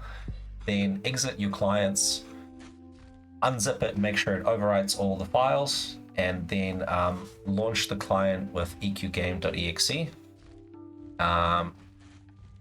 and see how you go. Hopefully it'll fix it.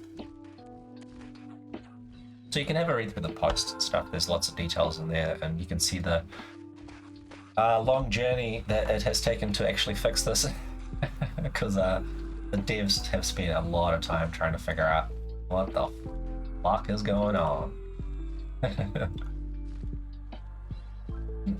They had to like rewrite a bunch of stuff to make sure the in-game DirectX wrapper is not misinterpreting client inputs and not doing hardened things, and how to clear the input between clients, how to reset the various inputs and stuff.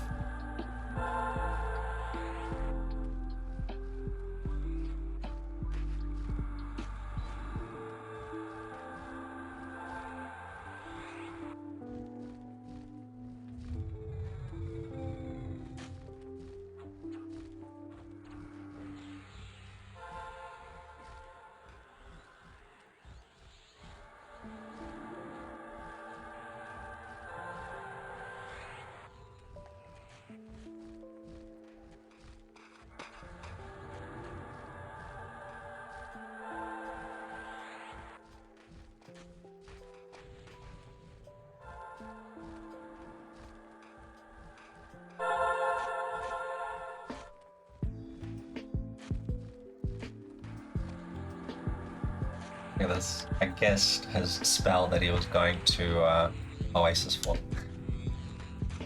I've been there. I had to go to Oasis for my shaman to get Ultra Vision. And I had my enchanter that also didn't have it.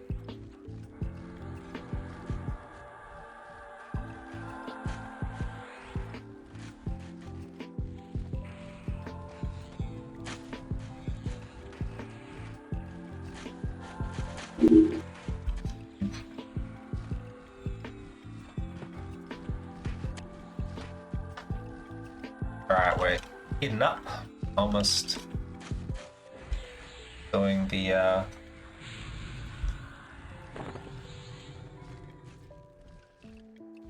almost raid time.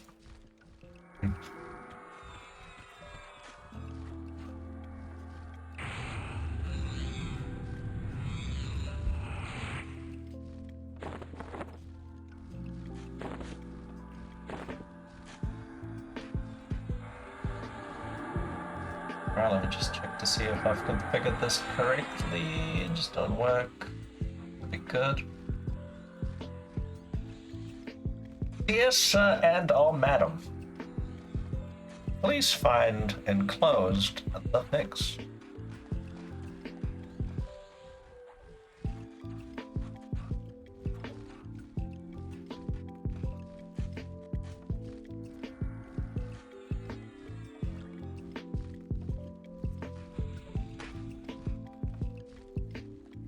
Alright. So the raid target we're going after is called the Borrower Beast, and it is a Luckland encounter. And this is the encounter. I will send you a link. This guy.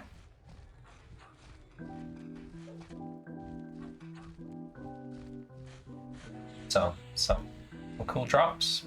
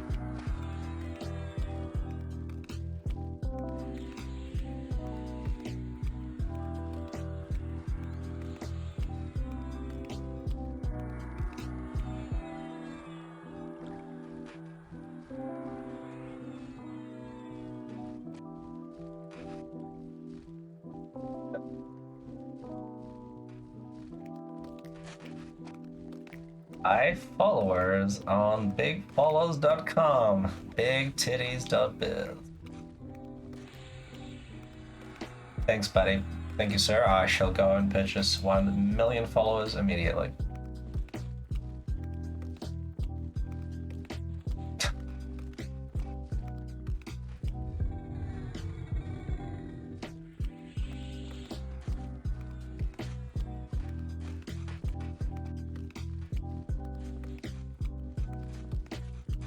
I hope you accept Amazon gift cards for payment. Seem to have a lot of those.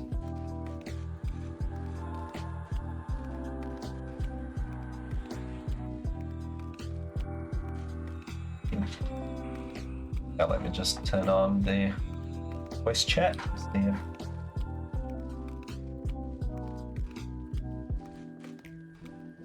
trying to make it so it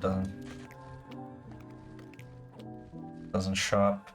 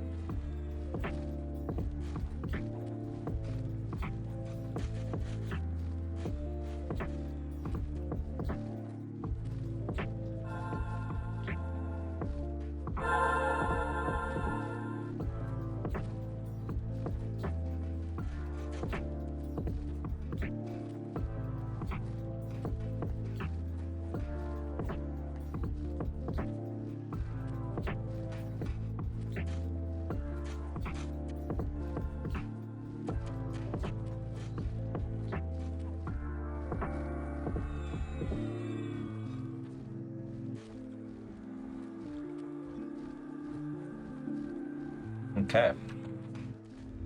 So over here, okay, let me just up with buffs.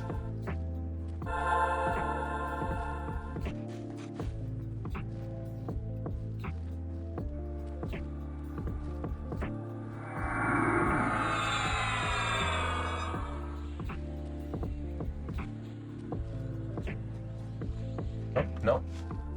All you, Ryder.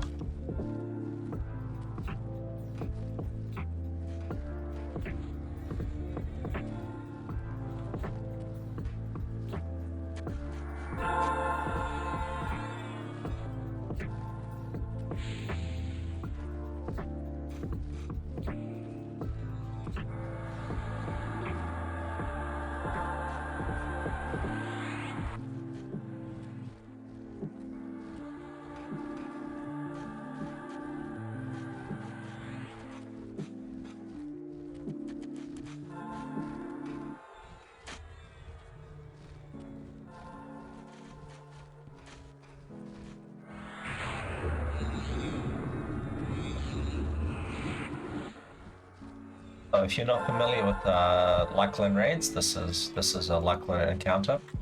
It's relatively good risk reward type thing. The effort versus the large amount of flowing thought items you can get is actually really good. So this is why it's a target that we pursue. Even though we're a guild that kills mixed style raiding content, we still come back here and kill some of these things.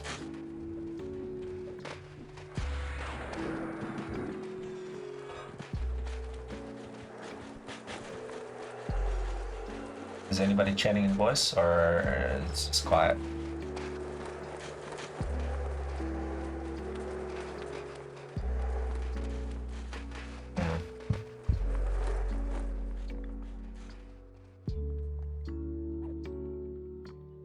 Maybe my voice chat stuff isn't working.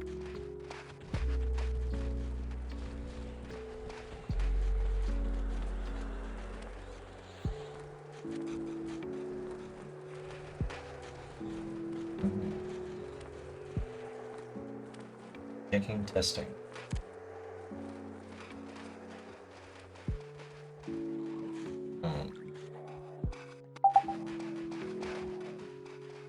Yep. Oh. Yeah, I can hear you guys now. Something weird with my setup.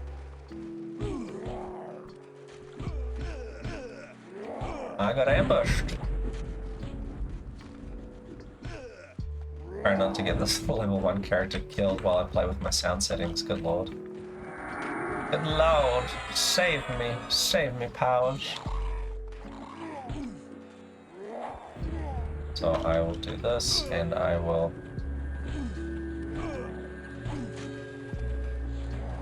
try to not get my stupid little level 1 killed.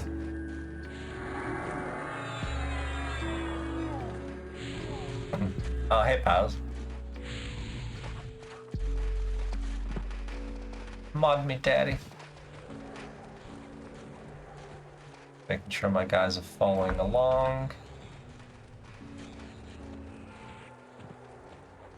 This is the one downside of boxing characters. You end up getting them stuck in various debris and stuff. Like, everything's good, and then one guy's stuck in a rock.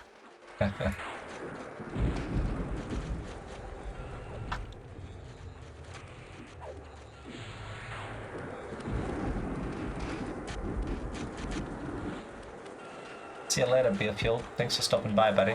Sorry, I missed you this. Good one.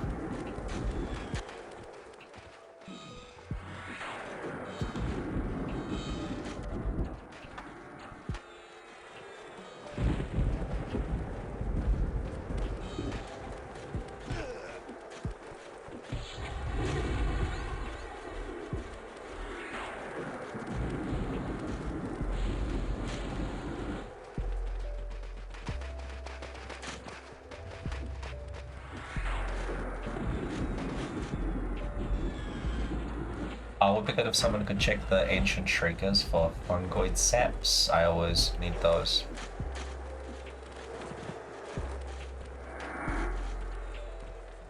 Bane weapons for the Seru bow Bane weapon stuff. It's like the bottleneck. The other stuff I have enough of, but it's just the fungoid saps that you need, and they're just a super rare drop, and nobody really EXPs and hunts here, so during this raid is the best time to get them.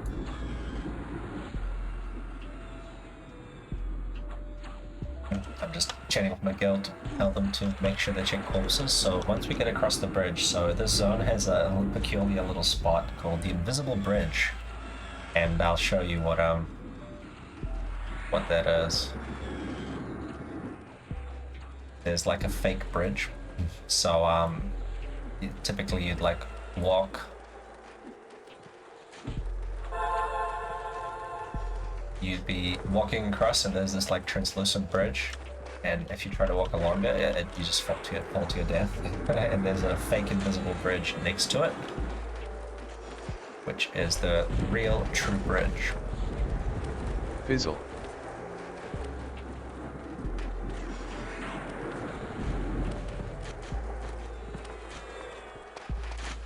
Choo. And we're almost there. So this is what they mean, the invisible bridge, when they say in the deep zone. And the mobs that I was referring to that drop the fungoid sap, which is used for the Seru Bane weapons, they only drop across the invisible bridge. So a lot of people never hunt here. Therefore, the fungoid sap is quite rare. So I asked people to please check it during this little raid clear, because we end up killing about 6 or 7 or 8 mushroom monsters that can drop it. It's unlikely that it will drop, but it's more likely than when you don't hunt and kill it, so.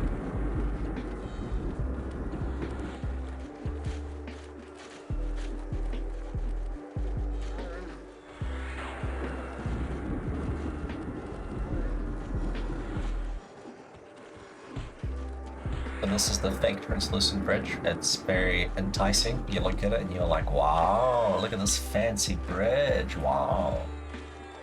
I would love to go across this bridge, and then you walk across it and you just fall to your death. And the real bridge is next to it.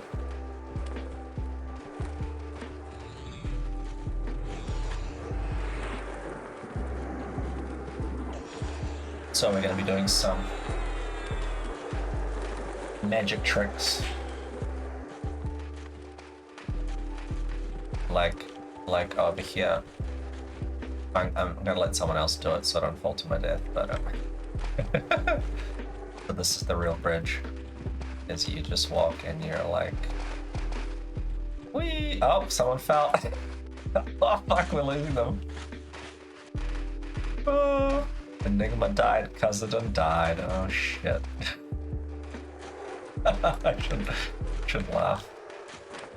But hey, this is why I let others go first, because we've gone down here a few times and people still fall.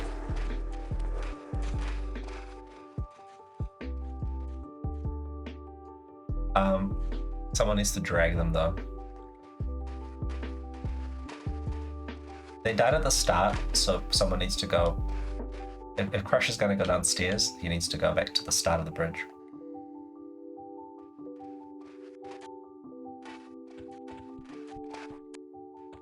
They just missed the starting point of the bridge, so just...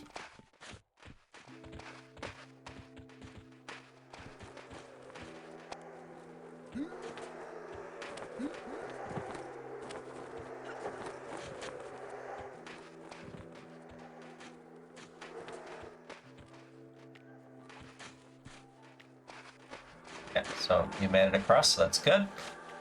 And they're just going to recover the bodies. Oh, nice barrel roll. Nice barrel roll, Zenda. That was sick.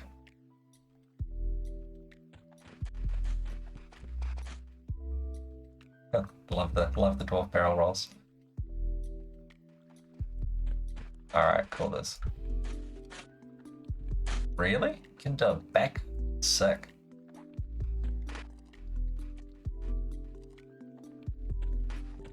Alright, looks like there's a mob that someone's fighting on the bridge.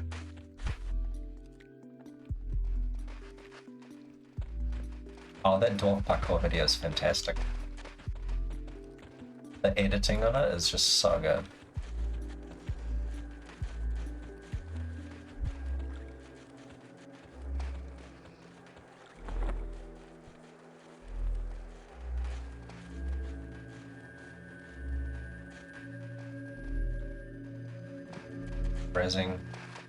Raising these fools.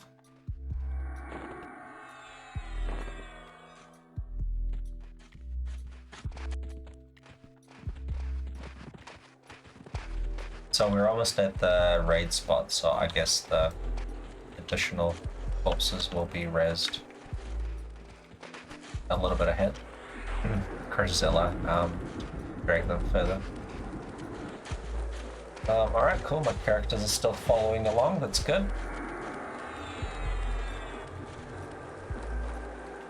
Looks like everyone's here. Oblivious's rezzed, Enigma and Kazadan are here. I'll raise them when we're arrived because Crush is dragging them.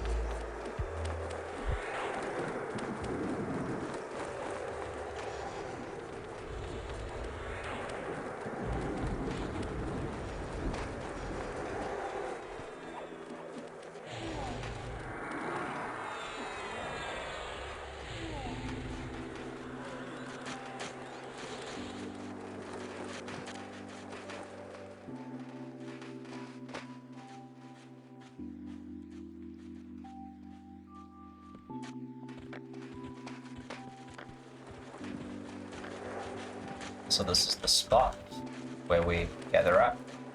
I'll do these roses.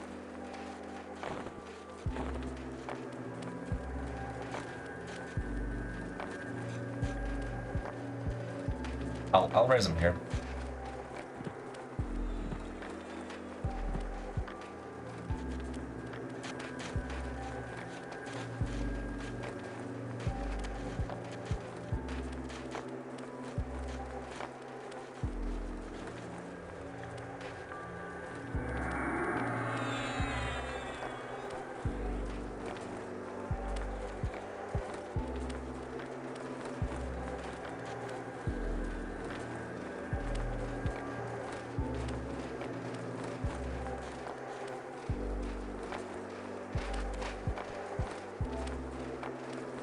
This raid is oh shit. I'm gonna follow.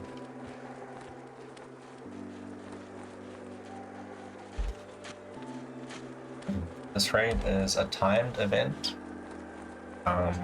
It's just like 7 waves of worms and stuff. That guide that I posted earlier, secretkeepers.de/guide/borrower, explains.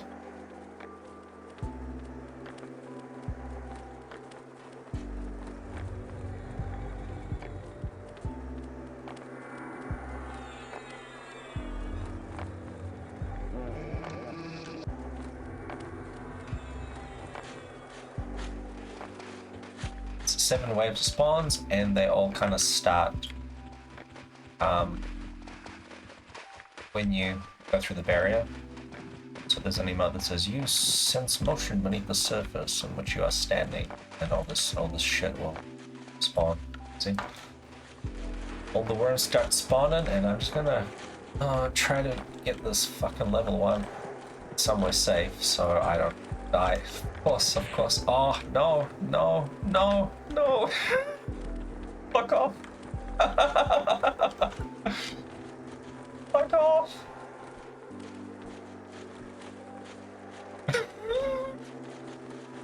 Trying to keep this level 1 alive, and of course it jumps to level 1, so.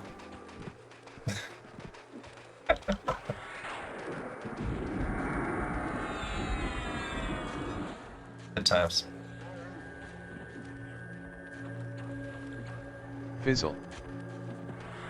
So what I'll do is I'll camp this character out, so it's...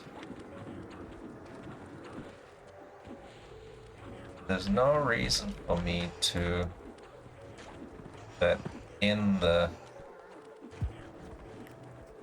room, I don't believe. So I can just, I'll just camp out here.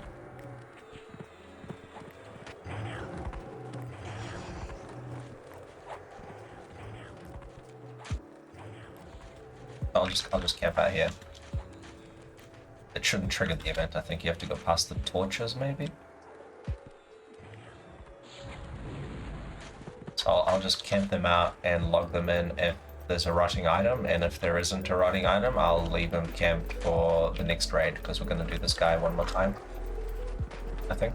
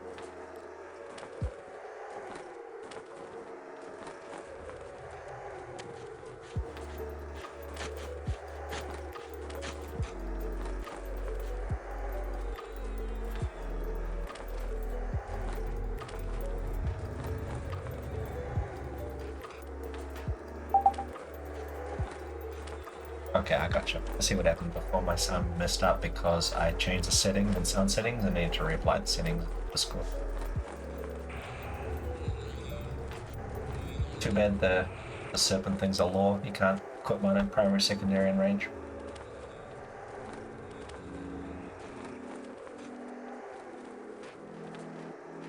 Yeah, that would help.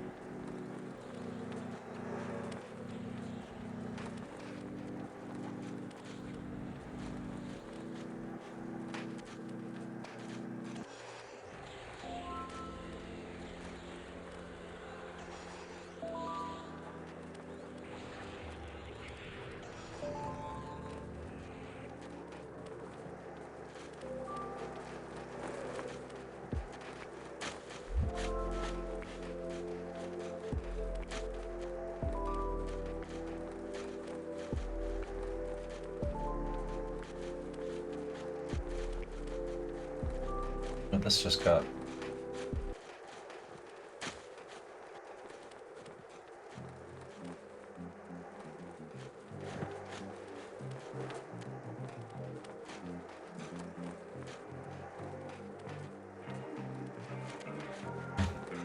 No, I get it well. It's exactly I've got the right picture in my mind. You're like, hey, honey, you want to see something really cool?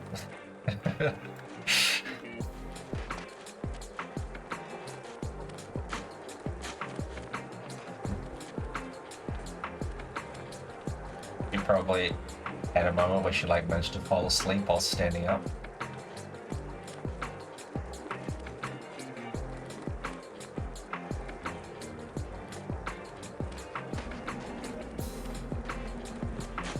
Did you show her your Magelo?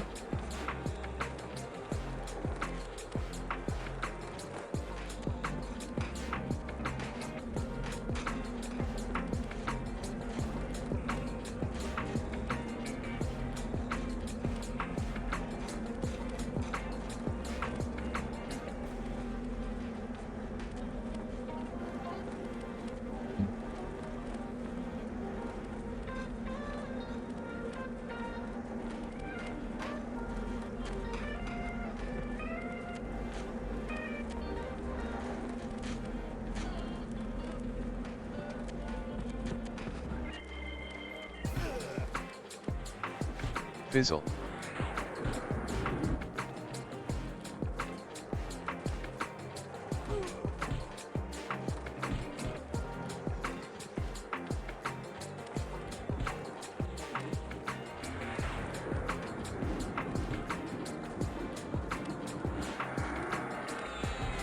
That would be amazing. That'd be good TikTok.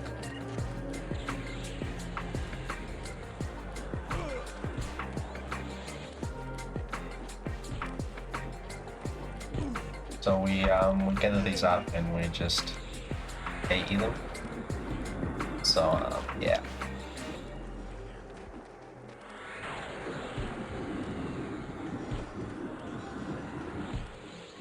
Cool. Go. Oh, not getting hit. That's good.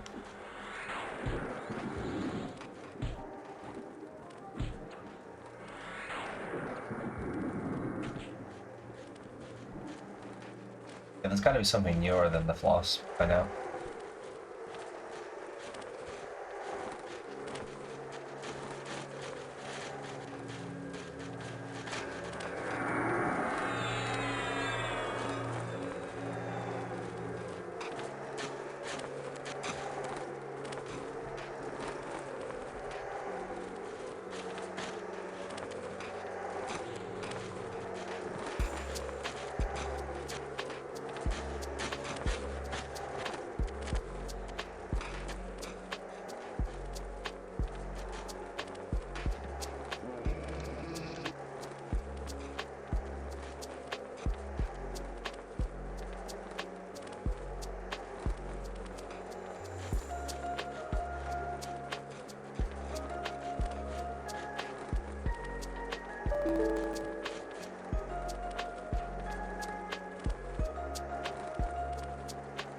Kane's only got the water cannon.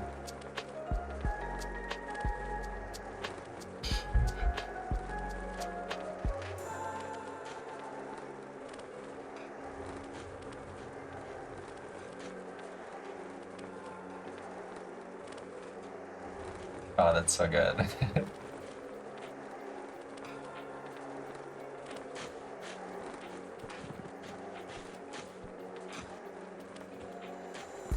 Yeah.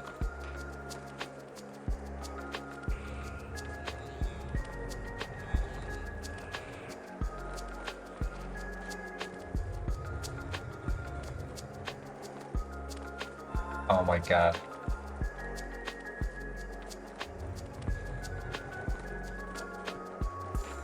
I'm so glad this isn't being recorded on the stream because Jans might hear it. And he would then definitely ask the questions.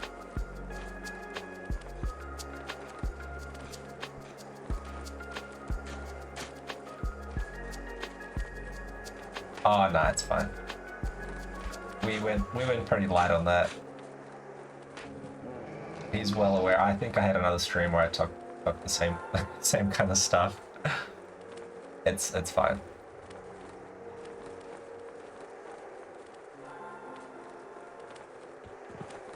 Yeah, please get the FBI on my case for copyright infringement.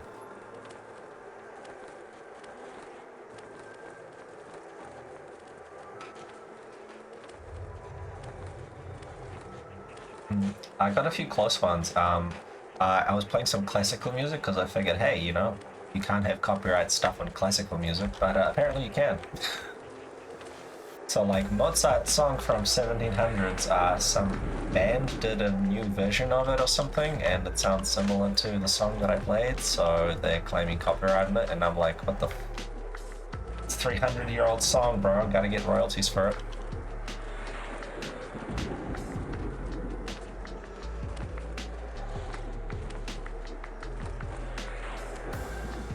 Yeah.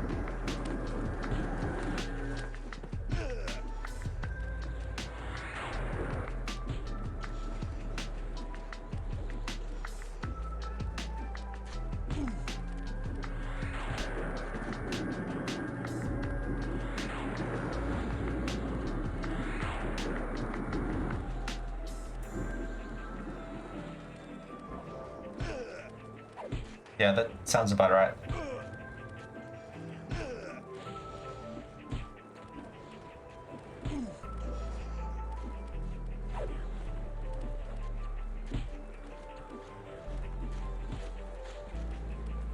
You can't fight the bots, the computers are far superior.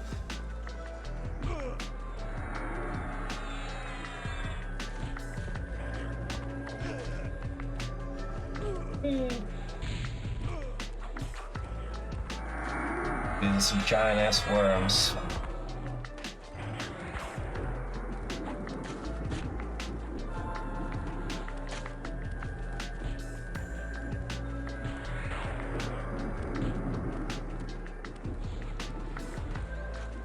These are some giant ass worms. And they get bigger and bigger. Oh shit.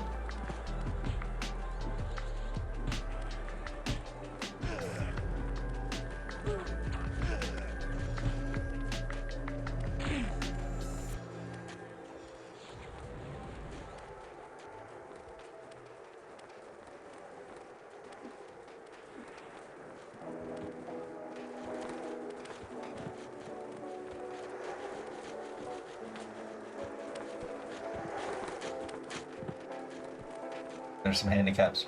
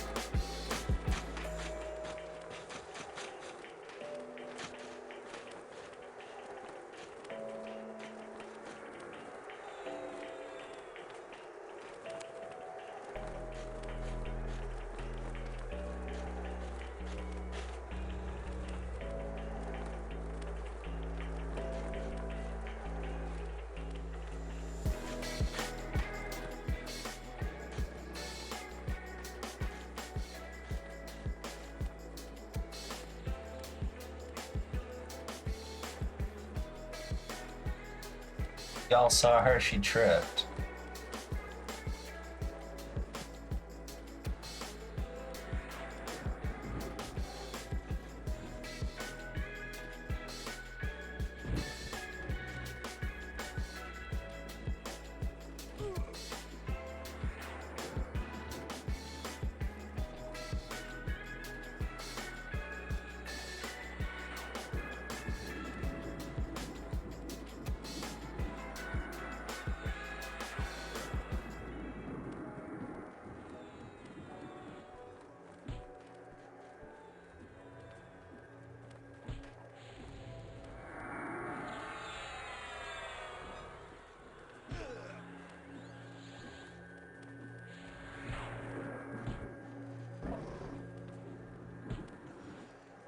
It's like we're reliving the new June movie from here. The worms just get bigger and bigger.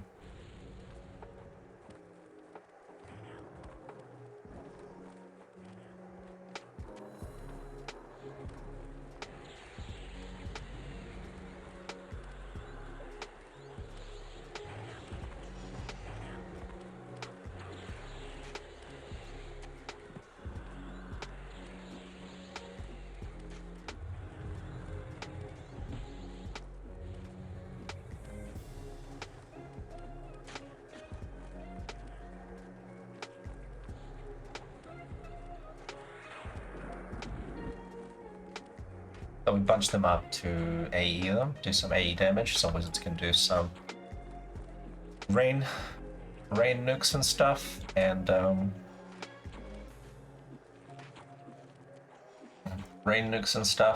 potentially PBA stuff if you're a brave wizard or a magician.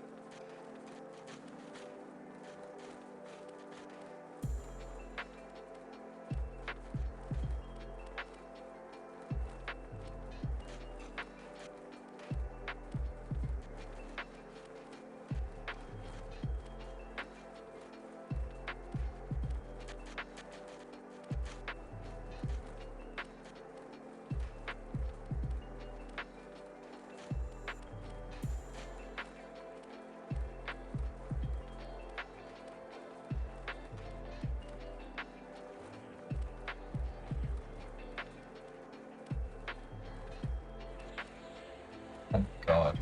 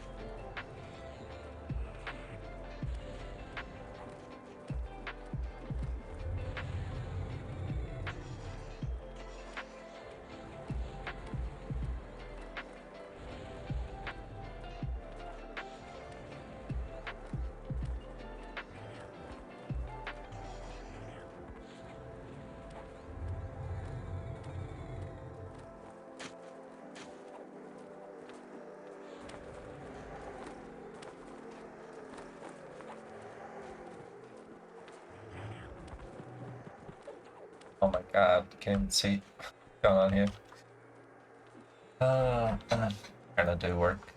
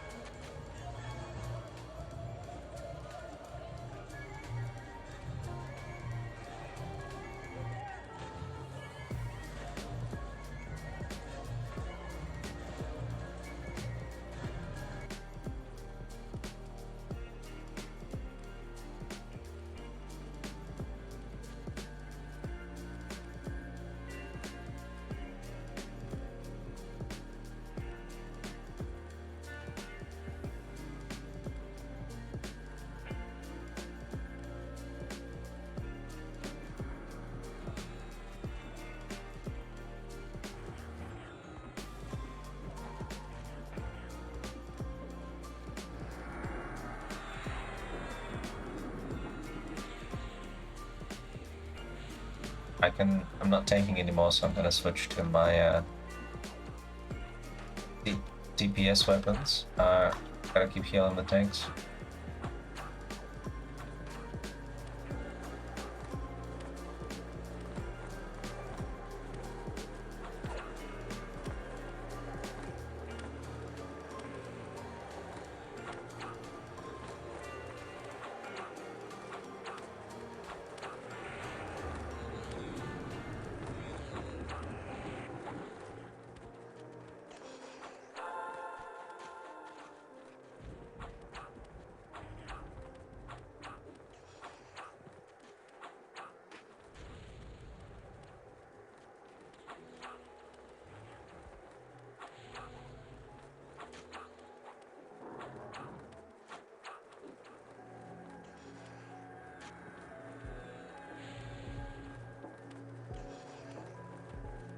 Is your wife also open to new experiences and ideas?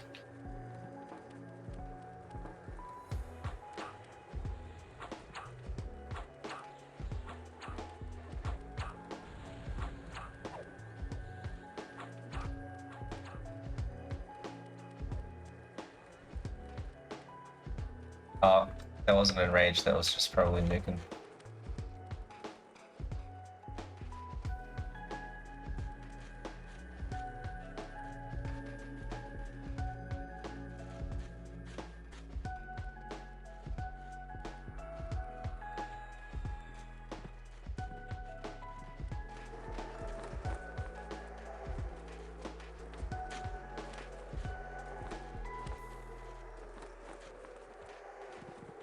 Cool. See, I just wish I could do a barrel roll. It just feels so wrong.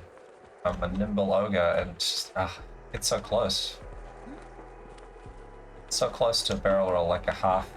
Starts thinking about it, then Actually, is it like starting to do a barrel roll and then corrects himself? Yeah.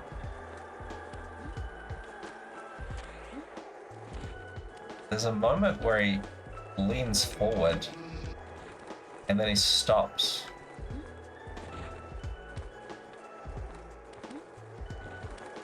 It's almost like the barrel roll is the default, and it doesn't do it. Yeah, look at that. But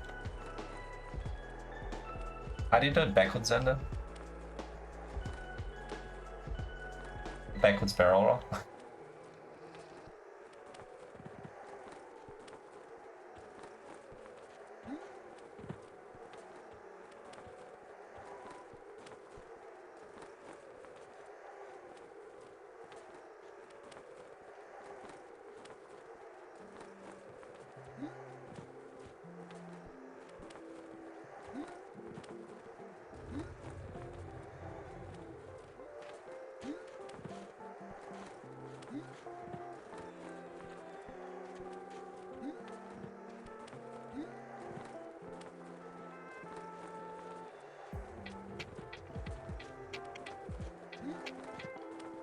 Do you have new models or old models? Do they barrel roll with new models?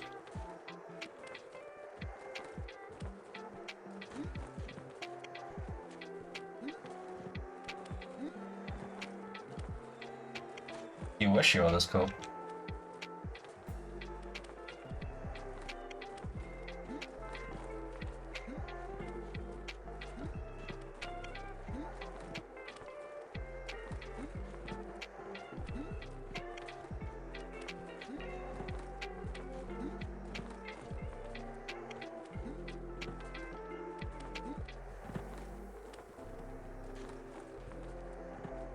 Saying Kakamars.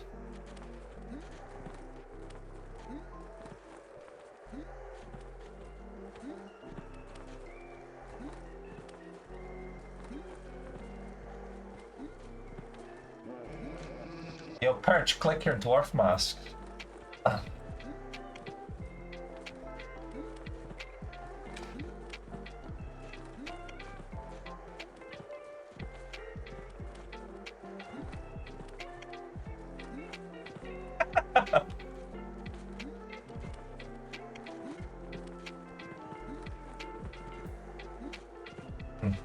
I gotta go, and you can, like, if you go down the hill.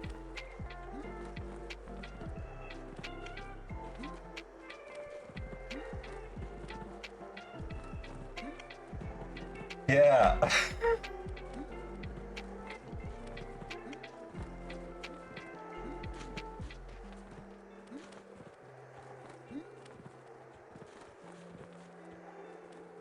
The dwarf just, the worm just spawns and just eats all the dwarfs.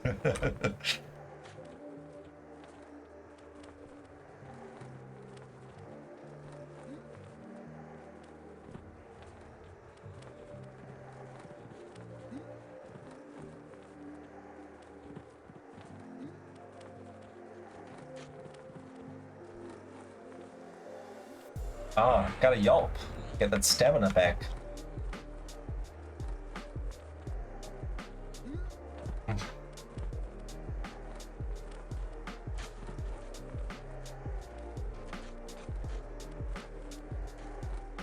Feels crazy.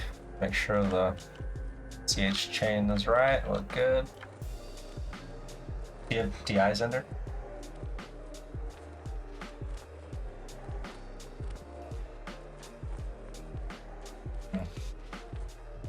The Perch is a bard that is a dwarf. What a crazy thing.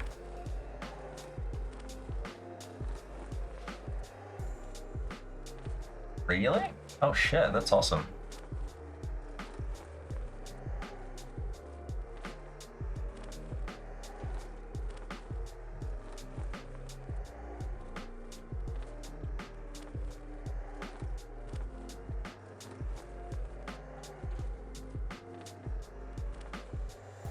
Showing off your fat loads.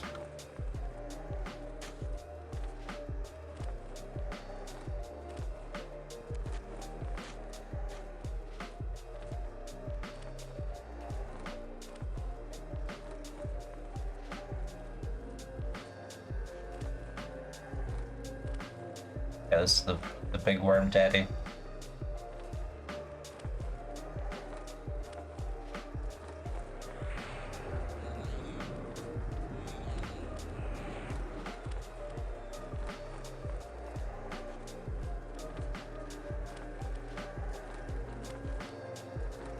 I do love that temerity database. It's like got everything.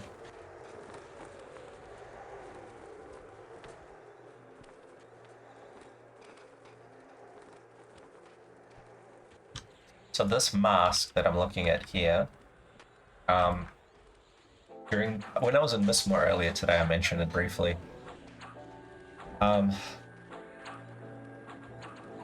The Mistmoore had a special anniversary event, so they happen once a year, and one year the devs surprised us by spawning a bunch of like raid bosses all over the random zones.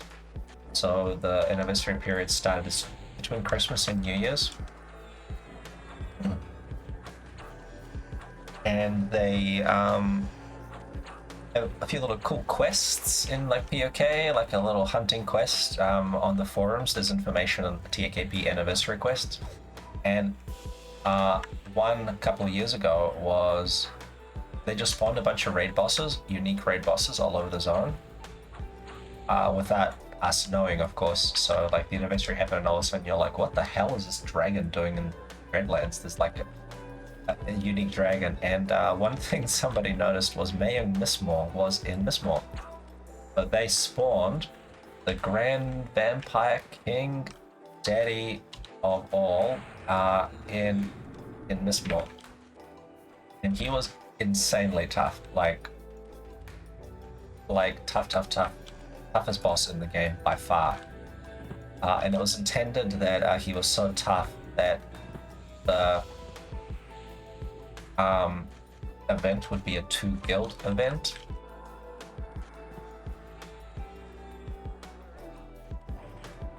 That would be a 2 guild event to promote some cooperation between the guilds.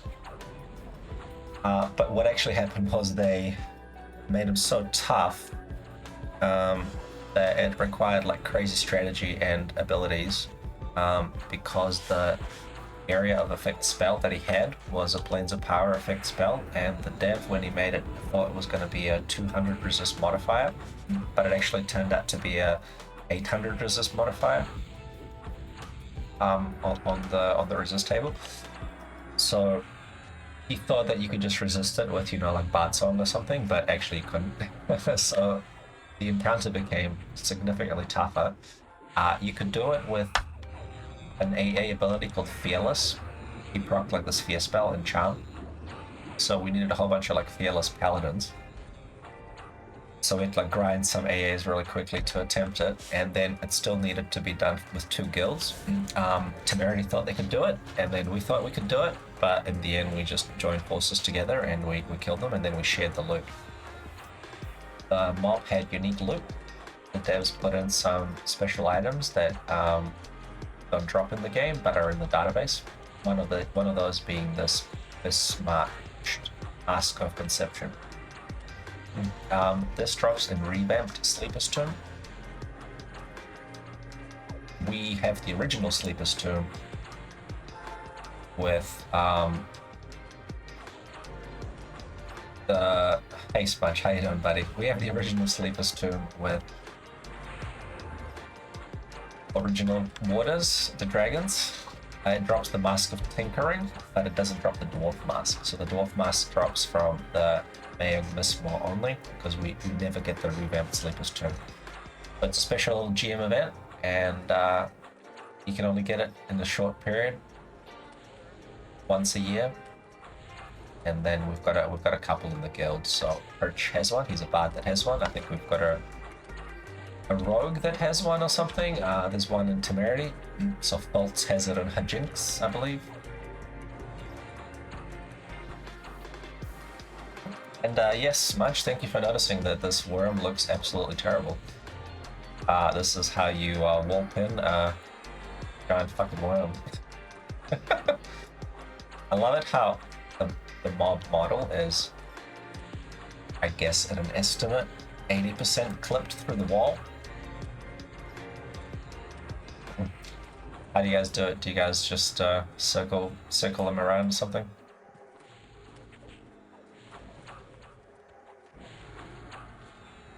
Yeah, we just wall pin it so we don't have to move, right? Because we're all tree boxing and shit.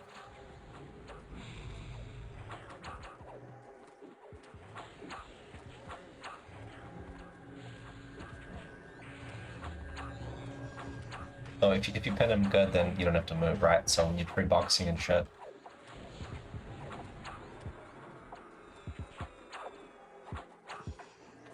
Yeah, we haven't had any issues despawning the mob. It's been pretty good for us.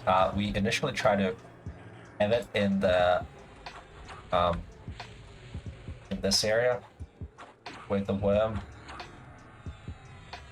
itself spawns, like in here in this corner. But this is actually outside of the boundaries of the event. So we had the raid move in here, and like we basically spawned. We killed all the waves. The boss was about to spawn, and we moved outside of the boundaries of the event, and then the whole event stopped. So we had to do it again. We wasted like 50 minutes.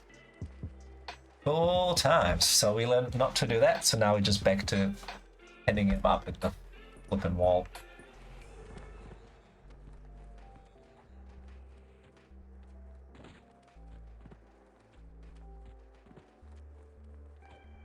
Nice. Not bad, not bad. That's 12, is it? 12 flying thought?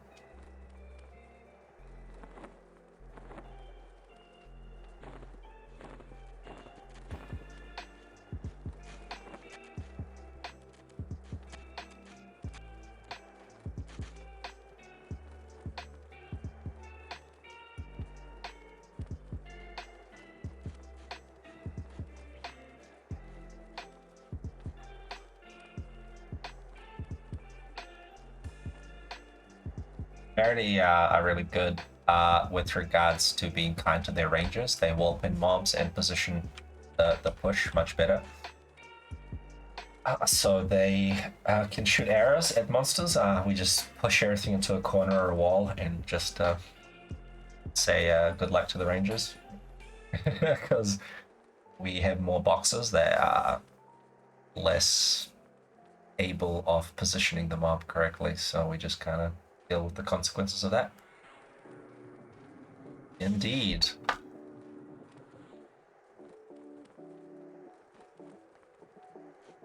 Unfortunately, none of the items here is what I need. I was hoping there would be a nice tank ring, because this Shadow Knight has terrible rings.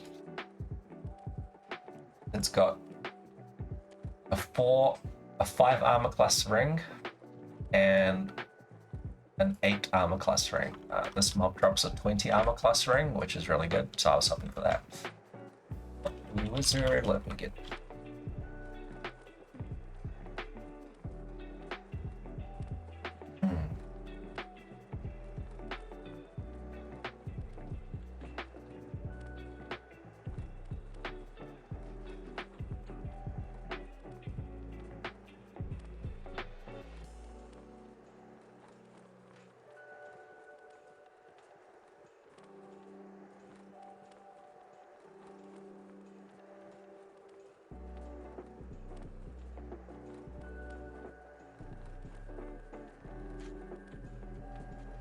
Gonna get my character out of here.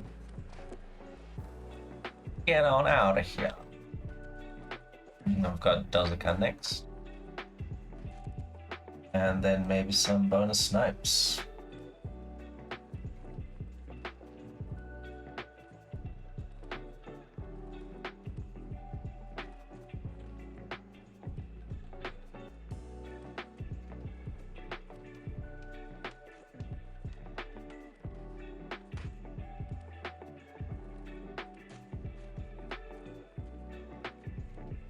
Look at this paladin.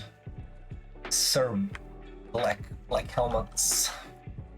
It's got the helmet of shadow. Got helmet of shadow and Breastplate of the Void, I believe. It's super dark.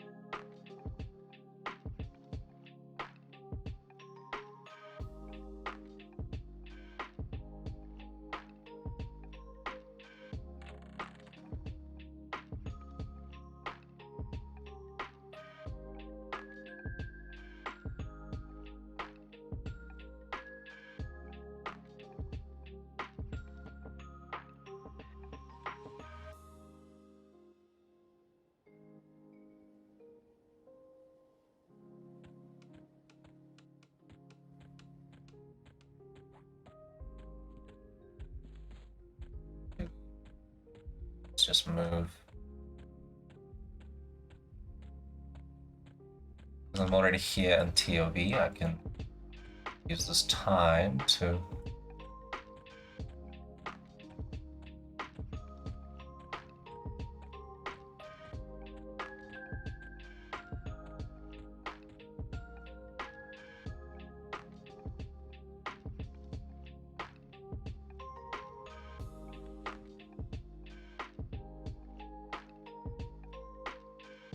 use this time to run some characters for the next snipe if it so happens to occur. It's not guaranteed, the mob may not be up, but we shall see.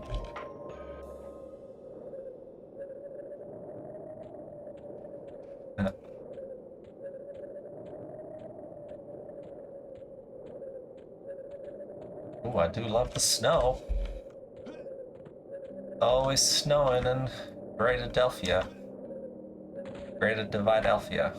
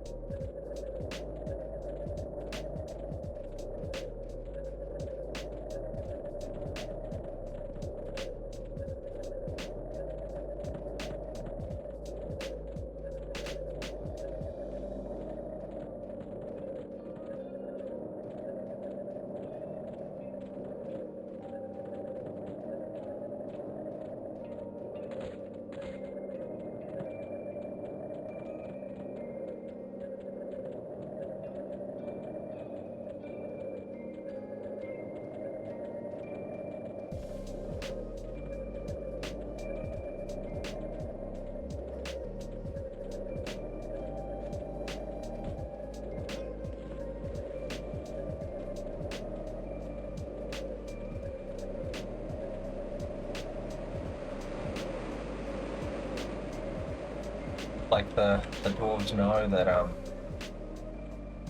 I'm hostile.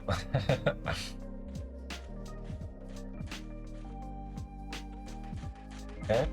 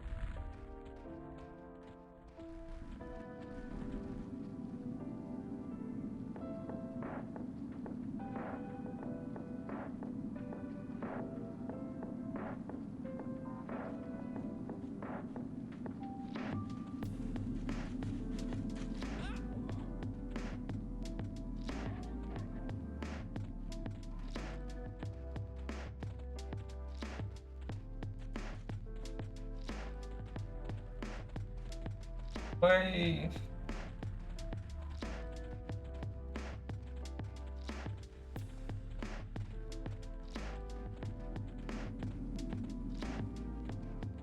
Egged by the dogs. Alpine and Wolf Master. Pretty funny. The wolves guarding the city.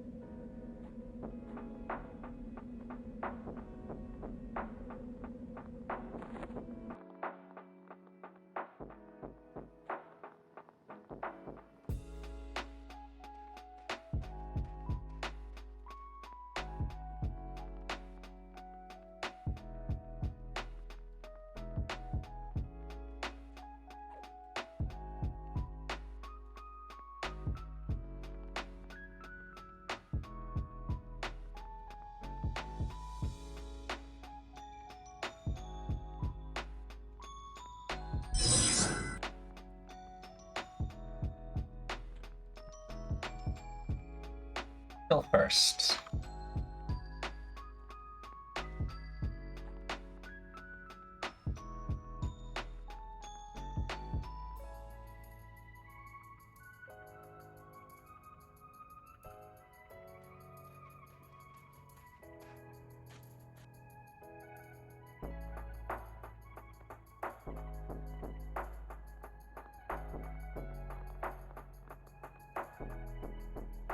We're just waiting on the people to arrive.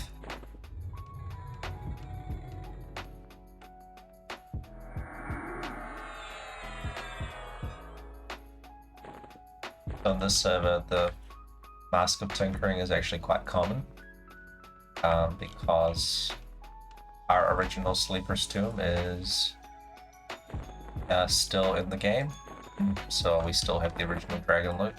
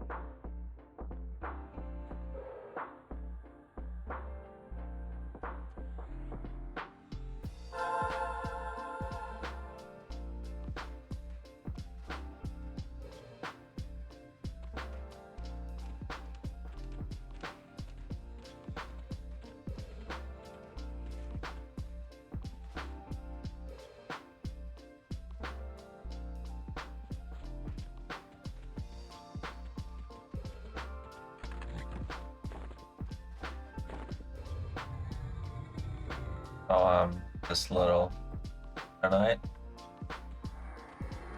has some fashions.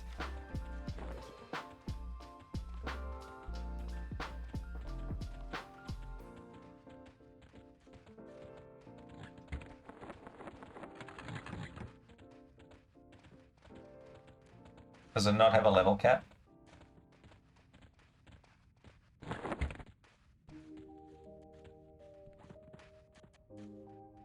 Oh wow, that's pretty broken. Because they don't have Harmonium Nature, that's a Luckland spell, I believe.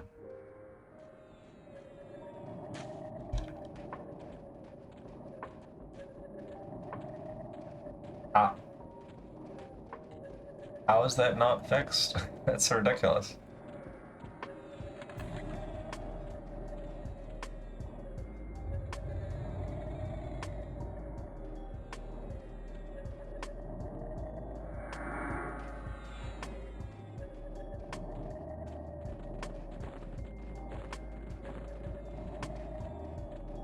Is it like that on P99 green as well?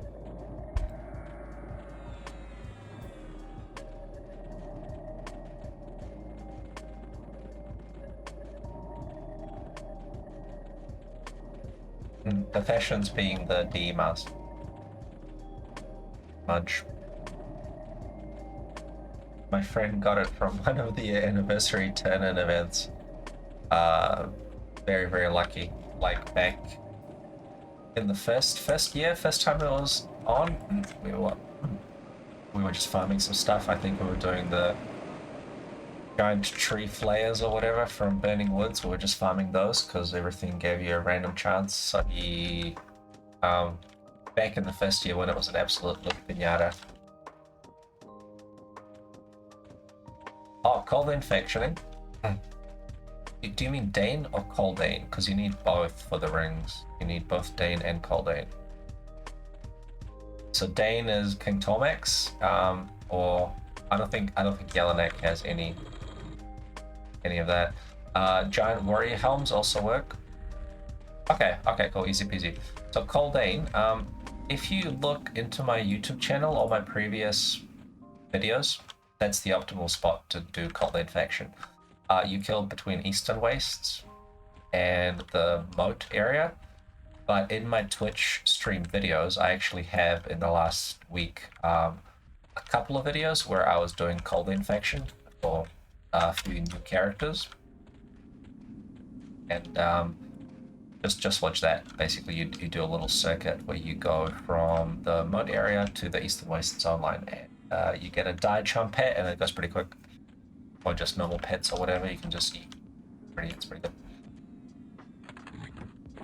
But yeah, I was doing exactly that. Too many tabs open. Too many tabs. It's like one more color.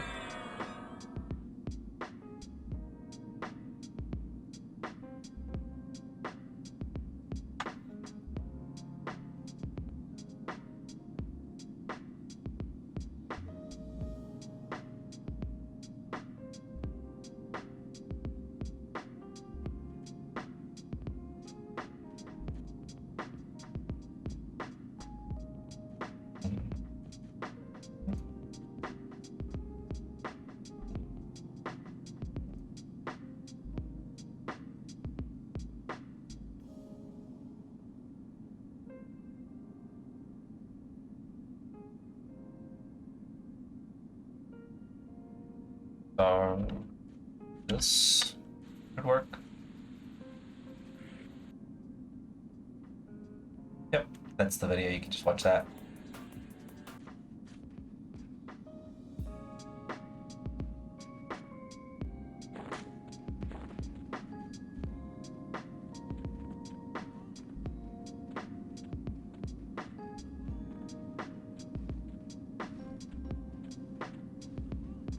There's a few KOS people here, so they'll get coughed or whatever, and on KOS, so I can just run it. I like these portraits. I like these paintings of Maggie and Hoshkar and Nixona, Faradar, Ladybox,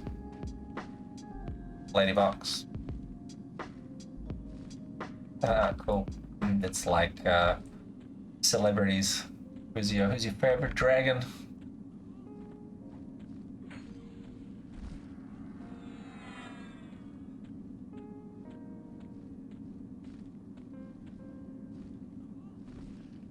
So we just kind of run in here.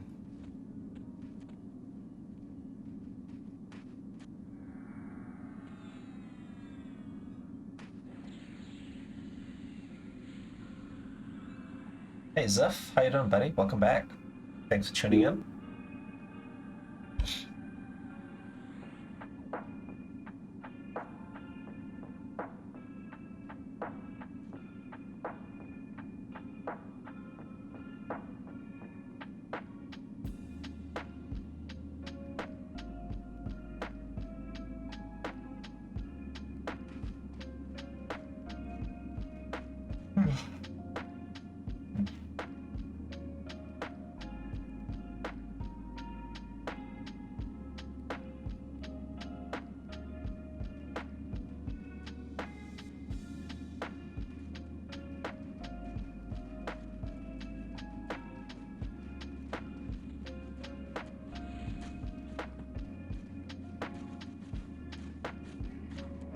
Anyone doing resist? If not, I can do it.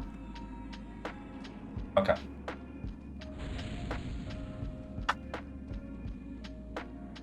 Okay, I can do either. I'll do Lycia's.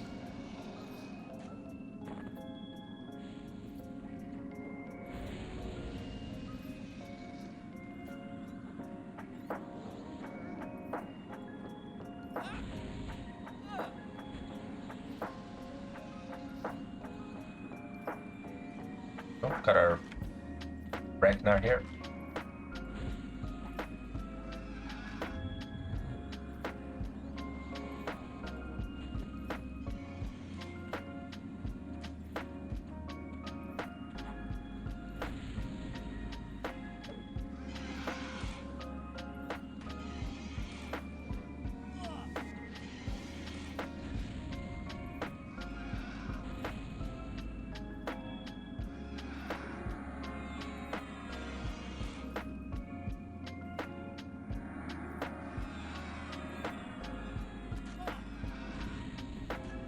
Another Ragnar.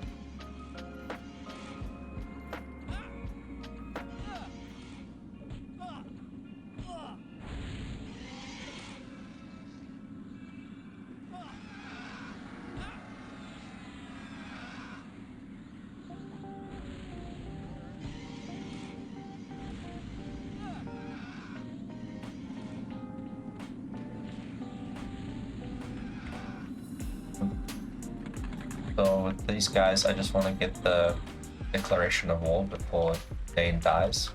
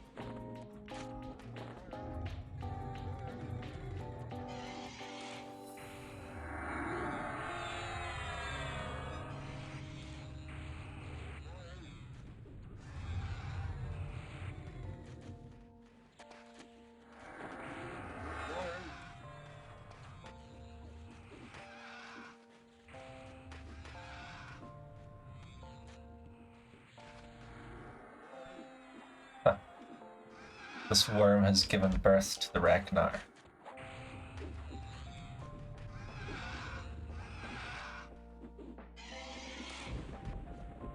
Yes, Smudge. They're green cons, so they're the same faction.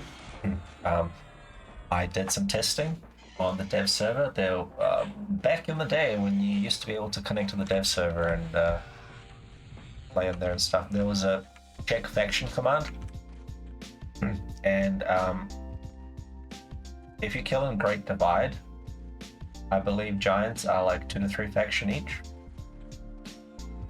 But in Kale, they're all 5 faction each. All the green cons, like the level 30-ish green cons that you just slaughter, they're all 5 faction each. As well as some of the named in the moat area. So don't do the plate cycle. If you do the plate cycle, it's a waste of time. Just kill the named, the 2 brothers, the Vlog and Ice Shards, the ones that drop Royal Blood. They're about 15 faction, and there's a few other named giants in that area. They're like that are 10 or 15 faction each. But everything else is 5 faction. So just kill just all the green trash as long as they have the beard. All the sentinels, watchers, guards, all the trash, 5 faction each. And if it's got a named like something Ice Blade or whatever, it'll probably have 10 faction, but yeah, it's super quick. So a brand new character, they start apprehensive, and you need kindly for faction. I ended up getting to warmly, so from apprehensive to warmly in less than 2 hours, and that was just clearing through this area that you see in the video. I think the character that I was killing with in that video is the one that got to warmly faction. One video I killed in a little bit longer, maybe like 2 to 3 hours, and I got to LFay, so pretty good. I had a fully KOS enchanter that killed Dain many times and was fully scaling to COV. I got him to LF faction after a few rounds of doing this, of dire chum killing. I wasn't keeping track, but I'm guessing it'll take about 5 to 6 hours.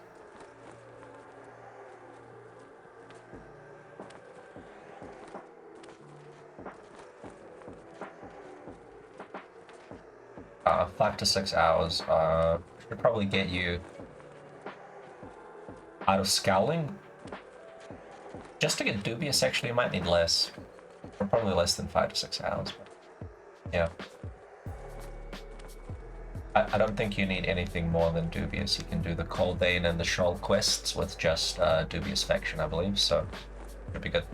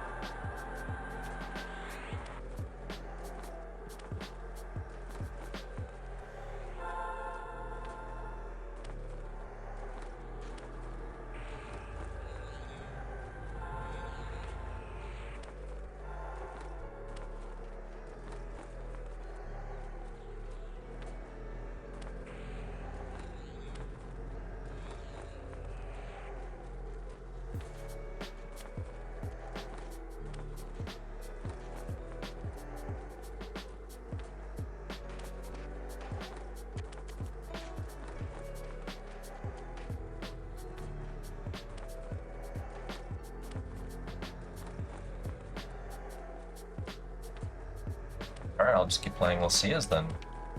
Buds are easy. Giving everyone old mana. Does someone have OOS on those? Okay, I'll keep playing Lucia's.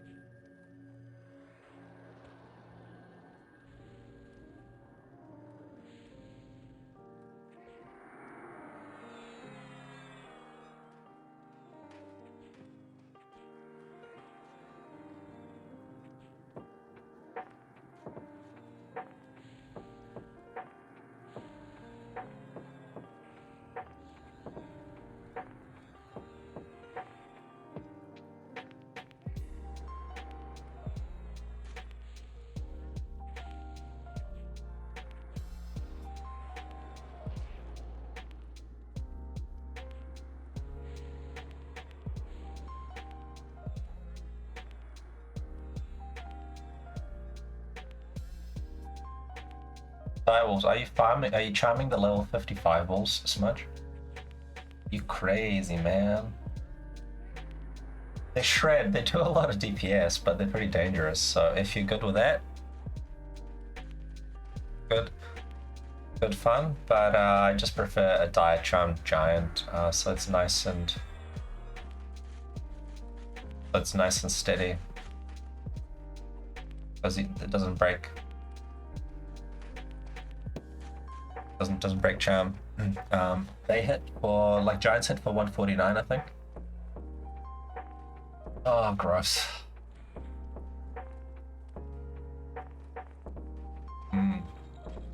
Indeed.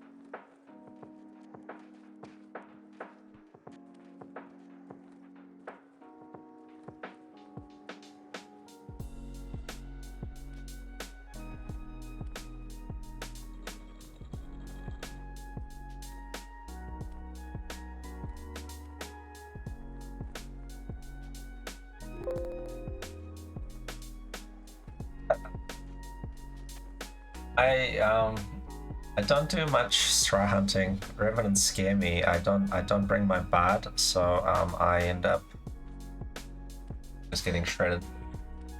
If it breaks, I end up getting wrecked. So I'm scared of those revenants, unfortunately.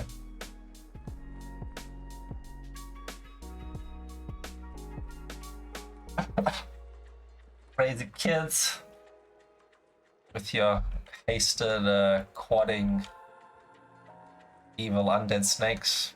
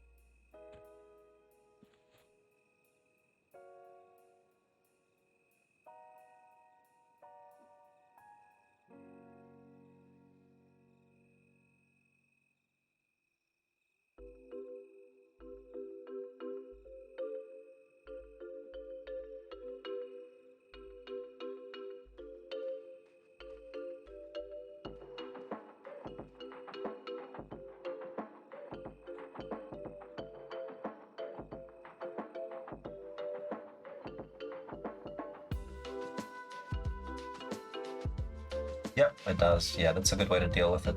Smudge is you stun with another character. So if I use my proper trio, I'd be okay. But because my main characters kind of don't really need EXP, I always bring some shitty ults, and then I kind of hodgepodge makeshift with what I have, which isn't really good with dealing with hasted budding snakes and stuff.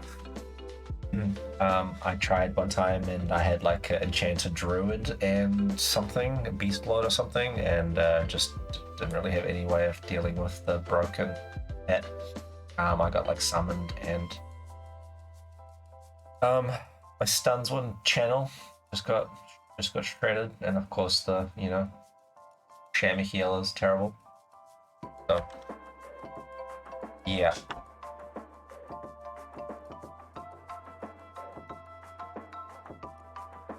So I'm just waiting on pop, because everything will be much better in pop. All the EXP will just be flowing. There's gonna be birds singing.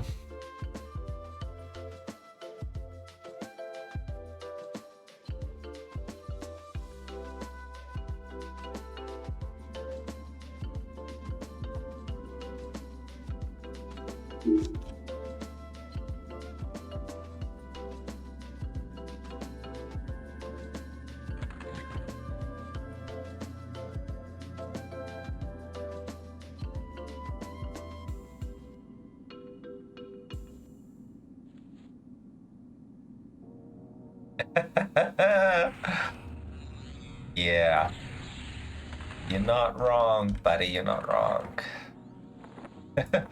Oh shit, I forgot to clear my bags after farming in Najena, however you pronounce it. A bunch of fucking runes and crap loot. Yeah, if you haven't seen on the forums, I made a thread where I talked about, I don't need this anymore. Where I talked about what we expect to get nerfed in Planes of Power.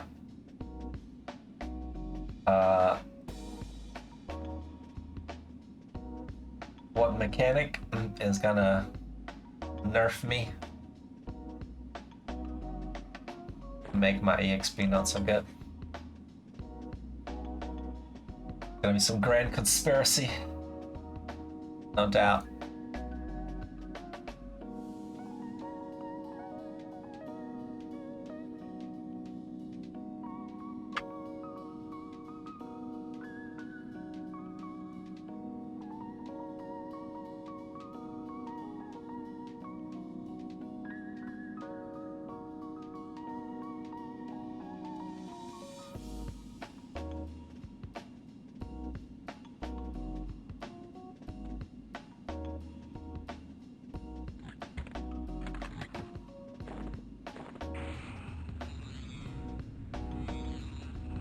Haha, nice. You're not gonna get my prize. Do you wanna send it in private? claim your prize for guessing correctly. But yeah, on the forums, I as a bit of a tongue-in-cheek post, as like I don't know. The intention was kind of a way of saying, if you guys are gonna make custom content, just like may as well go all out. Let's come up with some crazy ideas, but ultimately, you're gonna start nerfing everything. Let's get some outcry beforehand, so that maybe we prevent it from being nerfed. But like a little tongue-in-cheek kind of way of saying, can we please keep the game as it was? Back in the day, sure, some things may have been overpowered or some things may have been imbalanced, but we're trying to recreate the mech experience here. So there'll be abilities, there'll be various mechanics that will favor one class or another, or favor one tactic or another, or something like that. But it's all part of the experience. So the game is people are still going to enjoy it, people are still going to have fun. We don't need to recreate StarCraft here with everything being perfect and, you know, like perfectly balanced and stuff like that.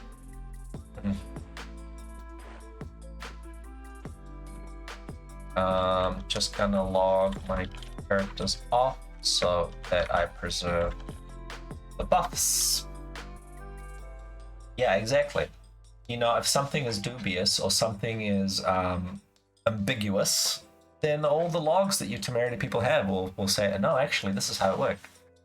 And it's going to be the most accurate expansion, in my opinion, because most people lived in PoP most of the time. So all this classic Kunak, Bellies, Luckland content is less well known because nobody really EXP'd in Luckland because it's complete and utter garbage. Everyone just kind of went to PoP as soon as they could.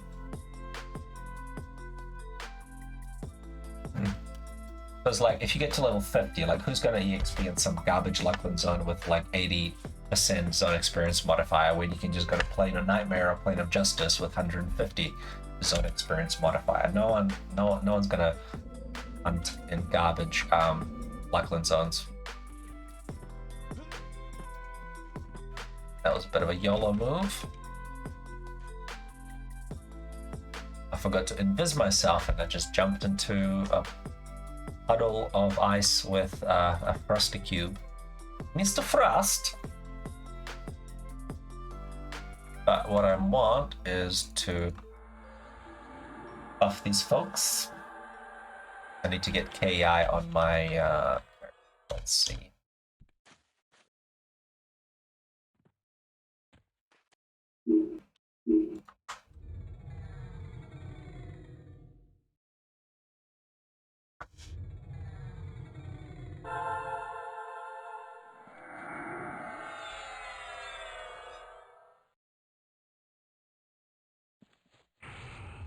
Oh no, I already did the muzzle. It's such a force of habit.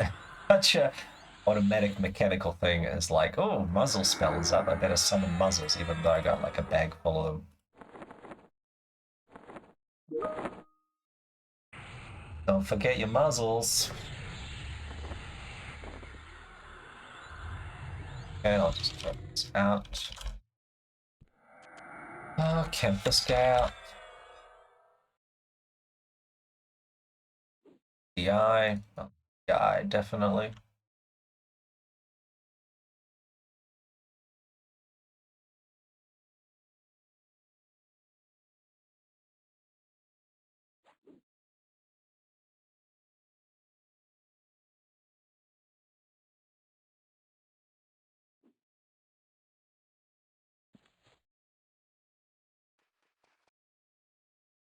Coming in hot. Alright.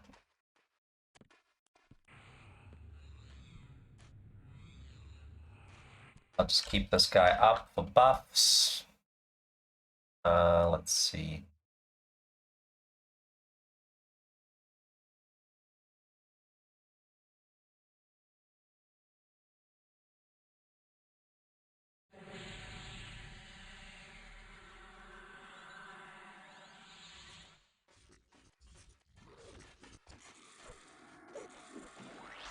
Oh no, not glucose, not sugar.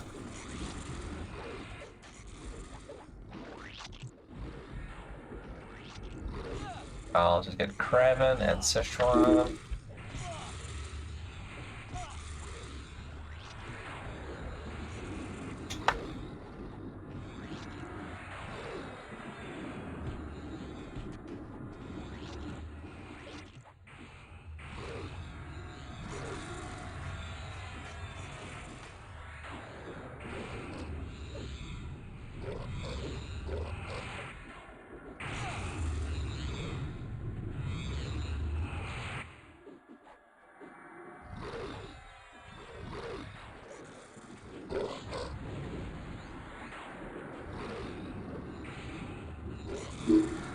Fizzle.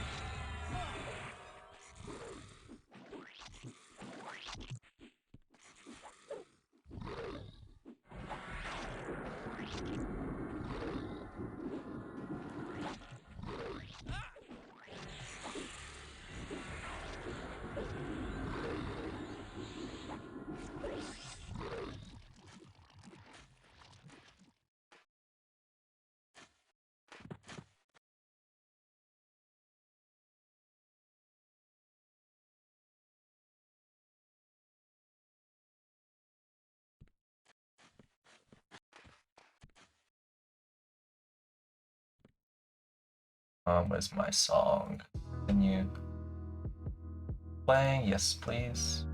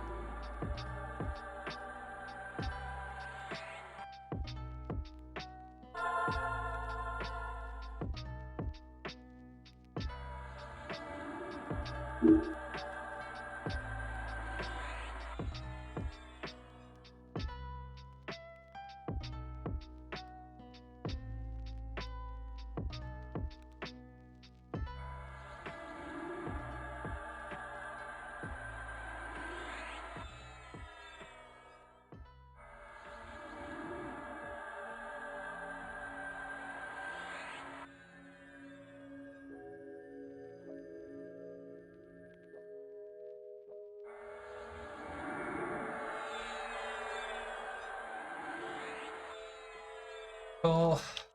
I'm just gonna haste my paladin out of the way of all the other melees, so the VOG on them I don't want to overwrite.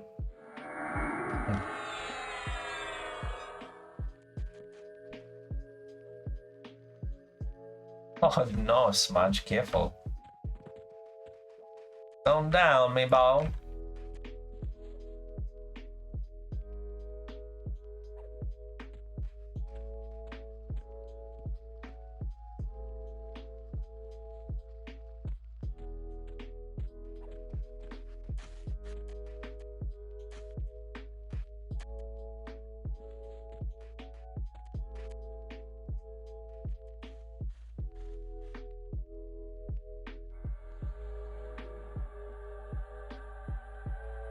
Okay, Franz.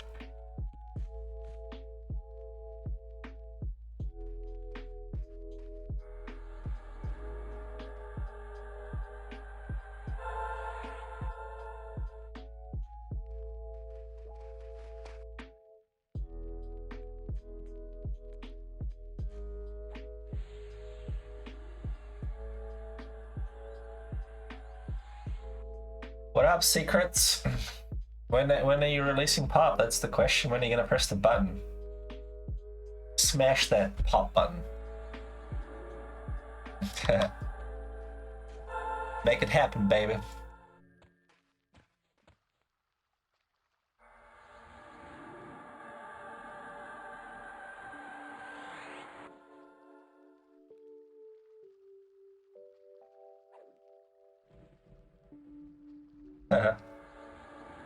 Yes, there was many competitions about it. There was one.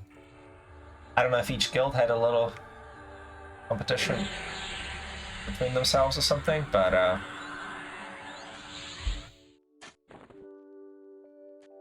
we certainly did.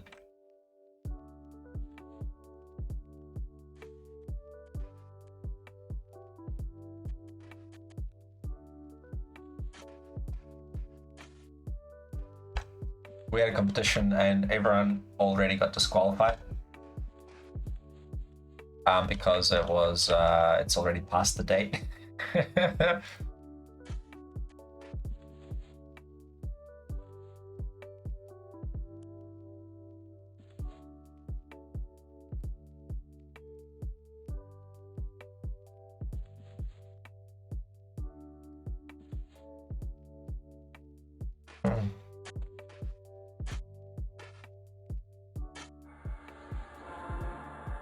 There was like a little prize.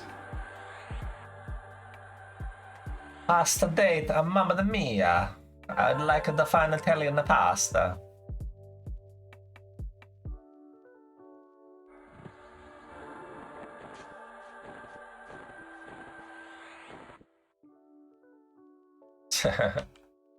Love it. All right. Let me just log this dude in. Oh shit.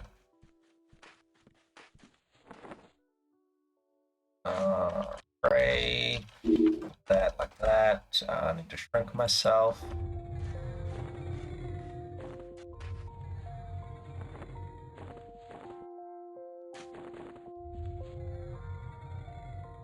One and delay 30. Actually, let's go delay 40. 5. What did I say? The chain. Any? Okay. 2. 1.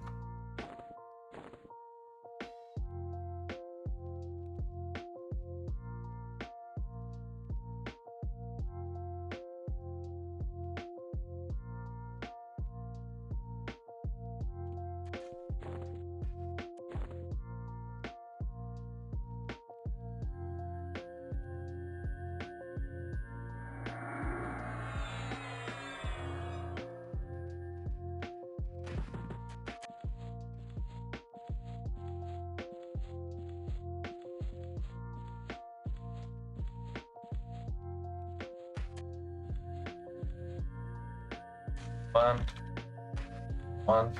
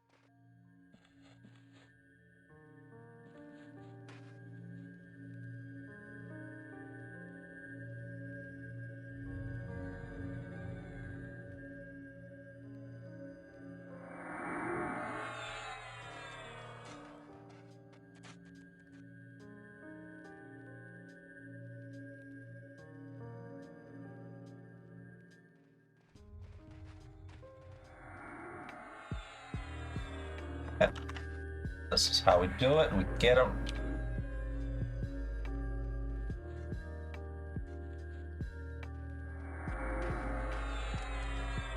Come on, get out of the water. Get out of the water, son.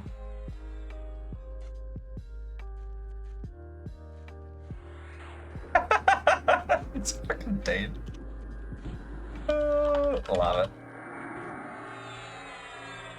Underwater Dain fantasy. Alright, I got it. The balls. Get out, get out, get out, get out, get out. Oh.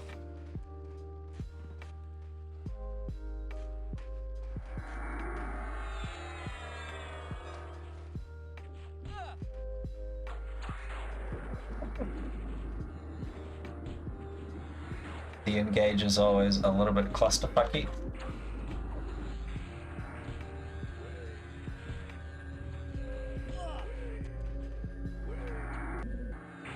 But we love it. We love it until he starts summoning. So it's always a bit clusterfucky until he starts summoning, and then we're good.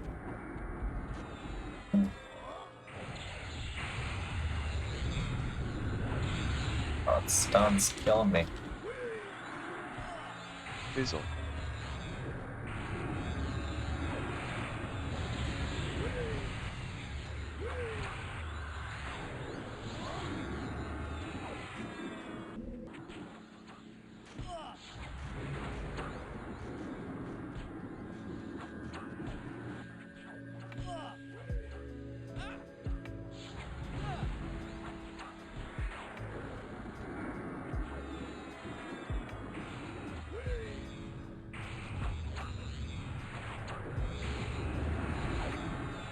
What have we got that needs a raid invite legend, maybe?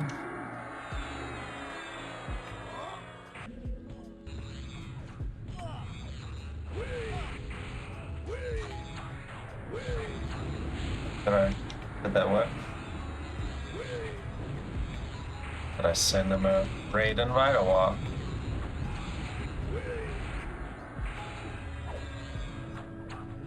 Yeah, I'll go on this. Make leader. So that I can keep tanking this guy.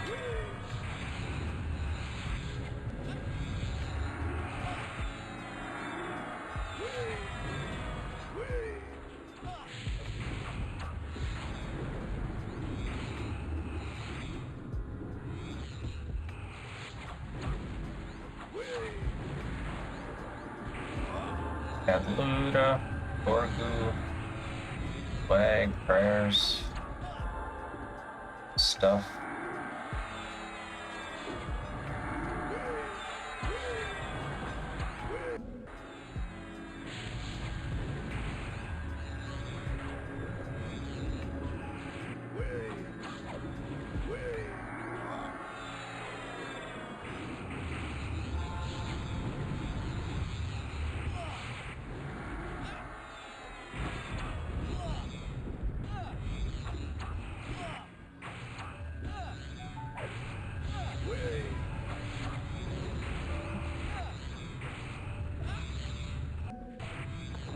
You're pretty cheesy.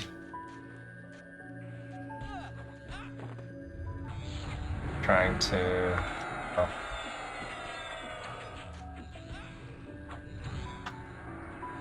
I click my buffs.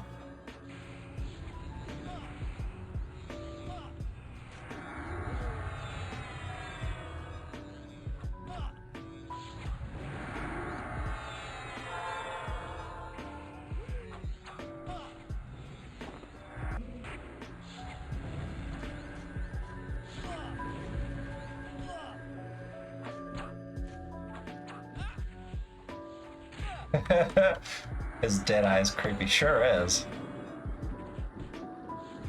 No secrets. This is a 17-man Dain. I think we've done it with 12, but we just have more people that wanted to kill him now. But we've done it with 12. It's pretty clutch. It's pretty tricky.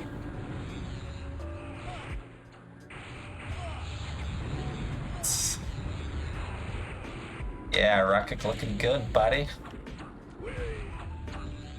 Look at those high kicks. Yeah.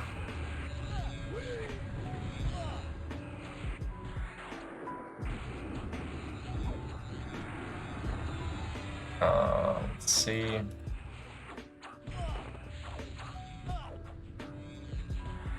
Oh yeah, flex that chest.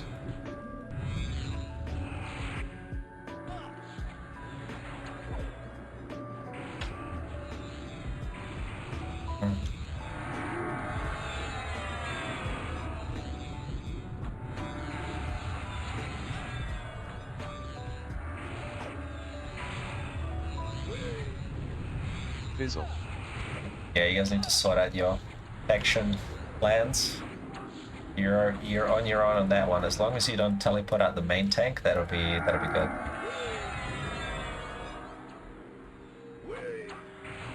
Did I not summon a mod rod for my cleric? Must not have.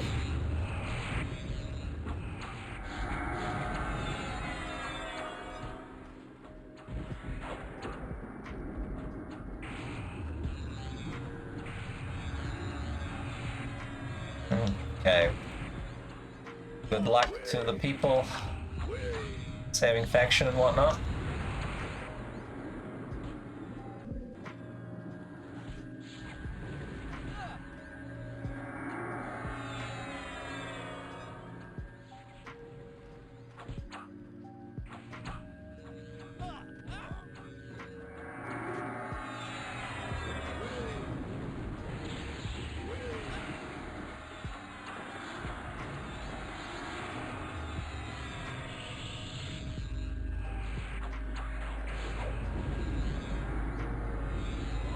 Got a bunch of pussies that get out. Don't even wanna kill the dwarf.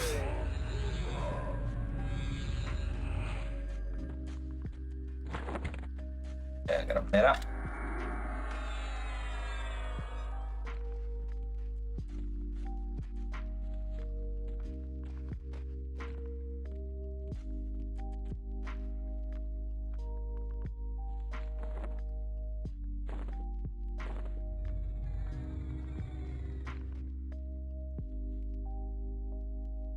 Got loot rights. Did crush loot it? Yep. Good.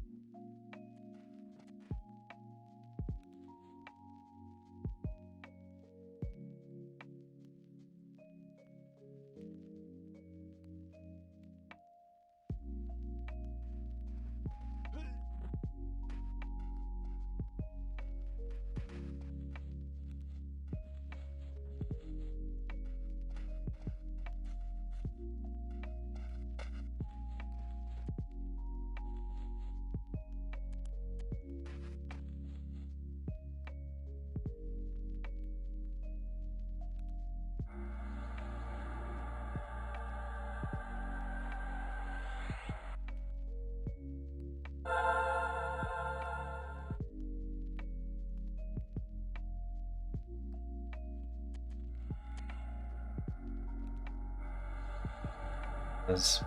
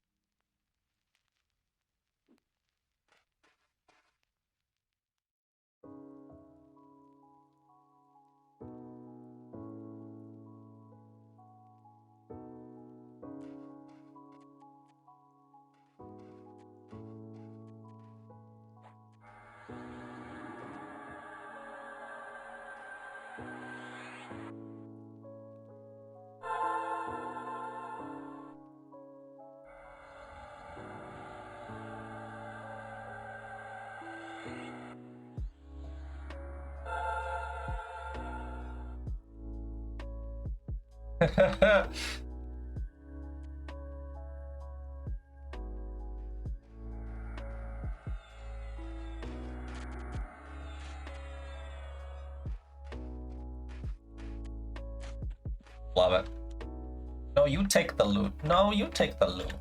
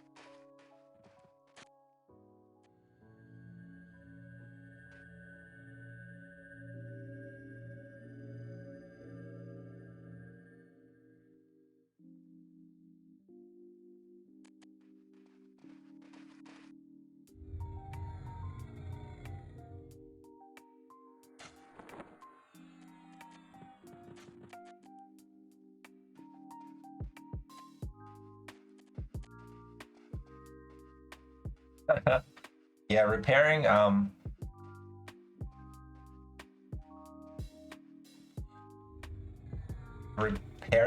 Dain is one of the most annoying factions. Simply because there's no boss you can kill, no big giant faction hit.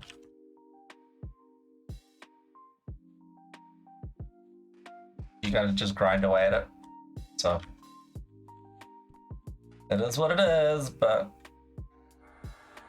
the mobs are not, too hard to kill, so it's fine.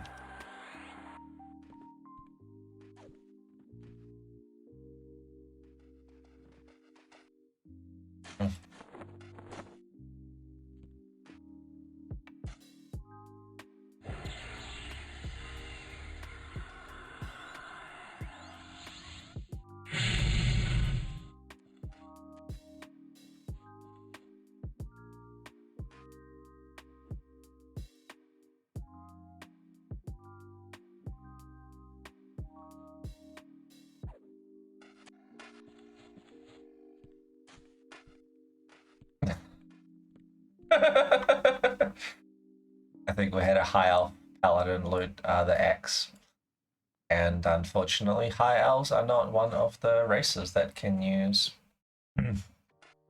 the axe.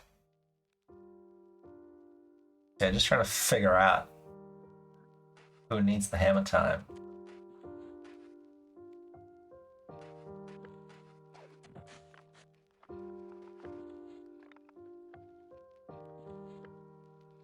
Yeah, I already hear Crash. All good. Bring him down.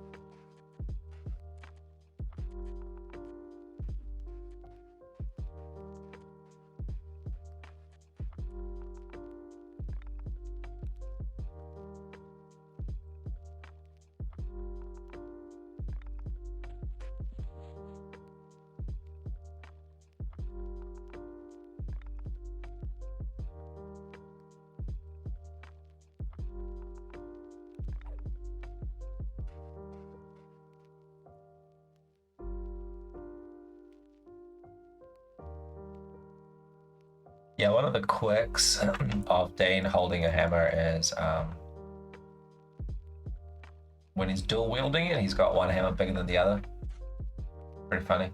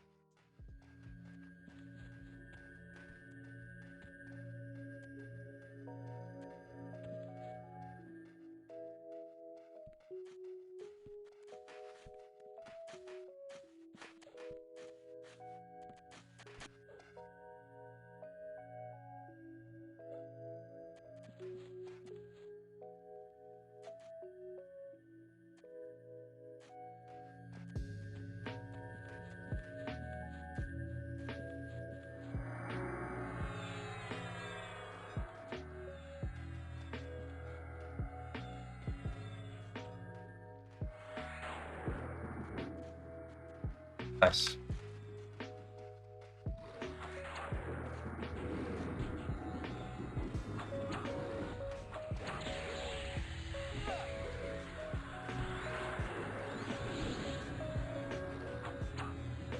Just need to not die. There we go. That's good.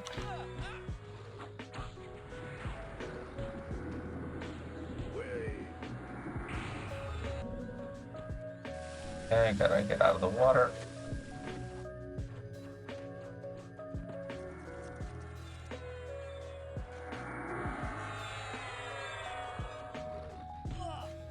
Fizzle. A little bit cray here with the additional spawns. Let's kill the ants first.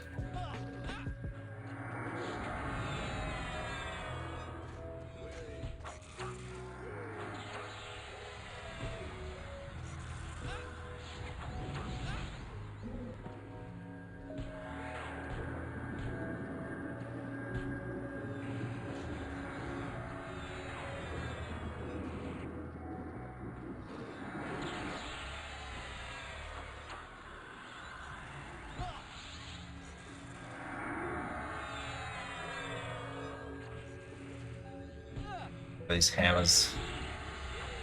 These sexy, delicious hammers. With my mod rod.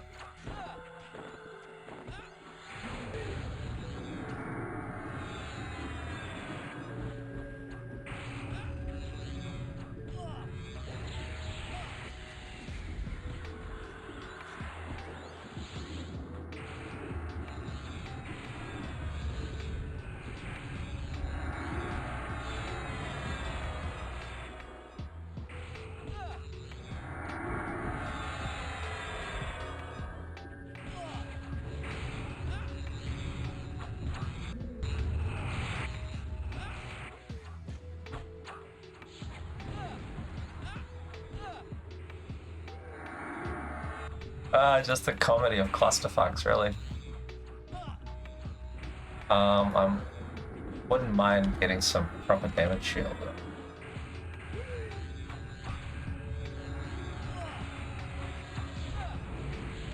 Oh, it's gonna be close. Oh, my DI wore off. Nice. Just gonna refresh DI first, and then we can do the CH. That's better. And then I'm gonna re-click my little thing, the Shattered Storm Sphere.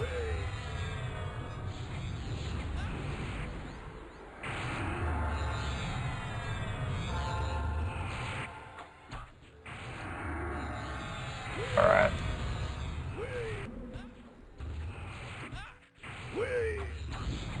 Oh yeah, sorry. I'm missing the chat. The second Dain is spawned for the Shoal quest, yes.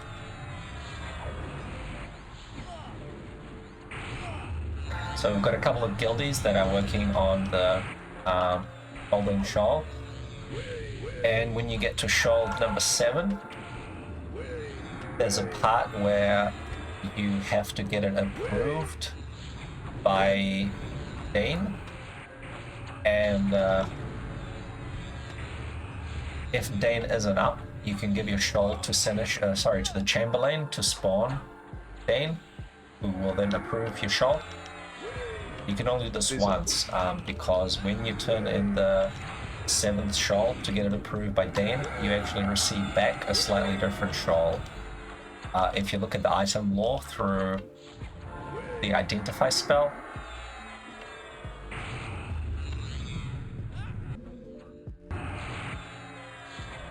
the lore of the 2nd shoal, it's got a different item ID, will say approved by the Dain, and you cannot use this to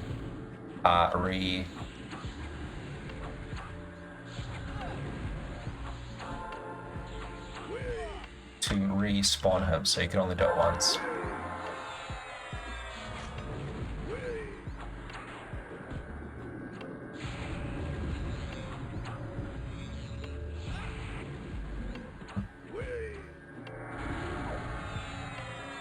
Fizzle.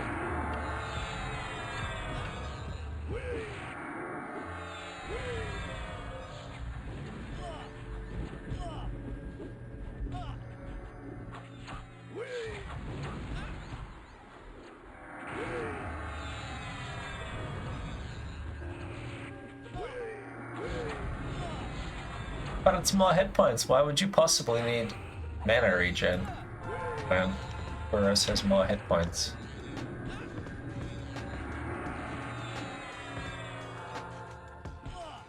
Oh my god. Forgot to click off Kuras.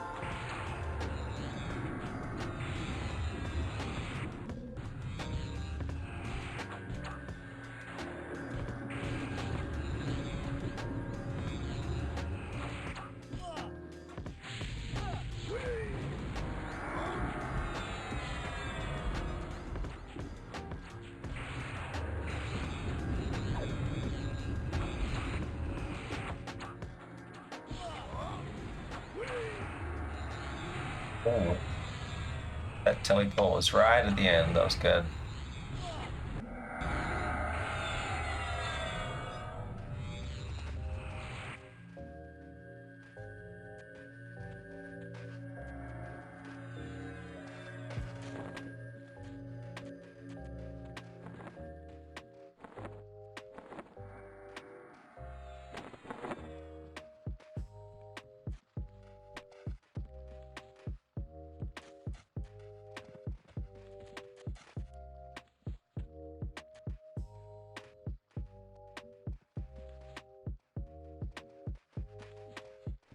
Yeah.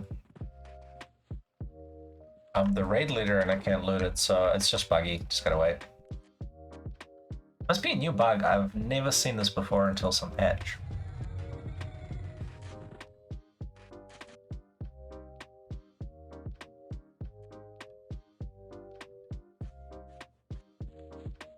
I'm just trying to think.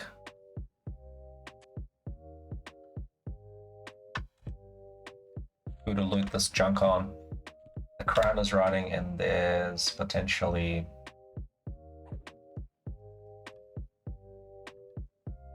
Ooh, cloak, nice.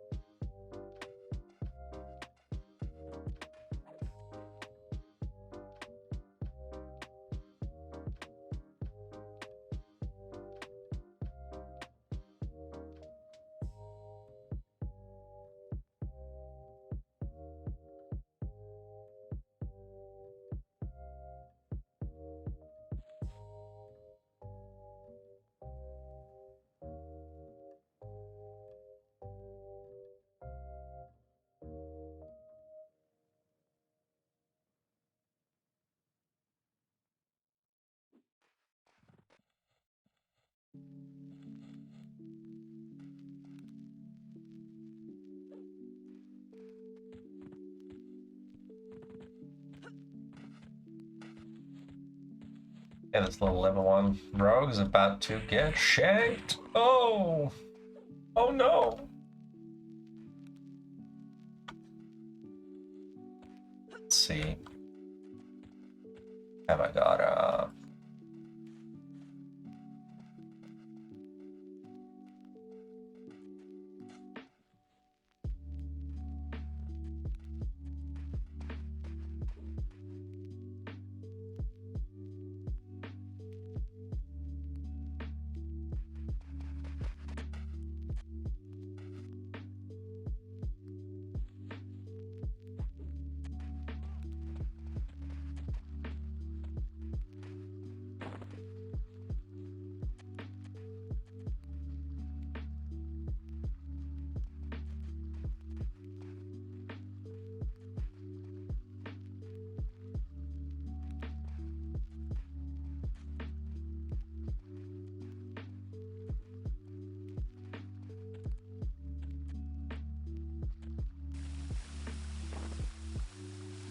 yeah.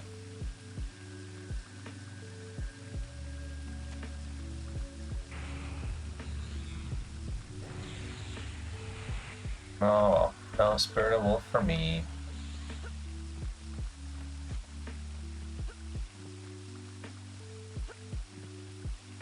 Yeah. Symbol, please. God, these people think paradox grow in trees.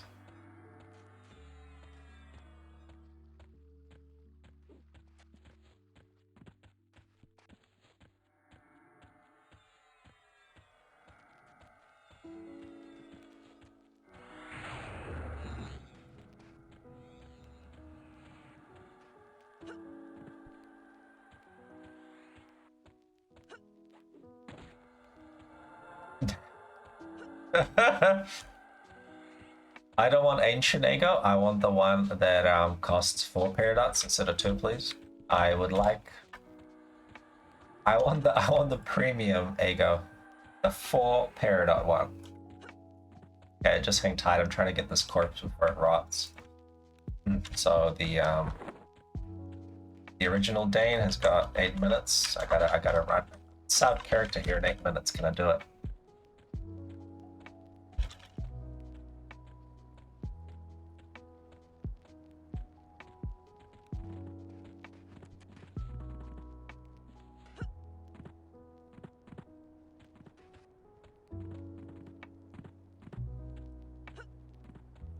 Probably not is the answer.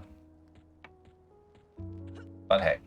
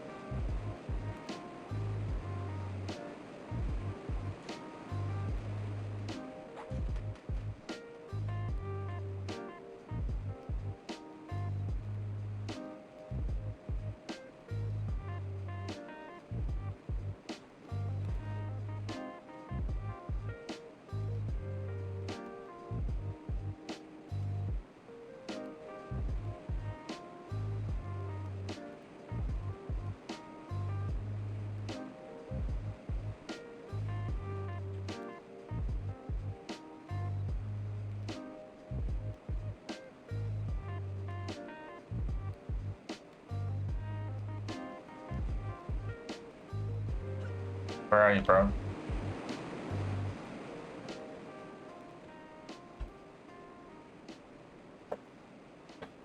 Oh.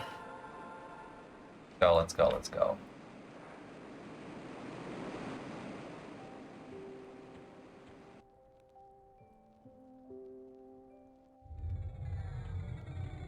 Yep, Crush, yeah, run your mage over, please. What's the time? 5 minutes.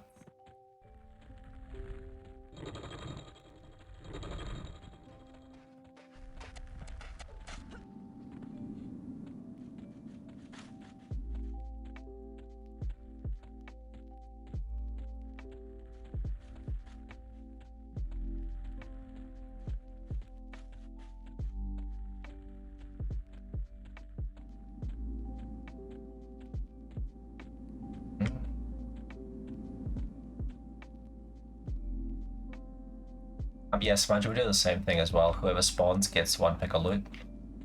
It is definitely the incentive. I don't know if somebody would hold their shoals and do the stuff if they didn't get pick of the loot. So, absolutely.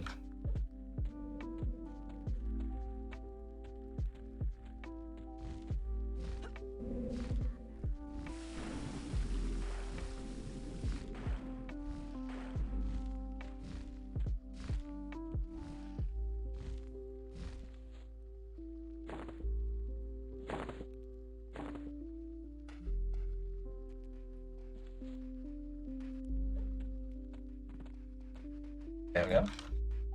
That's better.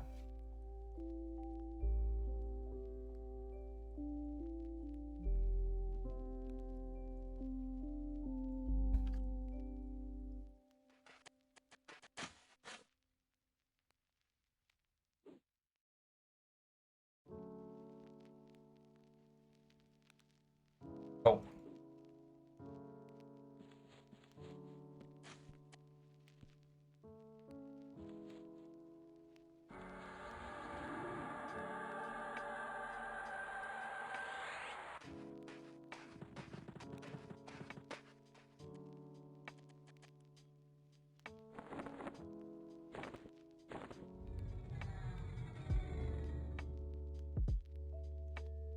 Who's...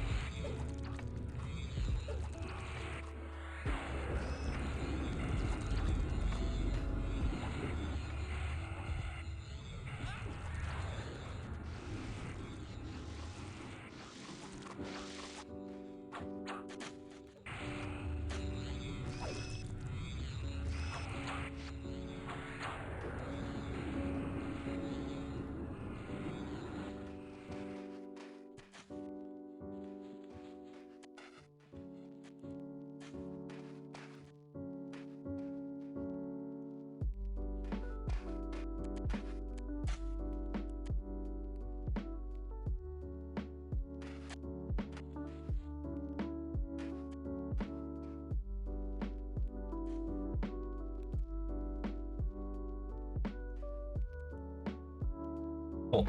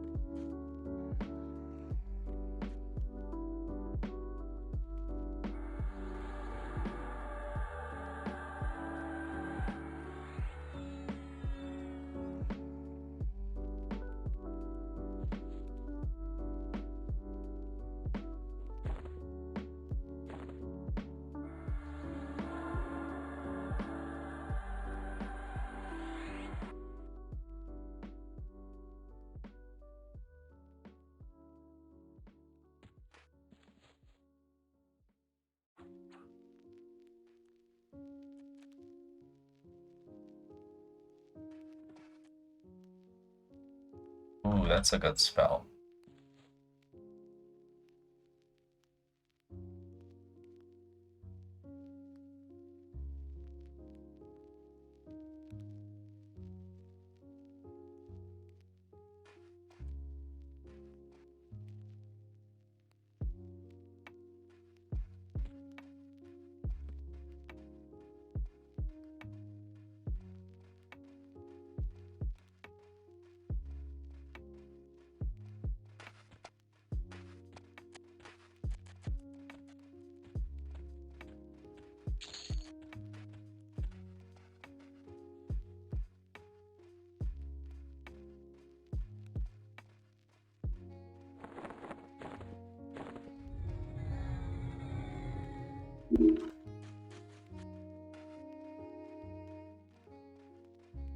I got inventory slots for this. Cool.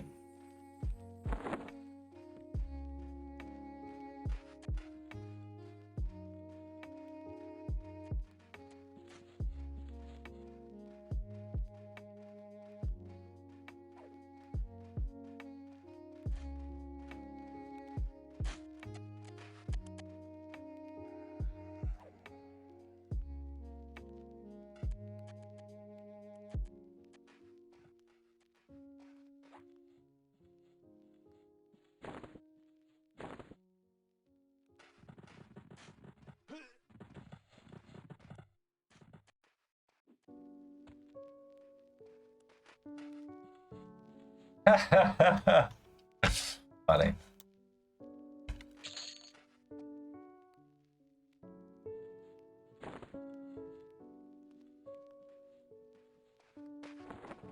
Imagine Neltron's mark for 15k. That'd be quite something.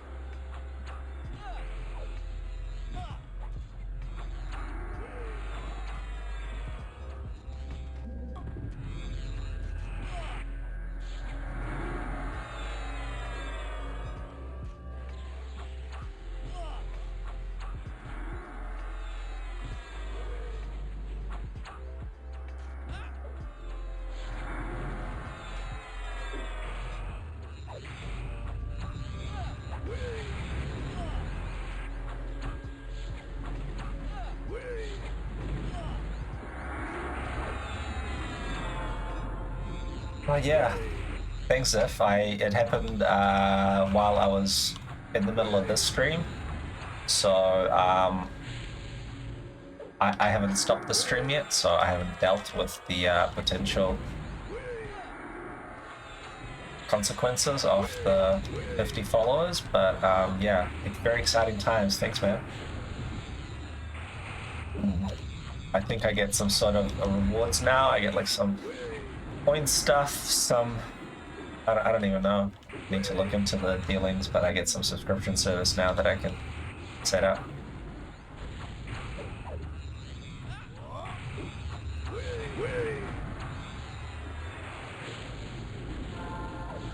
Very excited. Thanks for Prime subs. Yeah, we'll see. You get exclusive hot tub footage with a Prime subscription. Can you do like subscription only streams where you have your normal public streams and then streams just for subscribers? If so, you could do, you know, like sexy hot tub streams.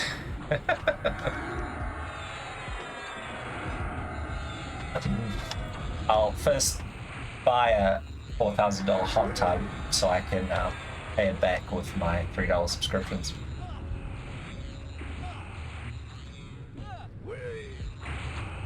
Okay, just chat mode. That's seems fair. Weasel.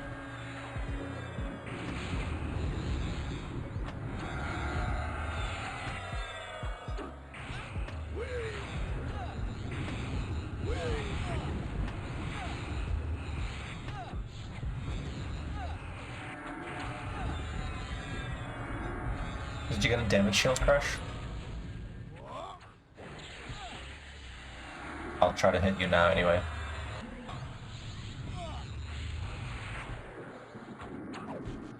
Hopefully that worked. Yep, something happened, so seems to have worked.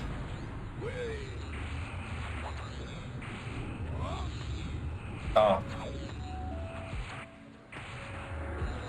Looks like Swag had the Druid Thorns, which is better. So it's kind of interesting. So with the Bard song playing, I can't cast Mage damage shield with the Bard song going. I have to click it off. They do stack, but they stack after the fact. But the Druid damage shield is just fine. So Bard song can be going, and you can just hit me with the Druid damage shield. It must be the fire resist component, because the Psalms have damage shield plus resist, whereas the Druid one doesn't. It's just resist. Oh, sorry. Yeah, just the damage shield.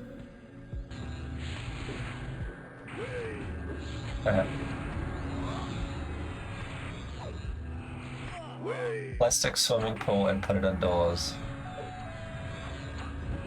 I can do a cheap $100 inflatable plastic swimming pool. That sounds great.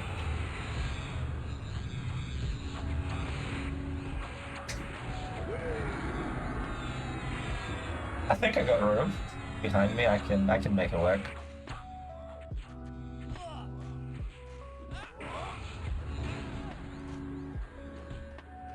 Fizzle.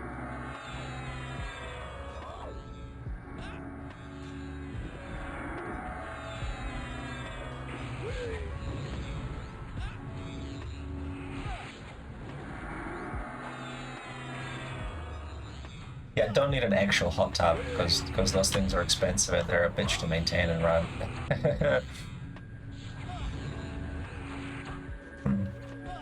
Oh shit, am I gonna get a heal in time? Probably not. Probably not. Probably not. Oh, oh that was great.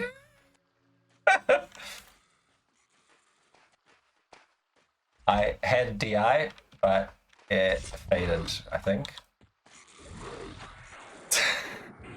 That was so good, 2%. 2% heal and then wizard and then full health. That was great. Love it, love it, love it, love it, love it, love it, love it. Yeah, I think I had DI that must have just faded because I was checking and I had the buff. Oh, Cloak times 2, nice, that's great.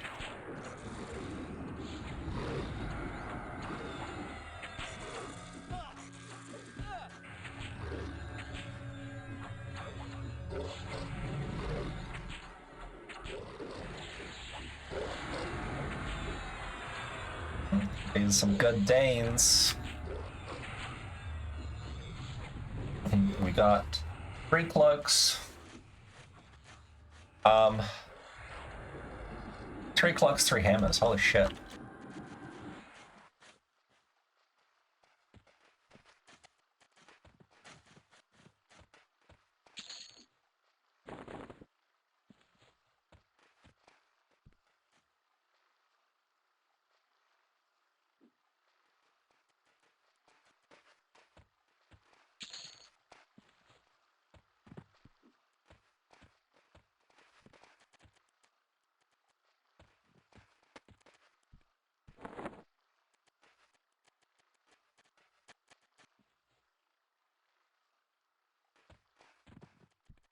Damn, Rukik, just roll a 92, why don't you? I don't even want anything. Oh, 96! Crush, you slut! Hang on. Let me roll 100 or something. Oh.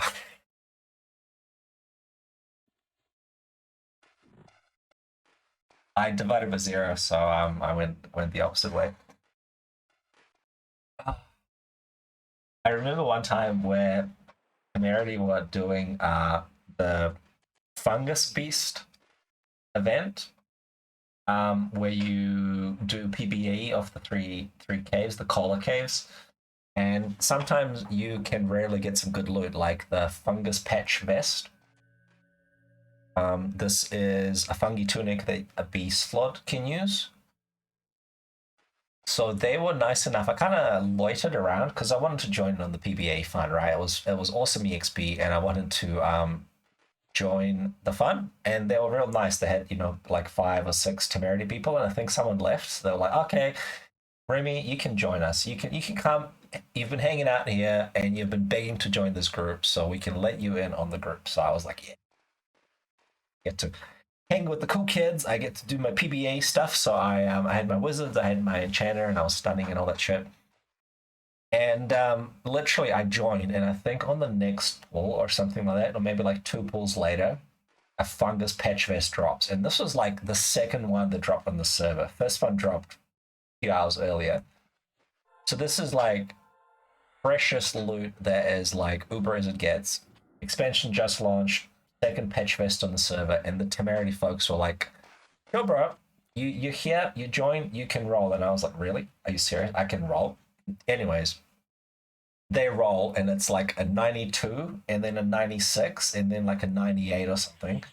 And I think I rolled a 99 or something like that. Everyone like had high rolls, and I rolled just like 1 over, and I was like, "You guys sure? You guys cool? You guys cool?" And they were like, "Yep, great, sweet." And I was like, "Holy shit!"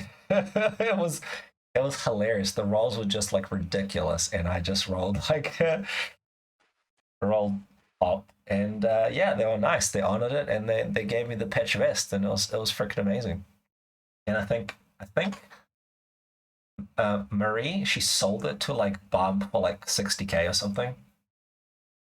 It wasn't Bragon's group. I can't remember who it was. It'd be in my logs. I'd have it in my logs for who it was, but yeah, it was awesome.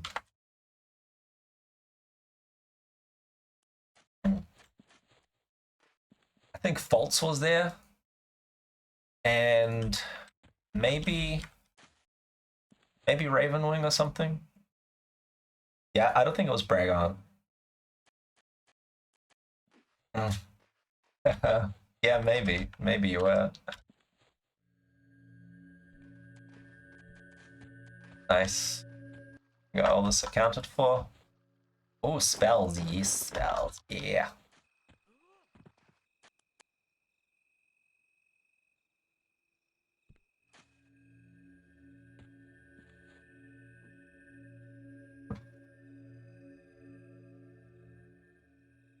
There's another crown. Did anyone take the crown?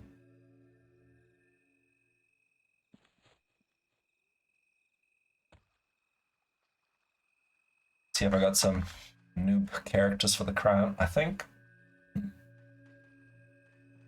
Yeah, Fox. I think Fox was there. I remember Fox.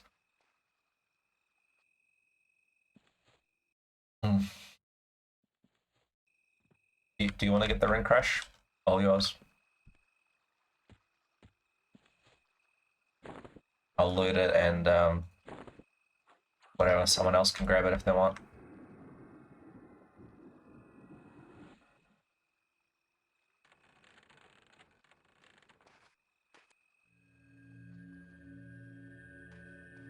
Do you want it? Do you want it crush? I'll give it to you in POK if you got a character that can use.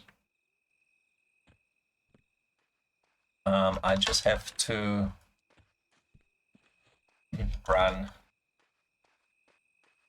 a character to loot it.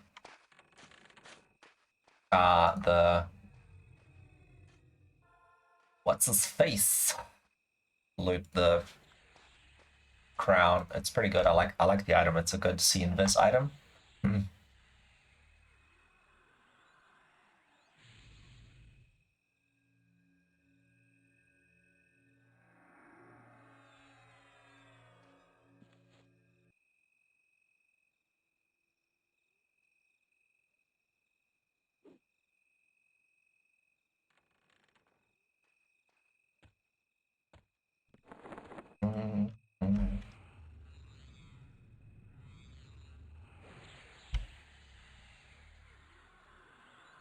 Got a little shaman that I probably won't play, but I'll take the crown.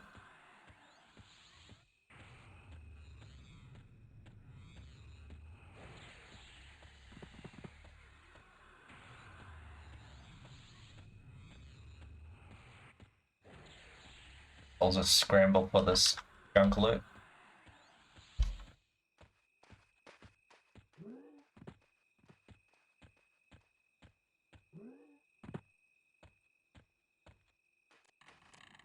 There's a character here that needs arms, I think.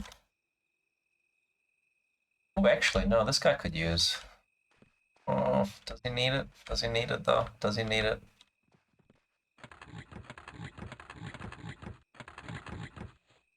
Probably not.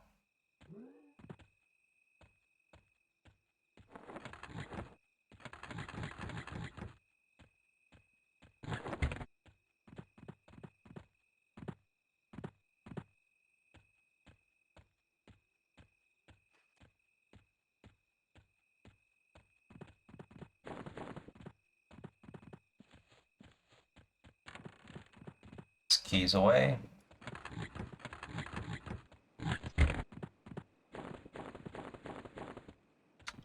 Put them away for another Mage Epic farming day.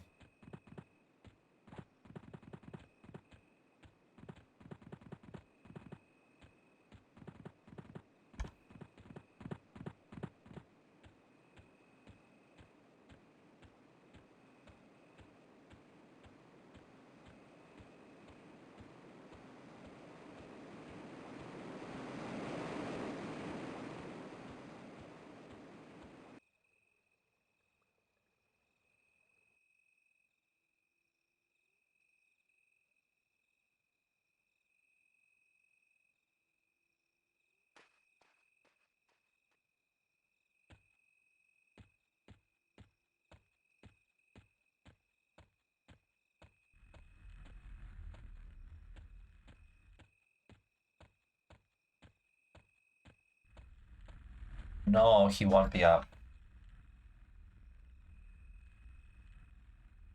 Oh, actually.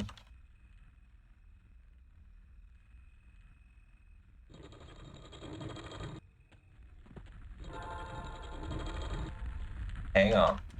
Trying to figure this out.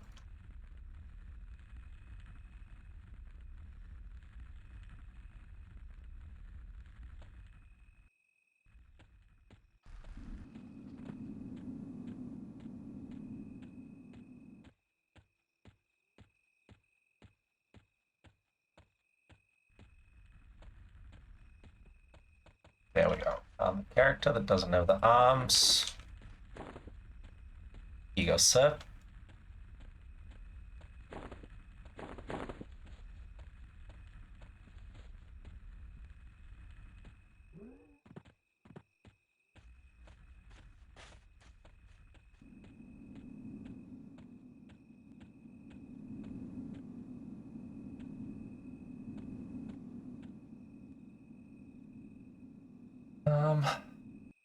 Friendship 4.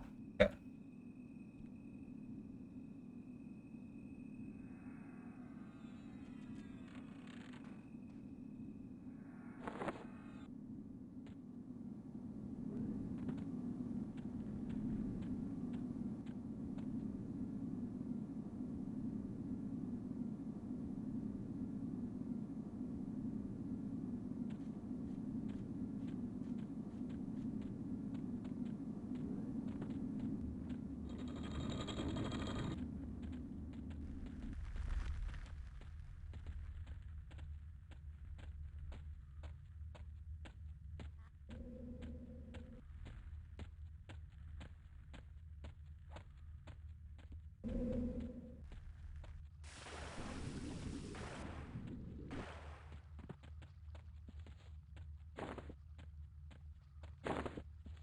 Who's letting this head?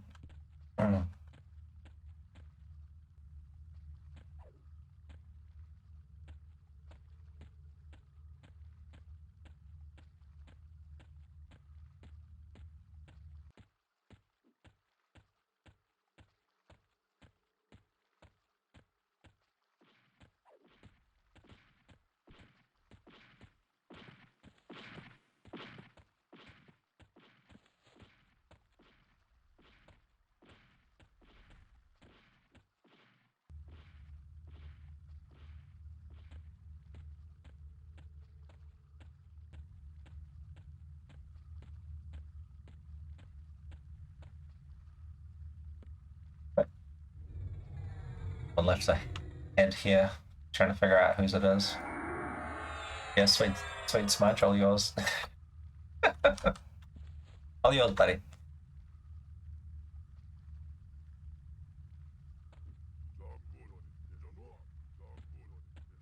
Crush, do you know who won the head? Are you off to... Oh, he's AFK for food.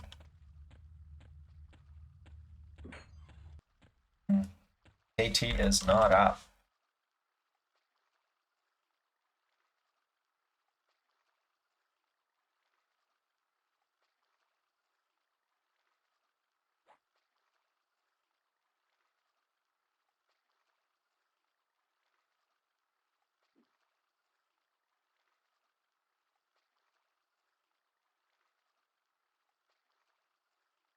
Who won it?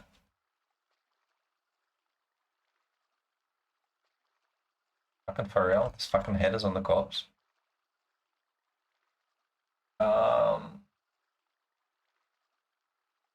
Everyone's gone.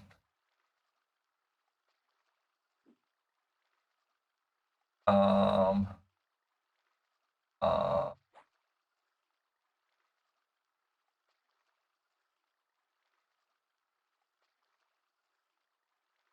okay, cool. Sorted.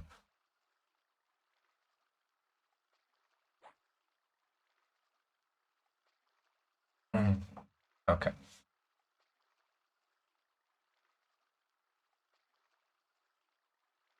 Yeah. We've got to I just missed the chatter of who won the role.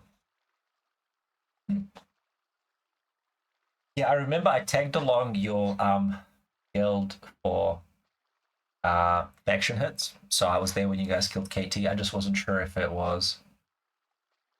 Yeah, no, fair enough. If it was gonna rot, because you can do FD10 and you don't have to faction, so it's real easy. I was there for your KT kill. I just forgot whether we were in week 1 of reset or week 2. Because if it was week 2 and it's like Tuesday or something, actually no, it's too late now. It's Wednesday. Patch would have happened already.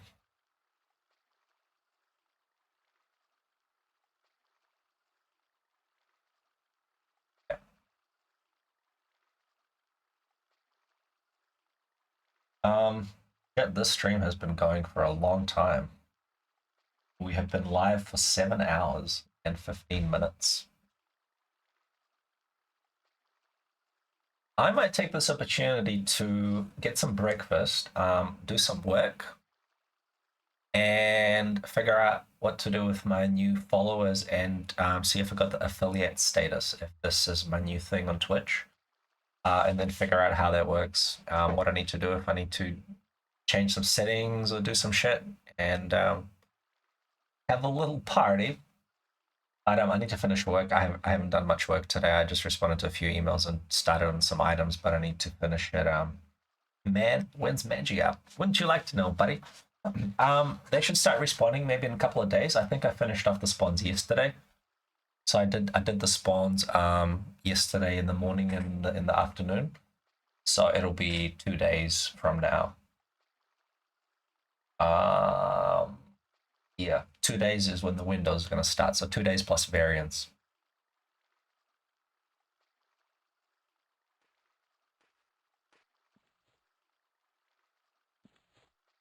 Yeah. Sorted. Nice. Look at that. Good times. Great success. Sounds like a lie. Sounds like you're telling fibs. You know me, man. I wouldn't do that to you. I think it was yesterday. I think I was killing a bunch of stuff yesterday. I played enough hate kills. Should be yesterday. So yesterday morning is when before work, because somebody killed one of the minis, and then we killed the Ashenborn Broodmaster for you, and then I waited for the respawns, and there was nothing until I woke up.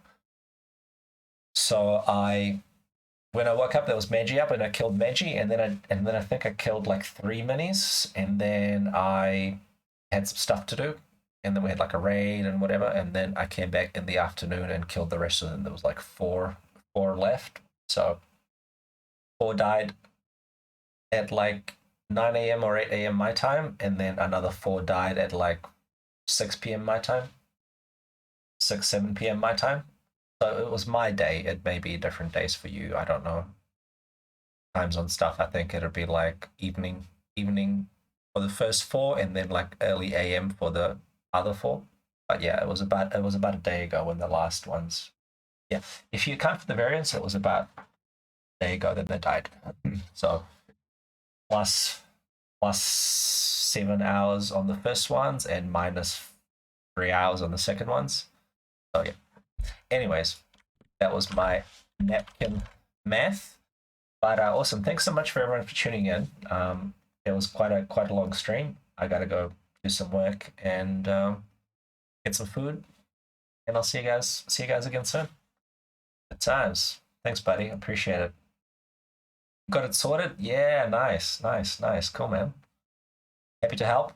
So you don't have to battle the client. Now you can battle the rattlesnakes and the pumas.